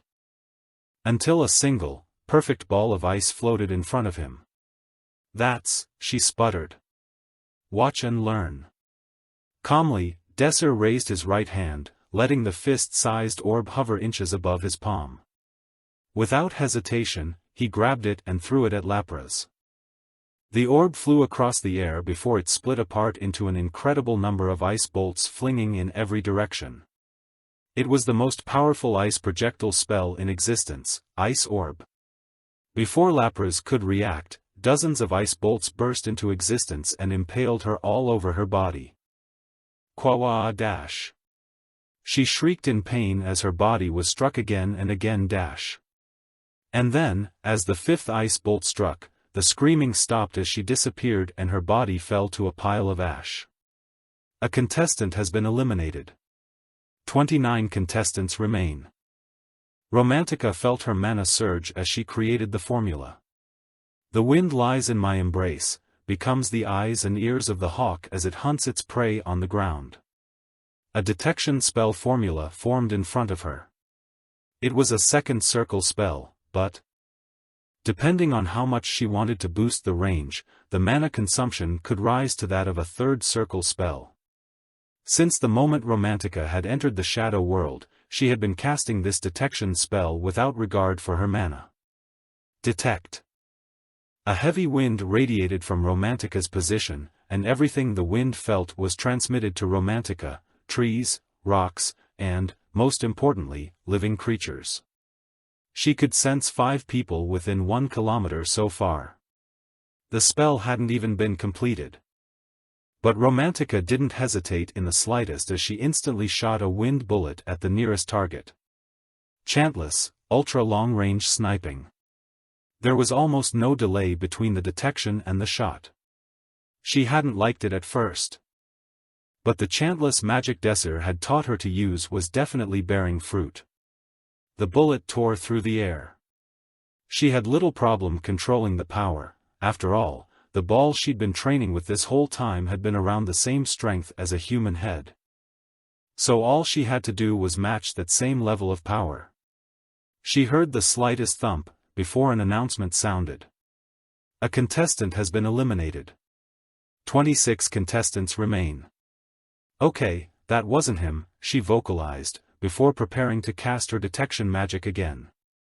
"Is the search for Mr. Desser going well?" interrupted Pram, who stuck tightly to Romantica. Fortunately for the two of them, Romantica and Pram had ended up with fairly close starting locations. Romantica had found Pram the first time she'd cast her detection magic, and now there was only one member of their party left to find. "Not yet. But we'll find him soon," assured Romantica. Once again, the heavy wind spread from Romantica, transmitting what it felt back. There were 4 living creatures, in total, within range. She raised her hand and a bullet formed in front of her. Once again, she fired and began counting down the seconds until the inevitable. 3, 2, 1. She waited for a moment, but the expected announcement never came. Instead, she felt the bullet slip out of her control before dissipating into a light breeze that blew back past her cheek. Romantica grinned as she spoke. "Found him." "Found what?" called an unexpected voice from behind the pair. They whipped around to see a 2-man group, comprised of a swordsman and a mage. "You're broadcasting your own location by flinging around detection magic like that, you know," said the mage, haughtily. Romantica smirked at the mage's mocking attitude. "Even if you know. I wonder why you're so sure you can take us down," finished Pram, as he drew his rapier. "Stop spouting bull," the swordsman started. He had just grabbed the handle of his blade as he spoke, but before he could finish his word, Pram had already closed the distance. In an instant, the rapier pierced through the swordsman's heart. Huh! Simultaneously, Romantica fired a bullet at the totally unprepared mage standing behind him. It was perfect coordination. Both bodies vanished into a pile of white dust. 2 contestants have been eliminated. 24 contestants remain. Now then, should we go find our stupid party leader? Romantica asked rhetorically as she stretched her shoulders. Dark clouds rolled across the sky as an ominous rumbling rang out through the air. The light breeze from before had quickly grown into a powerful gale. And the temperature had begun plummeting rapidly. Rain was all but inevitable. I took out 2 people by myself, Romantica preened as she looked at Desir with a smug expression on her face, her arms folded across her chest. Desir smiled and patted her head. Looks like you haven't been slacking off on your practice. Romantica looked up at Desir, annoyed. Wait. Don't touch someone's head without getting permission. Desir hurriedly retracted his hand. He had pet her head without thinking because of how cute she looked. But wisely withdrew. Mr. Desir. Out of nowhere, Pram slipped in between Romantica and Desir like a ghost. I took out someone too.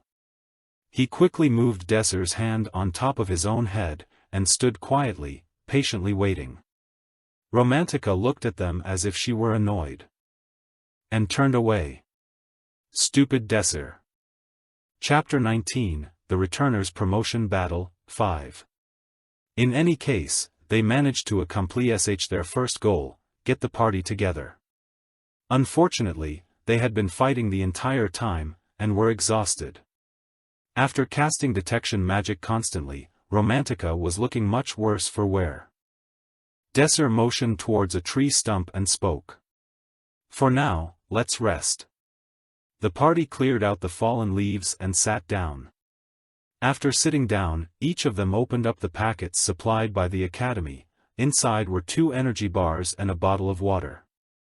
Desir took out an energy bar and started eating. He grimaced in response to the taste, but it was no time to be picky.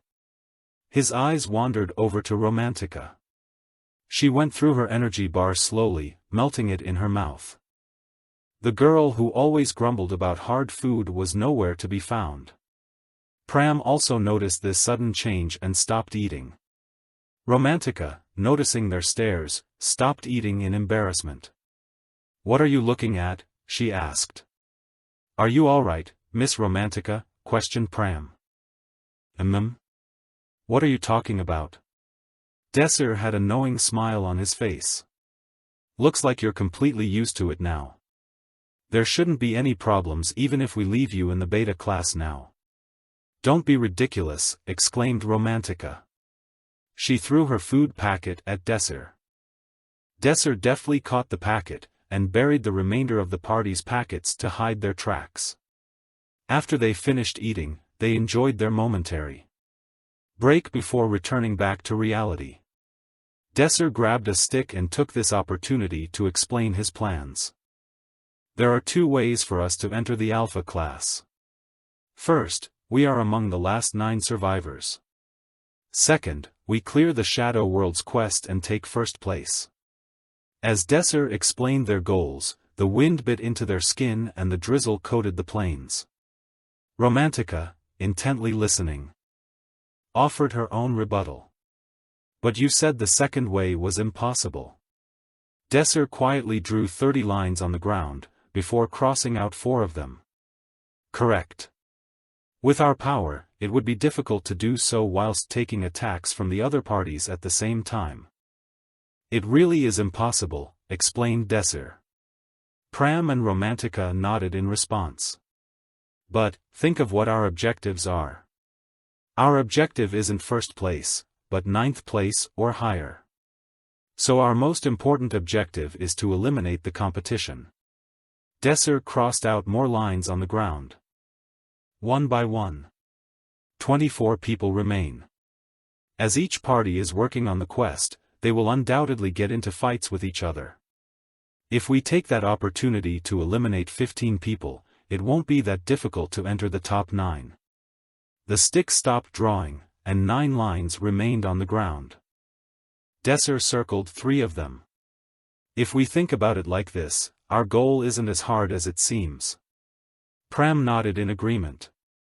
I see, so that's the plan. A torrent of rain washed over the land. The sound of raindrops pattered against the leaves and resounded across the entire forest. Their party was truly lucky, they'd found a place to rest where they could avoid most of the rain. Unfortunately, that was where their luck ended. A clear bell rang out and the party all turned towards the northeast simultaneously. The peals could be heard over the rain. Romantica. What time is it? Asked Desser. 1 o'clock, responded Romantica. It was starting. An announcement played in Desser's ears. The time has come to test your knowledge. The previous clock tower has been activated. It creates a demon once every hour. The clock strikes 1. And the sin of cunning crawls out from the depths of hell. The Kildra mouse has been summoned. The quest has begun. Survival, demons live in the forest. Survive and defeat the demons. Kayawayaak dash. A sharp cry rang out, followed by dozens of similar screams in response. The first cry alone would make anybody's heart palpitate and shoot right out of their chest, but the chorus of monsters would make a person's heart stop. Everyone, get back. Desser ordered the team and hesitantly rose up. The leaf-covered dirt shifted, thumping up from the ground. It looked like the spirits in the dirt were dancing with the raindrops. The smell. Romantica complained as she pinched her nose. She'd smelled this before, the smell of rotten meat and blood, pungent enough to paralyze a person's sense of smell. She tried to recall the smell. It was definitely when they were cleaning the training ground. A shiver ran down her spine. By the first demon, they can't mean. Squeak. A red blur burst out of the rumbling dirt. Romantica held her shaking hands together and screamed. Rats. It was a rat with jagged teeth, covered with red flesh. It looked as if a child had molded it out of clay. The slow contractions of its stomach matched its heartbeat. An exoskeleton covered its entire body, starting from the 2 horns sprouting on its forehead. Demon was the only word Romantica could muster to describe the creature. Your prior knowledge has revealed the identity of this monster. Kildra mouse. 2-star demon. This monster commands countless rats, consuming human flesh. After determining a target, it never gives up on its prey. Squeawalk dash. The Kildra mouse cried out, and its ear-splitting scream reverberated across the forest. Tremors broke out yet again. The ground bursting at the seams trying to contain the pressure. The bulging ground exploded, and black creatures emerged from the dark crevasse. Rats. Thousands of rats swarmed out from the hole, and they squirmed and scurried like one massive organism. Romantica's face was pale. And she was frozen in place. Her breathing became heavy, and she had no idea what to do. Desser pulled sharply on Romantica's arm, and turned around to run away. The tidal wave of rats crashed in the direction of their party. The squealing rats' cries pounded against Romantica's eardrums. She trembled in terror. I'm going crazy. I'm going crazy. I'm going to go crazy. If she got swept up by these rats, she might really go insane. They kept running, but the plague of rats were incredibly fast. If they slowed down for even a second, the slew of rats would consume them. Hook, hook. The wind bit at their skin, and the crunch of the leaves rang with each step. Trees flew in and out of their peripheral vision as they desperately tried to get away. With each tree that they passed, a booming sound rang out behind them. If they looked back, They could see the tree ground into dust by the black swarm. Blow wind. Romantica flung a spell at the mess of rats, but it had very little effect. For every rat blown away by the spell, a dozen rats came to take their place. The current situation was extremely bad for the three of them. The ground was slippery, and the densely packed trees made getting away several times more difficult. The group was losing their breath, and growing more exhausted with each passing second. On the other hand, the rats continued barreling down on them, with no sign of stopping. "We're blocked off," said Pram. An enormous tree appeared their path, fallen on its side. Fragments of ice glittered on its stump. Desir immediately recognized this tree. "The tree that fell during my fight with Lapras. Of all times, why now?" Desir estimated it to be 1 meter tall. Pram didn't hesitate, vaulting over the tree and landing lightly on the other side. The problem was Desir and Romantica, who were mages. Desir let go of Romantica's hand, it would only impede their movement. They had to run as fast as possible to make it past. 3. 2, each second was precious. They sprinted to the foot of the tree and Desir contracted his leg muscles with all of his strength. 1, now. Desir kicked off the ground, and flew in the air until he landed on the other side. Looking to his side, Romantica landed face first in a puddle. She'd caught her leg on the tree as she jumped. The last hint of reason fell away as Romantica felt an imminent sense of foreboding looming over her. With a thunderous slam, the giant tree exploded into pieces, as the wave of rats rushed forward. The party was barely 3 steps ahead of the rats. "We're going to get caught!" Romantica shrieked. Desir had to quickly come up with a solution. "It'll be over if we kill the Kildra mouse." "And where's that?" shouted Romantica. "In the SWRM of rats," said Desir. "You idiot! How are you going to kill a rat in that?" retorted Romantica. The monster's main body, it was definitely possible to find it in the swarm. It had an unusual form, so they would be able to tell the Kildra mouse apart from the other rats. Unfortunately, because it was buried in the wave, it was impossible to aim an attack at the main body alone. But what if we can draw the Kildra mouse out? The squirming rodents were nipping at their heels, and there was no time left to run. There were even rats scrambling over the backs of the SWRM to make headway for FRESH meat. Some of the rats climbed onto the party's shoulders and began gnawing into their skin. There was no time. Desir breathed out deeply. "I have to draw the Kildra mouse out from the swarm." He'd use it. The reason the monster was chasing them. Just before the rat wave reached them, Desir bit down on his thumb, and blood spurted out of his finger. Immediately, he thrust out his finger and a stream of blood flew across the air. A figure rocketed out of the wave, careening at the glistening red liquid, a red rat, covered in a black exoskeleton. Chapter 20, The Returners Promotion Battle, 6. The Kildra mouse leaped into the air with its mouth wide open, trying not to miss even a drop of Desir's blood. Wind bullet. Romantica seized the opportunity. Wordlessly, she quickly formed a wind bullet and shot it straight into the mouse's belly. A large crack sounded, but there was something off about the sound. The exoskeleton covering the rat's body had definitely broken, but the mouse hadn't died. Either the exoskeleton was stronger than she'd thought, or her nerves had broken her concentration. Either way, the plan had failed. The Kildra mouse fell back down and retreated into the torrent of rats. It was impossible to get to it now. Suddenly, Pram sped past Romantica. Pram. Faster than Romantica or Desir could react. Pram dove into the rolling mass of rats, and thousands of rodents immediately began ravaging Pram's skin. But it wasn't enough to break Pram's concentration. The Kildra mouse couldn't pass up the smell of blood.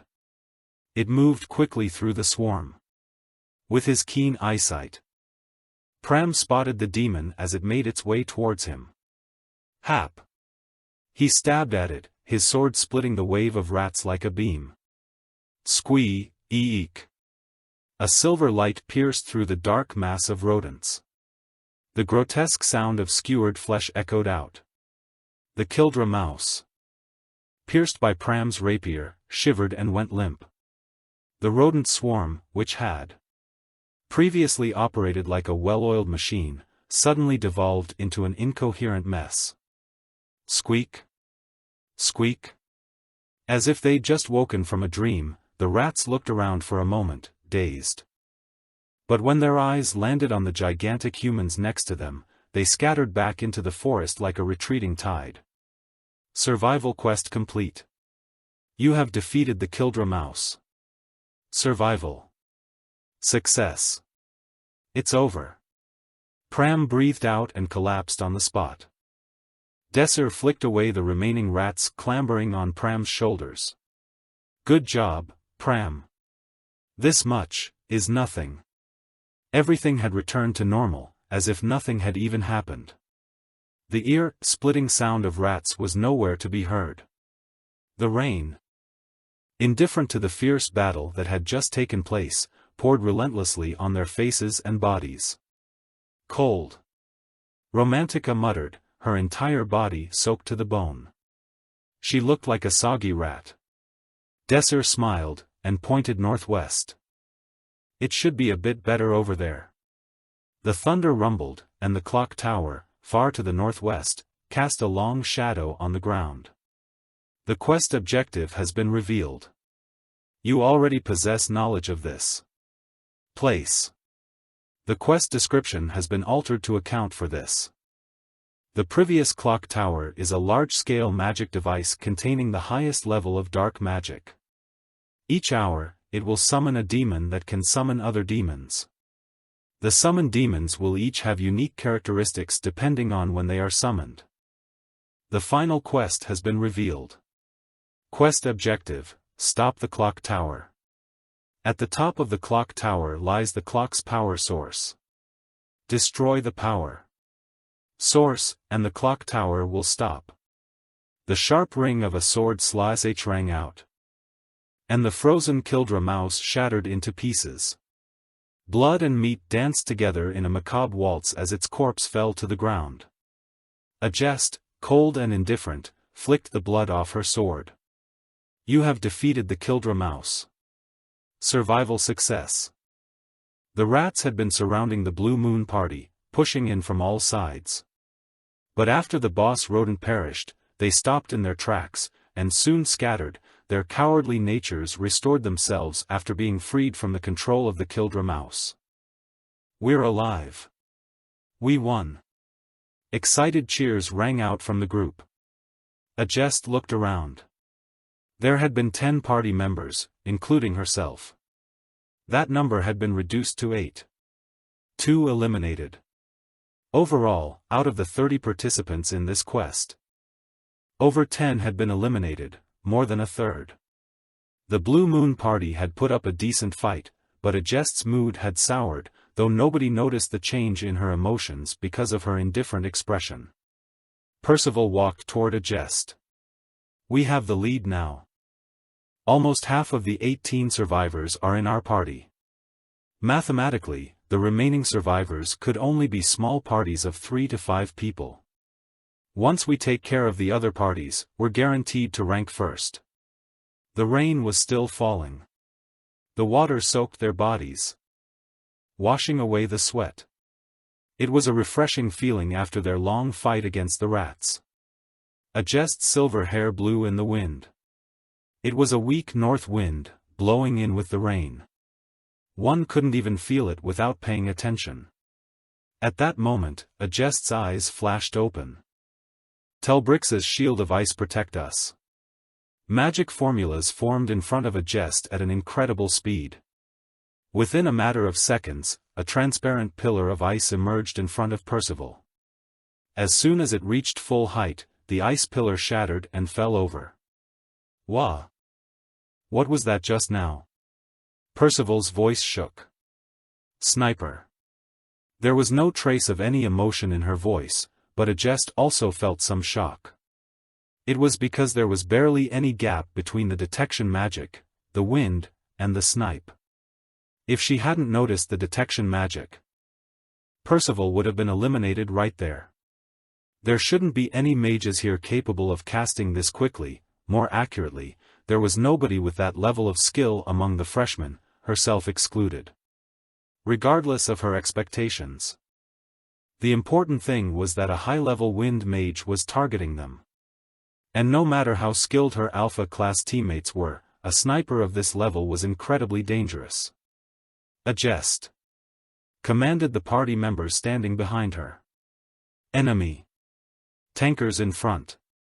Wind mages. Disrupt the air currents. Her team moved into the defensive formation, following Ajest's orders. The tankers stood in front, shields out. The mages stood behind them, disrupting the air and preparing to counterattack. But no more attacks came.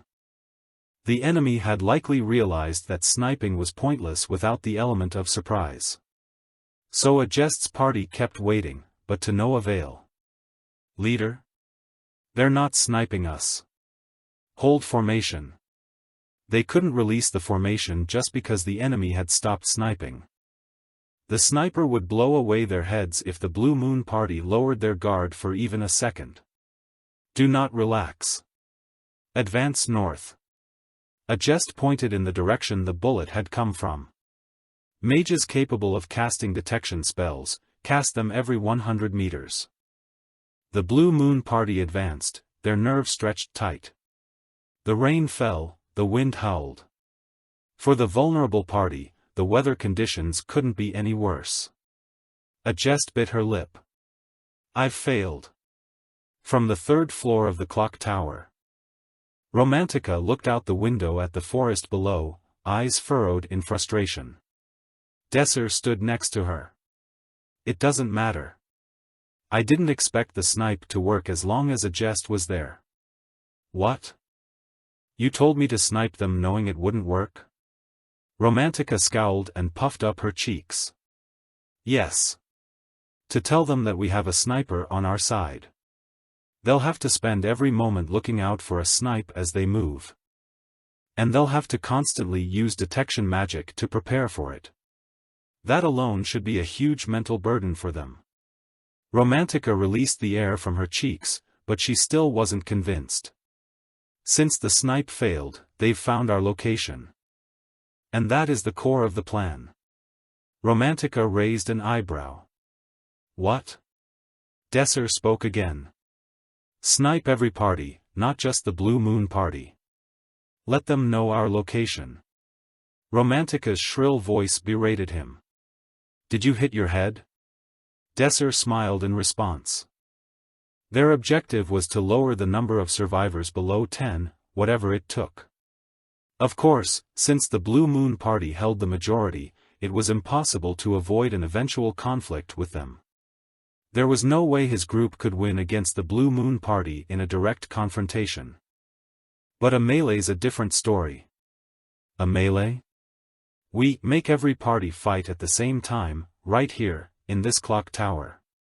That was the best option for their party, considering their small number. Right now, the Blue Moon party has an absolute advantage. But what would happen if every party gathers here? There's no way the other survivors will fight each other when there's such a powerful group sitting right there. They'll team up against the overwhelming enemy. Desser paused to breathe, then continued. When that melee happens, we'll balance them out. We'll take out any enemies if we have the chance. If we see one side winning, we'll tip the scales toward the other side. We'll slowly reduce the number of survivors down to 9. In other words, we make them work for us, Pram concluded. How scummy of you. Desser.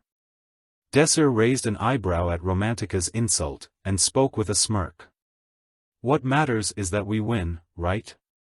Pram folded his arms. But if we use that strategy, it'll be so unfair for the other parties. After coming all the way here while defending themselves at the same time. They'll be stuck in a huge melee. It'll truly be hell for them. Wouldn't it be heaven for us? A peculiar twinkle flashed in Desser's eyes. Romantica shivered. He was a master at tormenting others. A demon in human form. Desser clapped his hands. Well, that's just the way it is. Our job right now is simple: keep sniping every party to tell them our location. Tell them their enemies are right here, in this clock tower. Romantica moved to the window. She spoke as she cast her detection magic silently. I don't know if they'll come even if I keep shooting them like this. What other choice do they have? This place is the quest objective. After all, everyone had to come to previous clock tower to clear the quest. Desser's party was simply reminding them of that fact.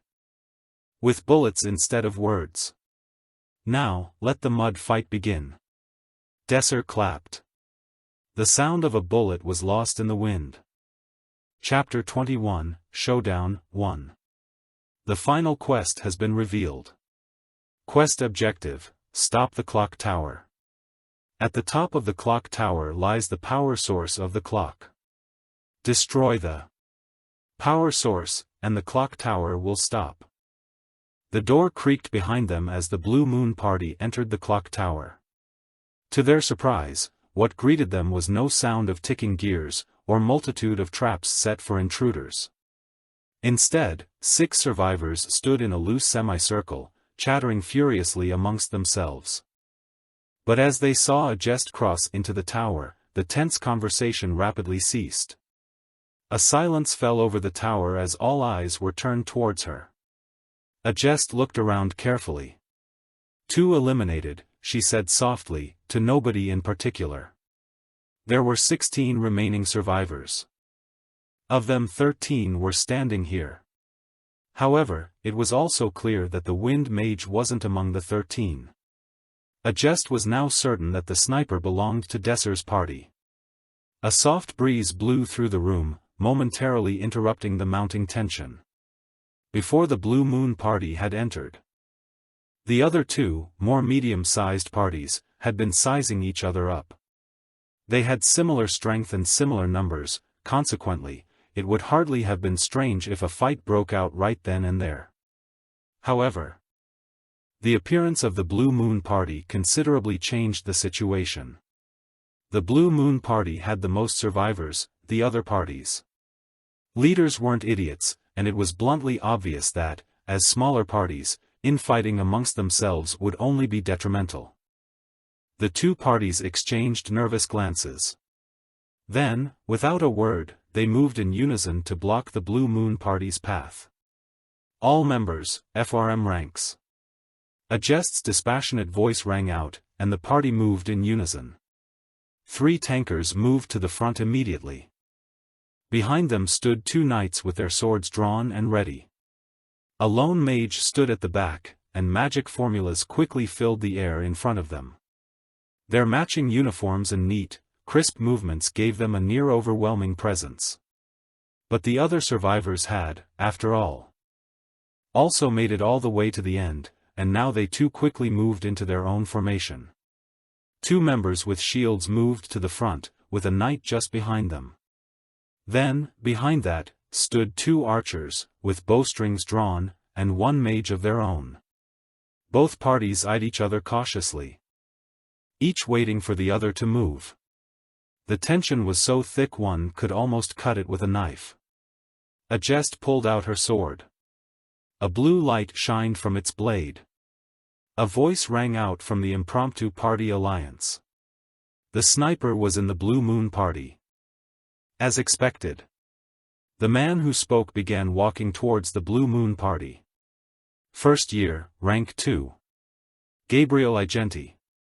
3rd circle fire mage. A jest raised an eyebrow in response, and asked, "You were also getting sniped at?" Cut the crap. Only the Blue Moon party could possibly have a sniper of that caliber. A jest narrowed her eyes. It wasn't because of anything Gabriel had just said, but rather, she now realized. We weren't the only ones Desser Armin was sniping. He had clearly found the clock tower first. But instead of continuing the quest, he had instead elected to gather every other party. Does he think he can snipe us all down? But that doesn't make sense. He wouldn't give up his enormous lead on the quest progression for such a reckless plan. Ajest blinked slowly as comprehension dawned on her. Clearing the quest wasn't his objective, she thought aloud. Igenti frowned. What are you talking about? Without a word in response, Ajest took a step forward. Her eyes were already behind him. He blinked. She disappeared. A cloud of dust exploded from where she had stood. In an instant, Ajest's sword was past him. There was no warning. Igenti turned to look down at his body. As he did, he faded into tiny motes of light. A contestant has been eliminated. 15 contestants remain. Ah! The party leader died. Everyone, charge! The screams ran out from panicked students. Ajest calmly surveyed her charging opponents, and flicked her sword in her hand. 5 people, and spectators. She looked up. She couldn't see deep into the dark tower, but it didn't matter.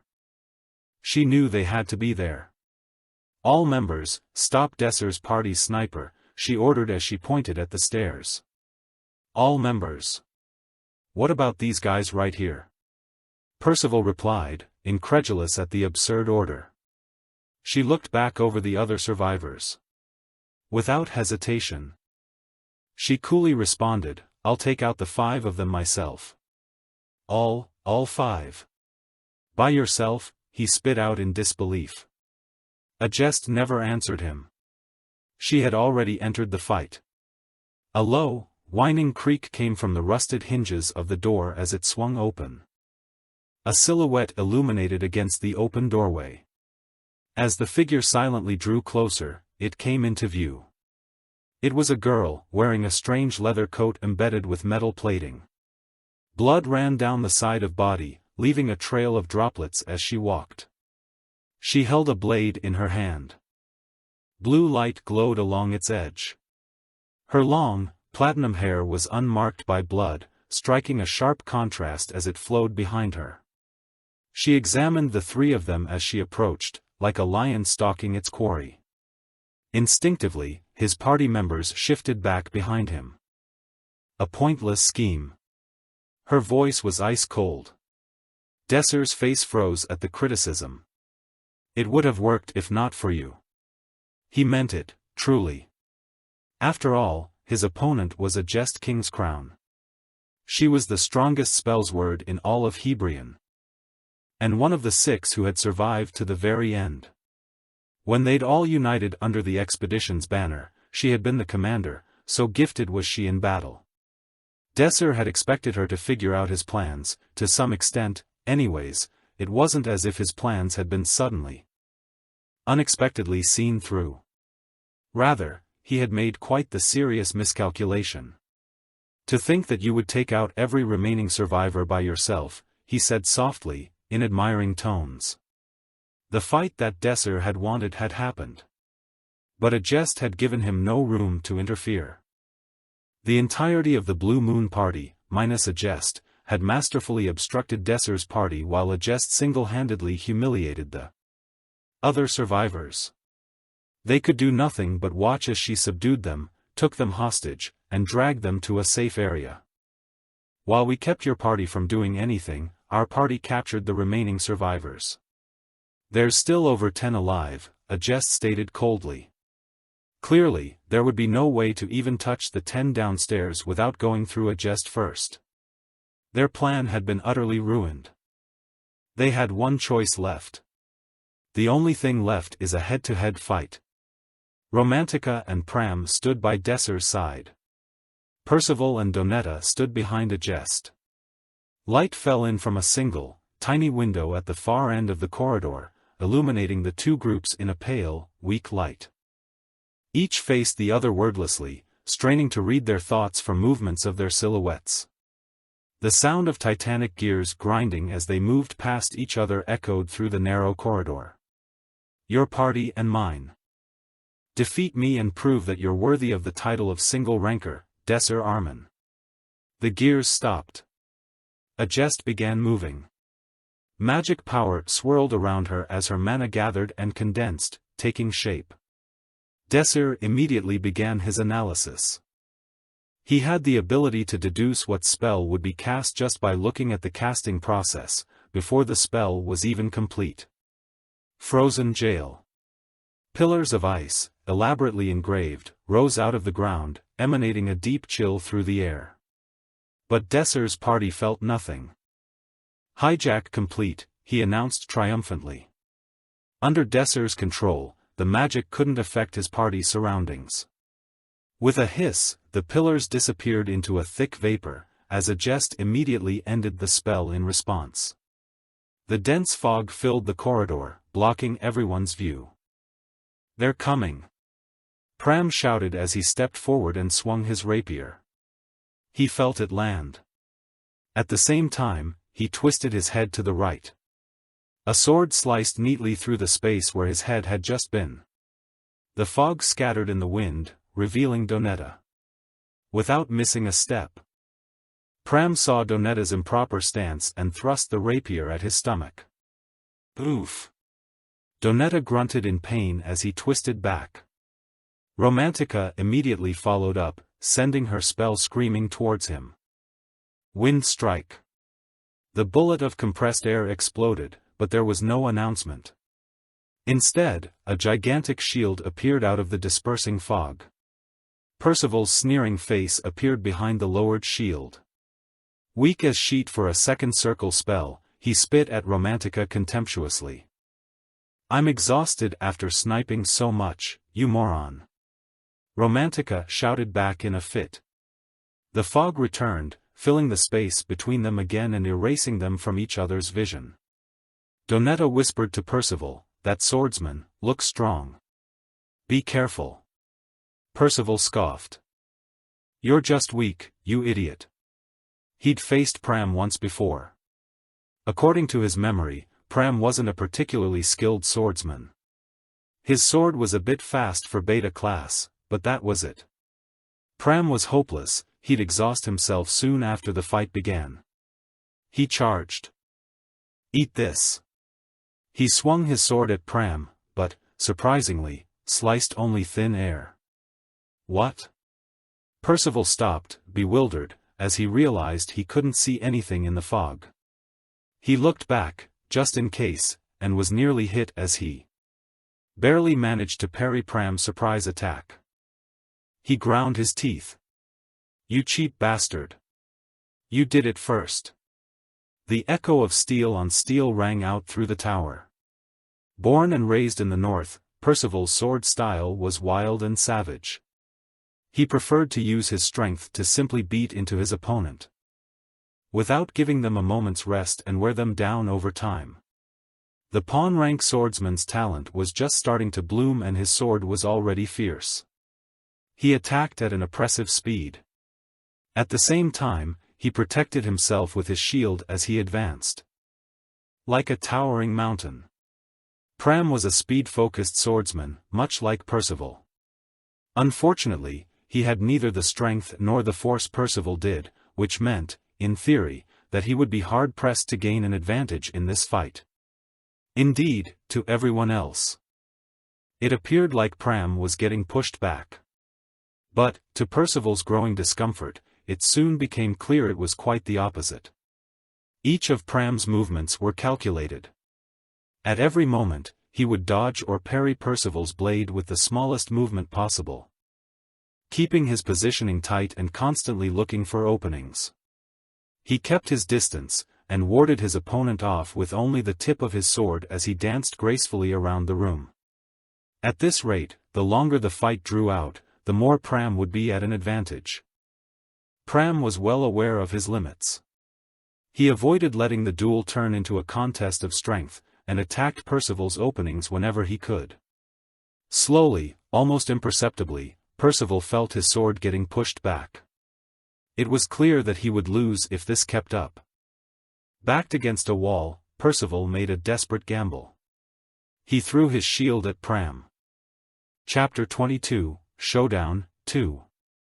At that range, even Pram couldn't avoid it. He collapsed as the shield slammed into his body. He shook his head in an attempt to reorient himself, and searched around frantically for Percival's location. It was too late.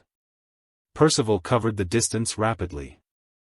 Pram's entire body reverberated as the two swords met. The duel had turned suddenly against Pram. It was no longer a contest of skill, but now of strength, one where Percival dictated the flow. Pram's hands trembled as he held off Percival's blade. Sensing the opportunity, Percival pushed forward, forcing strength into his blade. Pram felt his arms giving way. But Pram still had a few tricks up his sleeve. Suddenly, he shifted the angle of his rapier, subtly manipulating the point of contact to let Percival's sword glide down the blade. Percival's strength worked against him as he suddenly found the resistance lighten. He stumbled as momentum carried his body forward. It was too much of an opportunity to present someone of Pram's skill. Like a lightning bolt, his rapier thrust forward into Percival's shoulder. And the Blanchume tore through the steel chestplate like a hot knife through butter, splattering blood through the air. Staggered by the pain, Percival instinctively rolled back several times, rapidly making distance between himself and Pram, before barely standing back on his feet. "I was injured." He blinked repeatedly as he stared at his shoulder in shock and confusion. The attack was hardly enough to incapacitate him. It was impressive, but some shoulder pain was the extent of its damage. No, it wasn't merely the attack that had him reeling. Mere weeks ago, he had been clearly superior to Pram in skill. But just from that one exchange, one thing was obvious: Pram totally outclassed Percival. "You! The hell happened to you?" he shouted at Pram, incredulously. "To what might you be referring? How did you change so much in just a few weeks?" "Is there a reason I should tell you such a thing?" replied Pram, with a mischievous smile across his face. Percival scowled at Pram's non-answer, and he cursed under his breath. It was clear that he could no longer take Pram so lightly. Rushing in would almost certainly result in his defeat. Unable to hide his intense frustration, he shouted, "Damn it! What the fuck is Haddon doing right now?" "Fuck!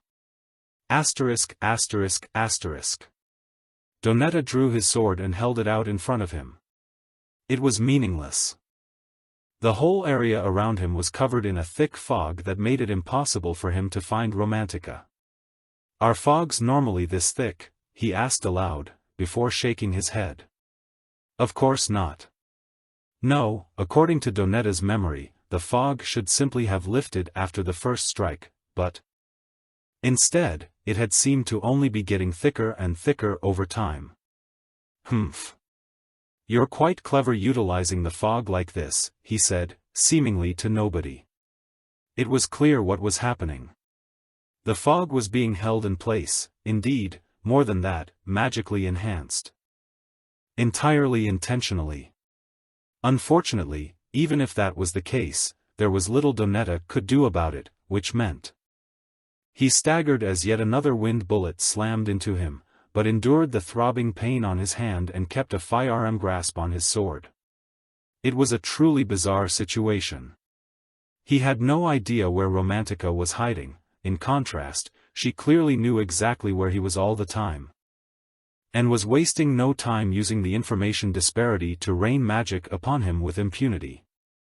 To top it all off, whenever he chased down where the attack came from, it was clear that Romantica had already disappeared to another spot to continue her merciless barrage. "Is she detecting my movement through the wind? Damn mages." Donetta felt that it was almost certain that a mage would be able to, which would explain his current predicament. It was quite the exhausting situation, having to simply sit and take the enemy's attacks. "Well, it seems like they're using their heads, but that won't be enough." Donetta stood up straight, and tapped the golden necklace he was wearing with a slight smirk. In an instant, the fog cleared. That necklace, it was an artifact? Romantica asked in shock. Artifacts. Items imbued with magic power. Compared to a regular item, it would be many times more expensive. I told you that you'd regret it, didn't I? Donetta asked smugly. He raised his hand and aimed the ring on his thumb towards Romantica. She quickly realized that the necklace wasn't the only artifact he possessed. Fire ring. Second circle fire magic. A ring of fire formed beneath Romantica's feet for a moment, before a wave of heat shot upwards, pinning her within the circle. She was trapped. Donetta raised his blade and held it inches from her face. She simply shrugged her shoulders in response. Well, I guess I do regret it a little, she said calmly. It's too late to regret it now, replied Donetta harshly. Romantica glanced to his left for a moment. Well, it's also too late to dodge too. What? Donetta quickly turned to look where Romantica's eyes were looking. A giant boulder, rapidly growing in size, filled his field of view. Cook dash. He grunted in pain as the massive rock slammed into his body and lifted him into the air, sending him flying. Slowly, as the dust settled, he rose to his feet, brushing off the rubble. He looked down at himself and felt a surge of rage. His appearance had been completely ruined. The immaculate clothes he wore were torn and covered in dust. They belonged more on a homeless person than a noble. His coat was shredded so badly it wasn't even worth wearing. You fucking beta class B****, TCH, he shrieked in impotent rage. You did well buying time, said Desir as he stood in front of Romantica.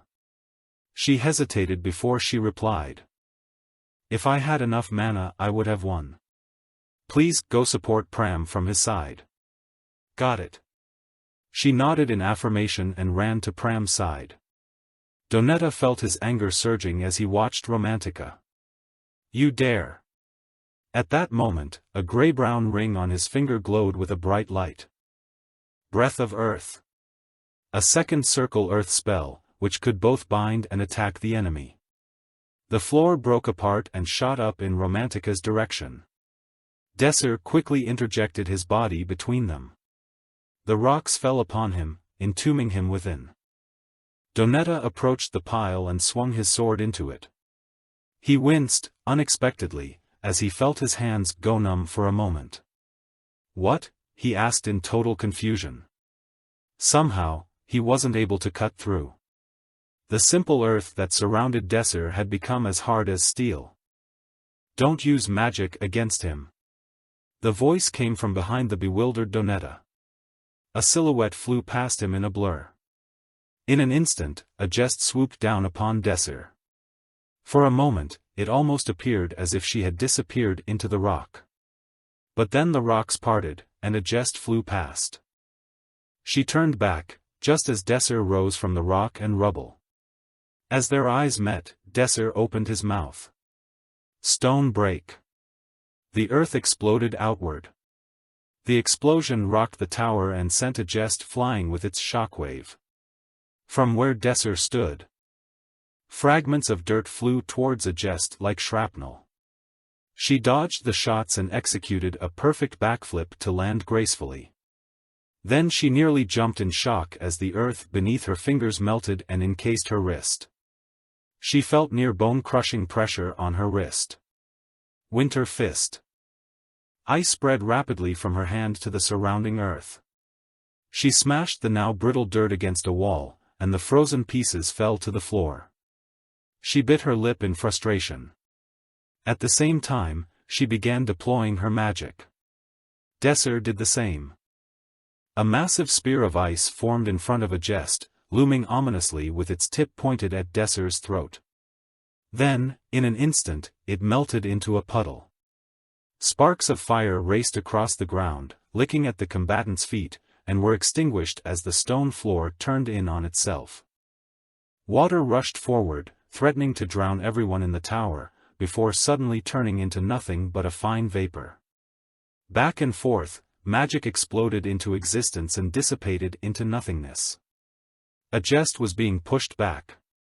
She felt a slight twinge of surprise, not at the result, but at how readily she seemed to accept it. It made sense to her now. It was never a matter of power, a jest's mana far exceeded Desir's own.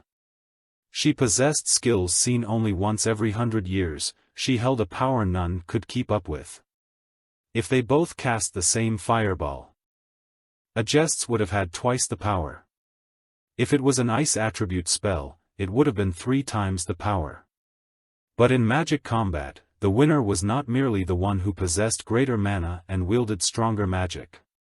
Tactical awareness, understanding battle conditions, speed, suitability, indeed, at the simplest level, magic combat was perhaps best understood as a high-level psychological fight. Being able to read the opponent's intentions, develop a countermeasure, and quickly execute it, all these were more important than simple magic power output. And as much as a jest hated it, as much as she wanted to beat Desir straight up in a magic duel, she had no option now but to admit the sorry truth: in this psychological fight, a jest was completely outmatched. There was absolutely no way she could beat Desir in a magic duel. Her magic had been repeatedly totally countered by far weaker magic. Her simpler spells were constantly hijacked, and her more complex spells were rendered irrelevant. Desir was reading her like a book, and effortlessly dragging her into his pace. That overwhelming difference in experience became his spear and shield itself. It loomed over a jest like an insurmountable wall. It doesn't make any sense. A jest's mind swirled in confusion. No matter how she broke it down, there was no way Desir wasn't of similar age to herself. The gap in experience was incomprehensible. Just who is he? What is his identity? She paused and stepped back to gather her wits and refocus. Donetta, who had been watching the duel unfold from the sidelines, suddenly interjected, "Party leader. Let me help you." A jest shook her head in response. "No. This is my fight, do not interfere." "But just go and help Percival." "Percival?" That fight should have ended. Donetta's voice trailed off as he realized, shockingly, that it somehow hadn't. Contrary to expectation, the duel between Percival and Pram was still dragging out. Indeed, Donetta realized in horrified shock, Percival was somehow losing.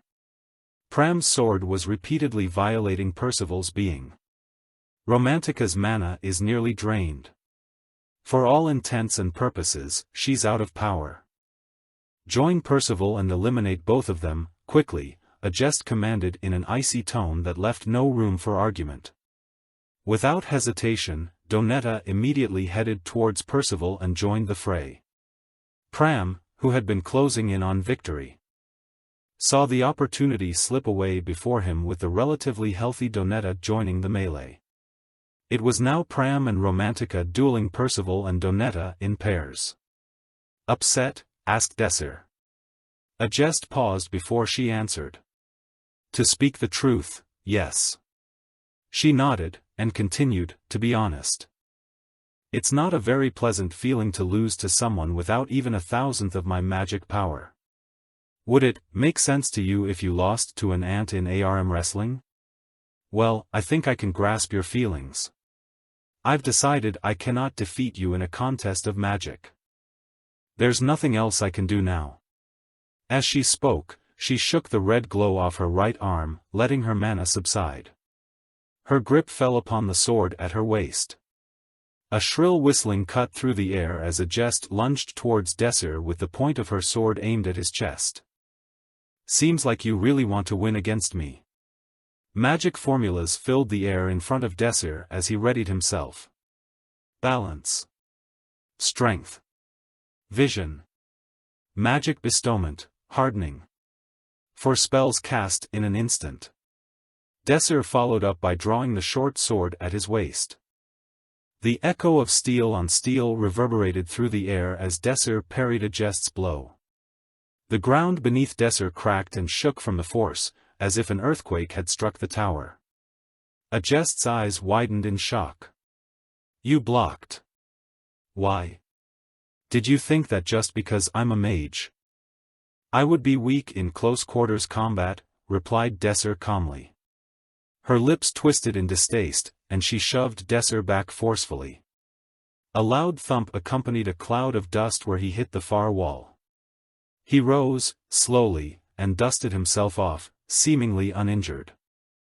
Chapter 23, Showdown, 3. A Jest's eyes narrowed and she bit her lip. So you're prepared for close combat as well? Sure, but with my magic power, 5 minutes is my limit, Desser admitted with a smile. A Jest wasn't naive enough to trust somebody revealing their weakness. But she didn't doubt his honesty. Desser's mana was being expended at a visible rate. Hearing those words, a Jest approached without pause. Outside of expectations, Desser faced the prodigy's sword head-on. A Jest had the lead in the head-to-head melee, but Desser was holding on. He read the trajectories of her swings, and led his sword in advance to parry. Even with his body strengthened with magic, he straddled the line between life and death, each blow heavier than the next. Aren't you having fun, a Jest? Said Desser, as he received the third strike. A look of confusion appeared on a Jest's face as they dueled. Fun? Of course. You've always reigned from the top. You've probably never met anyone who could be your equal. Desser parried another blow and pushed a Jest back. With all of your being, you hate losing. Isn't that right? A Jest king's crown? Desser knew this woman very well. The future commander a Jest king's crown hated losing. Beneath her icy surface, she honed her talents and refused to let anybody surpass her. The entire time, she led a lonely life on her throne, without a single person able to match her in combat. This time, things will be different. Desser pointed at himself. You want to defeat me, right? To use everything at your disposal and beat me down. That's why you came to me to declare war and led me into this duel, so I wouldn't be able to avoid this fight. Ultimately, that's what you're aiming for. Now that you've accomplished that, you're having fun. Am I right? A Jest was speechless, she was seen through completely. Even though she wasn't wholly aware of it herself. She gathered her thoughts and replied. I admit it. I want to win against you with all of my strength. You are correct, you could say I'm enjoying this, but what's the point of all this talk? What is the point in making me admit this? How does this have anything to do with our fight? Because I plan to respond to your spirit in kind. Desser Armin spoke to his ally from his past life, the apex of humanity. Don't hold back. At the top of the clock tower, they stood in a plain white room, ornamented with a singular pillar that bisected the room. A Jest and Desser stood apart on top of the space, 80 meters in a standoff. Magic began to surround the Ice Queen as she channeled her trump card. Frozen Throne. A throne of ice emerged in the center of the room. Hexagonal pillars of ice burst out from the ground and shot up to the ceiling of the clock tower. A frigid air exuded from the pillars of ice, covering the room with a layer of frost. The frost grew at a visible pace, eventually forming a grand hall, with an intricate chandelier and windows adorning the lavish room. Frozen Palace. The magic continued to grow, transporting the top of the clock tower back to the Ice Age. Desser looked around to find that the ice formed into architecture befitting the Northerners, with sculptures lining the interior. The beautiful room would have been gorgeous to explore if they weren't in the middle of a fight. In this space, a mage is able to use an unlimited number of spells without calculation. My ice magic has no limits in this space, said a Jest. Hundreds of magic circles formed in the air, clustered so tightly that Desser could barely see through them. All of them were directly right at him. An area with access to magic without limits, the frozen palace formed with a single throne of ice at its core. This was her palace, and the throne from which she ruled. The signature spell of Queen Adjest. Frozen Throne was one of her signature spells. Even in the future, she was using everything she had against Desser in this fight. But she still hasn't caught on. Desser raised his hand. This wasn't a fight Adjest could win with pure numbers alone. The countless spells trained on his person broke. Each of the magic formulas shattered into pieces and the residual magic fell away like snow. Desser looked smug as he awaited Adjest's next move. It didn't take long. The prodigy readied another set of spells at Desser. Even if it's you won't be able to keep pouring out these spells, casually reminded Desser. The infinite calculation space. As long as she succeeded in creating her frozen palace, she could use as many spells as she would like without casting. This was far past the level of double or triple casting. As Desser could see in front of his eyes, hundreds of spells were being casted all at once. It sounded impressive. But it had one fatal flaw: the mana expenditure was colossal. Sustaining the field itself would run an average mage dry within 3 seconds. Even Adjest King's Crown had a limit. Desser was aiming for exactly that window. Asterisk, asterisk, asterisk. In the meantime, Adjest was preparing her third round of spells. Her magic didn't have any effect on Desser, but she didn't falter. She had known from the start that it was impossible to fight Desser using magic. All of her spells would be hijacked. No matter how carefully crafted they were. It wouldn't take much more than a wave of his hand for them to dissipate. He was on a different level. Even in her frozen throne, she was unable to land a single hit on Desser. Her abundant stores of mana, which were near full at the beginning of the battle, had dropped to below 10%. Anybody else would think that it was a waste to cast any more spells. Adjest felt differently. She was stalling for time. Each spell projected and flying through the air created time for Adjest to think. As she constructed her spells, she analyzed her probability of winning. Combing through each minute detail. Her thoughts kept coming back to one thing: why am I losing in magic? The problem was the formulas. Desser had seen through every single one, leaving her no way to land a hit. If they were casting the same spells, there was no way she would lose. Her magic power was far superior, but that meant nothing in the face of his hijacking. She took a good look at her opponent. If she could cast a spell he couldn't hijack, he wouldn't be able to fight back. That would be turning point in this battle. The main question: how could she solve this problem? Adjest looked at the hundreds of ice spells being dismantled in front of her eyes, and took a deep breath. She had no time left to hesitate. What if it's not in the form of a spell, she thought. She drew her sword. Initially, she planned on taking him on with only her sword. But that was pointless. Desser could counter that. Swordsmanship and magic power was her forte, and the one thing she had over Desser in spades. She would have to use these together in tandem to take down the man in front of her. In that moment, Adjest had an idea. Combine the sword and magic simultaneously. This was past the level of enchanting the sword with magic. She would have to infuse the magic into the sword itself. The second she used a magic formula, it would be hijacked. She needed raw magic power. Magic sword. Intertwining swordsmanship and magic, this was Adjest's answer to her opponent. Her sword became enveloped in a blue light. Asterisk, asterisk, asterisk. Magic pulsed in ripples from the sword. The magic resonated with the chambers of the frozen palace. Desser heard this sound many times before. It can't be, she managed to manifest magic sword all by herself. Desser's eyes widened at the discovery. Magic sword was the ultimate magic for a spell's word. The meshing and perfect balance of magic and swordsmanship. Adjest had thought of it and made it a reality.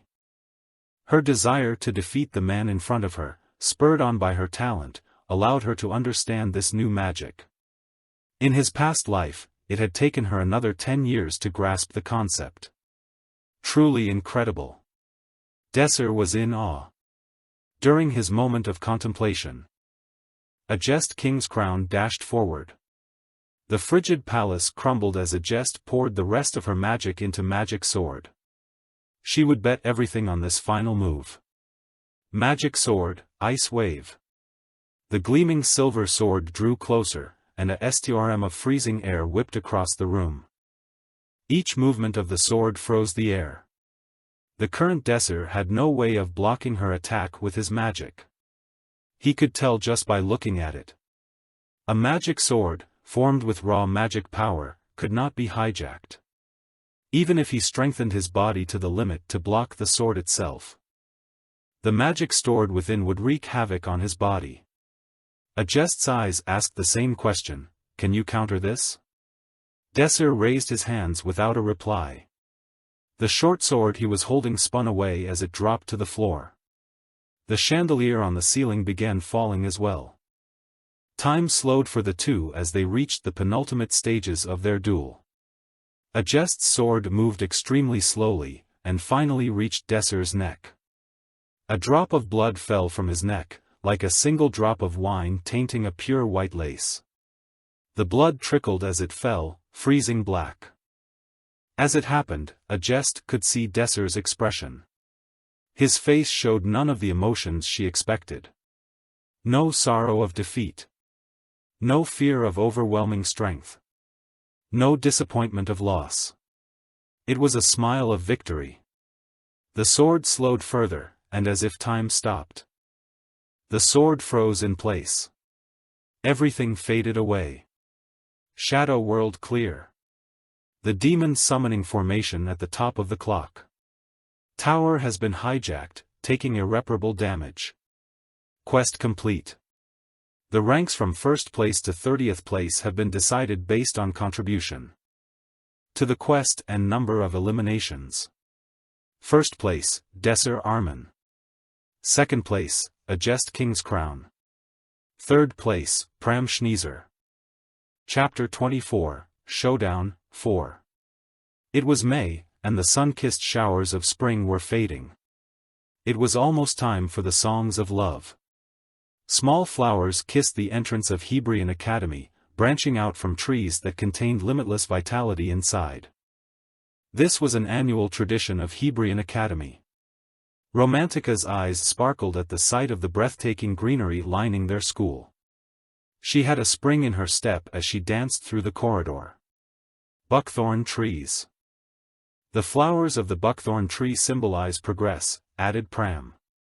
It was unusual of him to comment.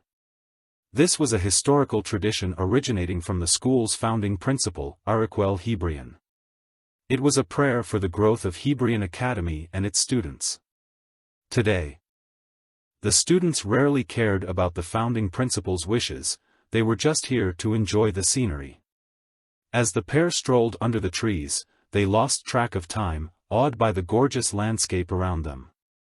Eventually, the sound of falling raindrops rang across the leaves. "It looks like it's about to rain," said Pram. Asterisk, asterisk, asterisk. Rain began to pour down from the overcast sky. It rained all across Hebrian Academy and the skies became murky. Romantica paused and pursed her lips. "I don't want to get my clothes wet," complained Romantica as the rain rode down the hem of her string-spun clothes. The rain flowed between the grooves in the strings like a river. The downpour quickly drenched the uniforms of Romantica and Pram. Despite that, they didn't mind one bit. "It rained like this back in the shadow world, right?" reminisced Romantica. "It was colder and more unpleasant back then." The two of them knowingly smiled at each other and covered up with their jackets. "The rain hasn't changed, it's just that our situation's different." Romantica took the lead as the two of them traveled to Starling Dormitory, home of their fearless leader. As they walked into the lobby, Romantica took the initiative to dry herself with magic. The Starling Dormitory lobby was almost empty, likely due to the rain. Desser Armin sat in the center of the lobby, waiting for them to arrive. He wasn't alone. Sitting across from him was a beautiful girl with platinum blonde hair. Strands of gold woven with silver, the color of the southern lions.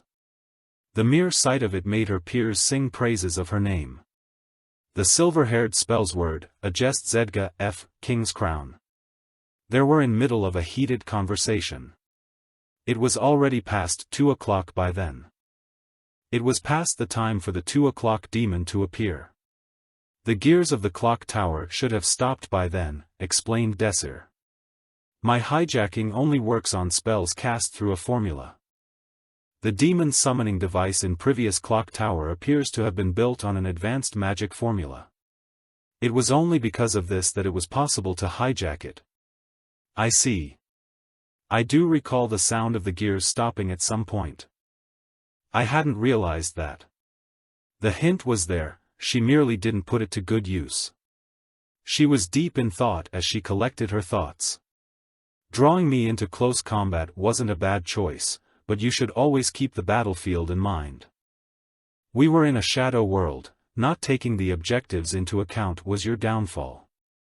Adjust's shoulders slumped as she took it all in. She had been goaded into her every move.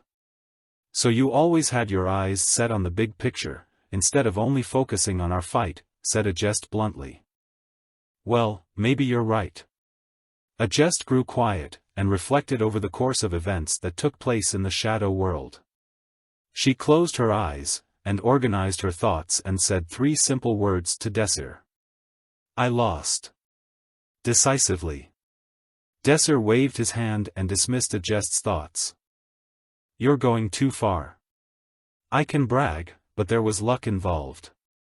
If my analysis was a bit slower, or your blade a bit faster, then we would have avenged Mr. Desir, said Pram. The pair interrupted the conversation and separated the two of them. By that point, we'd essentially won our part of the battle, added Romantica. Desir grinned at the arrival of his party members. You guys came. The group of 4 crowded around a table and sat down. Romantica looked moody as she glanced at Adjust and spoke directly to Desir. Weren't we the only ones meeting you here? Adjust's only here for a moment. She had a few questions about our fight. Even so, she's an enemy, right? We almost lost because of her. Don't you think you're be a little too calm? Romantica's eyes darted from Desir to Adjust. If that was all it took for you to lose, then you weren't even worthy of entering Alpha class, said Adjust. Romantica's eyes flared. What? The regal Adjust gave Romantica a casual glance and said no more. Catching a whiff of the arising conflict, Desir hurriedly added some choice words to the conversation. Adjust is just trying to say that we deserved it. Seeing as how we passed the exam and have been promoted to the Alpha class. He scratched his head and gave Romantica a slight smile. What, that's what that meant. Romantica crossed her arms, putting on airs. Well, I supposed if you're going so far to say something like that, then so be it. Honestly, we wouldn't have been able to win without Romantica's sniping. Thanks, Romantica. Wah. Thanks. Well, you didn't need to thank me or anything. Romantica turned beet red and started twiddling her fingers in embarrassment at Desir's thanks. And me? Mr. Desir, what about me? Pram's eyes gleamed in anticipation. You did well too, Pram. Desir patted Pram's head as the latter hugged Desir's waist. Pram clung to Desir like a puppy and pushed his head into Desir's palm. Adjust watched the scene unfold from behind them. This means we're taking a break from training now, right? Romantica looked apprehensive as she looked over to see Desir's response. On whose authority? Training happens every day, said Desir with a stern appearance. What? No. We barely got out of the promotion battle yesterday. This is too much. Did you forget exactly what won us the promotion battle yesterday? Even so, TCH. The conversation turned into a noisy ruckus as Romantica and Desser bantered back and forth. Seeing the break in conversation, Agest stood up from the table and announced her leave. Pram tried to cover up his laughter at the scene of his fellow party members, before seeing Agest. You're leaving already? Agest took a good look at the rest of the group, before wordlessly holding up her identity pass. Blue Moon Party's insignia displayed on the display. A party summons. They couldn't make her stay any longer. As she started walking to the door, she paused before turning around and looked at Desser. She seemed hesitant, a far cry from the Ice Queen they normally associated with her. Desser. I have a request. Her eyes looked intently at Desser, as if searching for the answer without need to ask her question. I know this is shameless, but may I join your training sessions? Romantica and Pram stood stunned at the request. Desser nodded cheerfully at Agest. Every morning at 6 o'clock sharp, and after class. We meet at the training sector's entrance. The door creaked open and the sound of rain poured into the lobby. Agest opened her mouth slightly, then closed it again. A whisper of a smile showed up on her face as she turned back around and stepped out of Starling Dormitory. The door closed, and the sound of rain died down.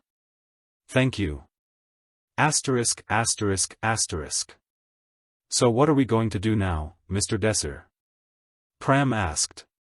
Now that we've been promoted to Alpha class, are we done with the PA? Of course not. Desser was resolute. The discrimination against the Beta class still exists. We're going to create a path for all of the talent in Beta class. What a wonderful plan. What a pain in the neck. The responses from his fellow party members were very different. Desser teased, then, Miss Romantica. Are you leaving the party? Whwa? Who's leaving?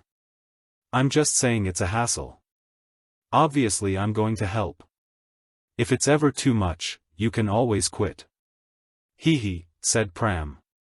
Desser sat back down and leaned into his chair, watching the two of them argue. I shouldn't forget my real objective. He needed to handle the looming threat of the Shadow Labyrinth. Entering the Alpha class was the first step. After gathering more party members and helping them grow, they would methodically clear away the Shadow Worlds, reducing casualties as much as possible. When the true threat known as the Shadow Labyrinth appeared, the party he trained would become the key to clearing it. As Desser became embroiled in his thoughts, he heard a familiar voice chime in. I see you're all here. Professor Bridget stepped into the lobby and sat down in front of the three students. She surveyed the members with a mild expression. I have some very important news for everyone here. Bridget raised her finger, and waves of mana exuded from her body. A chocolate cake appeared from thin air and landed on the table. It was a huge cake, large enough to cover the whole table. The decorations adorning the cake were exquisite. Romantica did her best not to drool all over the table. She recognized the cake immediately. Biswald Bakery's specialty cake. Biswald Bakery is a famous bakery whose prices made your eyes pop out of their sockets. Only then did Desser and Pram catch on. Isn't this a bit much? Asked Desser. The professor laughed joyfully at Desser's question. Not at all. Seeing that pig-headed noble so humiliated is well worth it. Pig-headed? Desser inquired about exactly who Bridget was referring to, when she pulled him into a tight hug. Her arms were trembling and her cheeks flushed with excitement. Desser was shocked by the current state of events and he tried to reel back in confusion. Professor? What are you doing? Romantica blurted out. In quick succession, Pram also whined. Wait your turn. Despite the protest of Pram and Romantica, Bridget hugged Desser even more tightly. Well done. You've done it. You mean? She held up 3 Alpha class badges, and the three youths were ecstatic.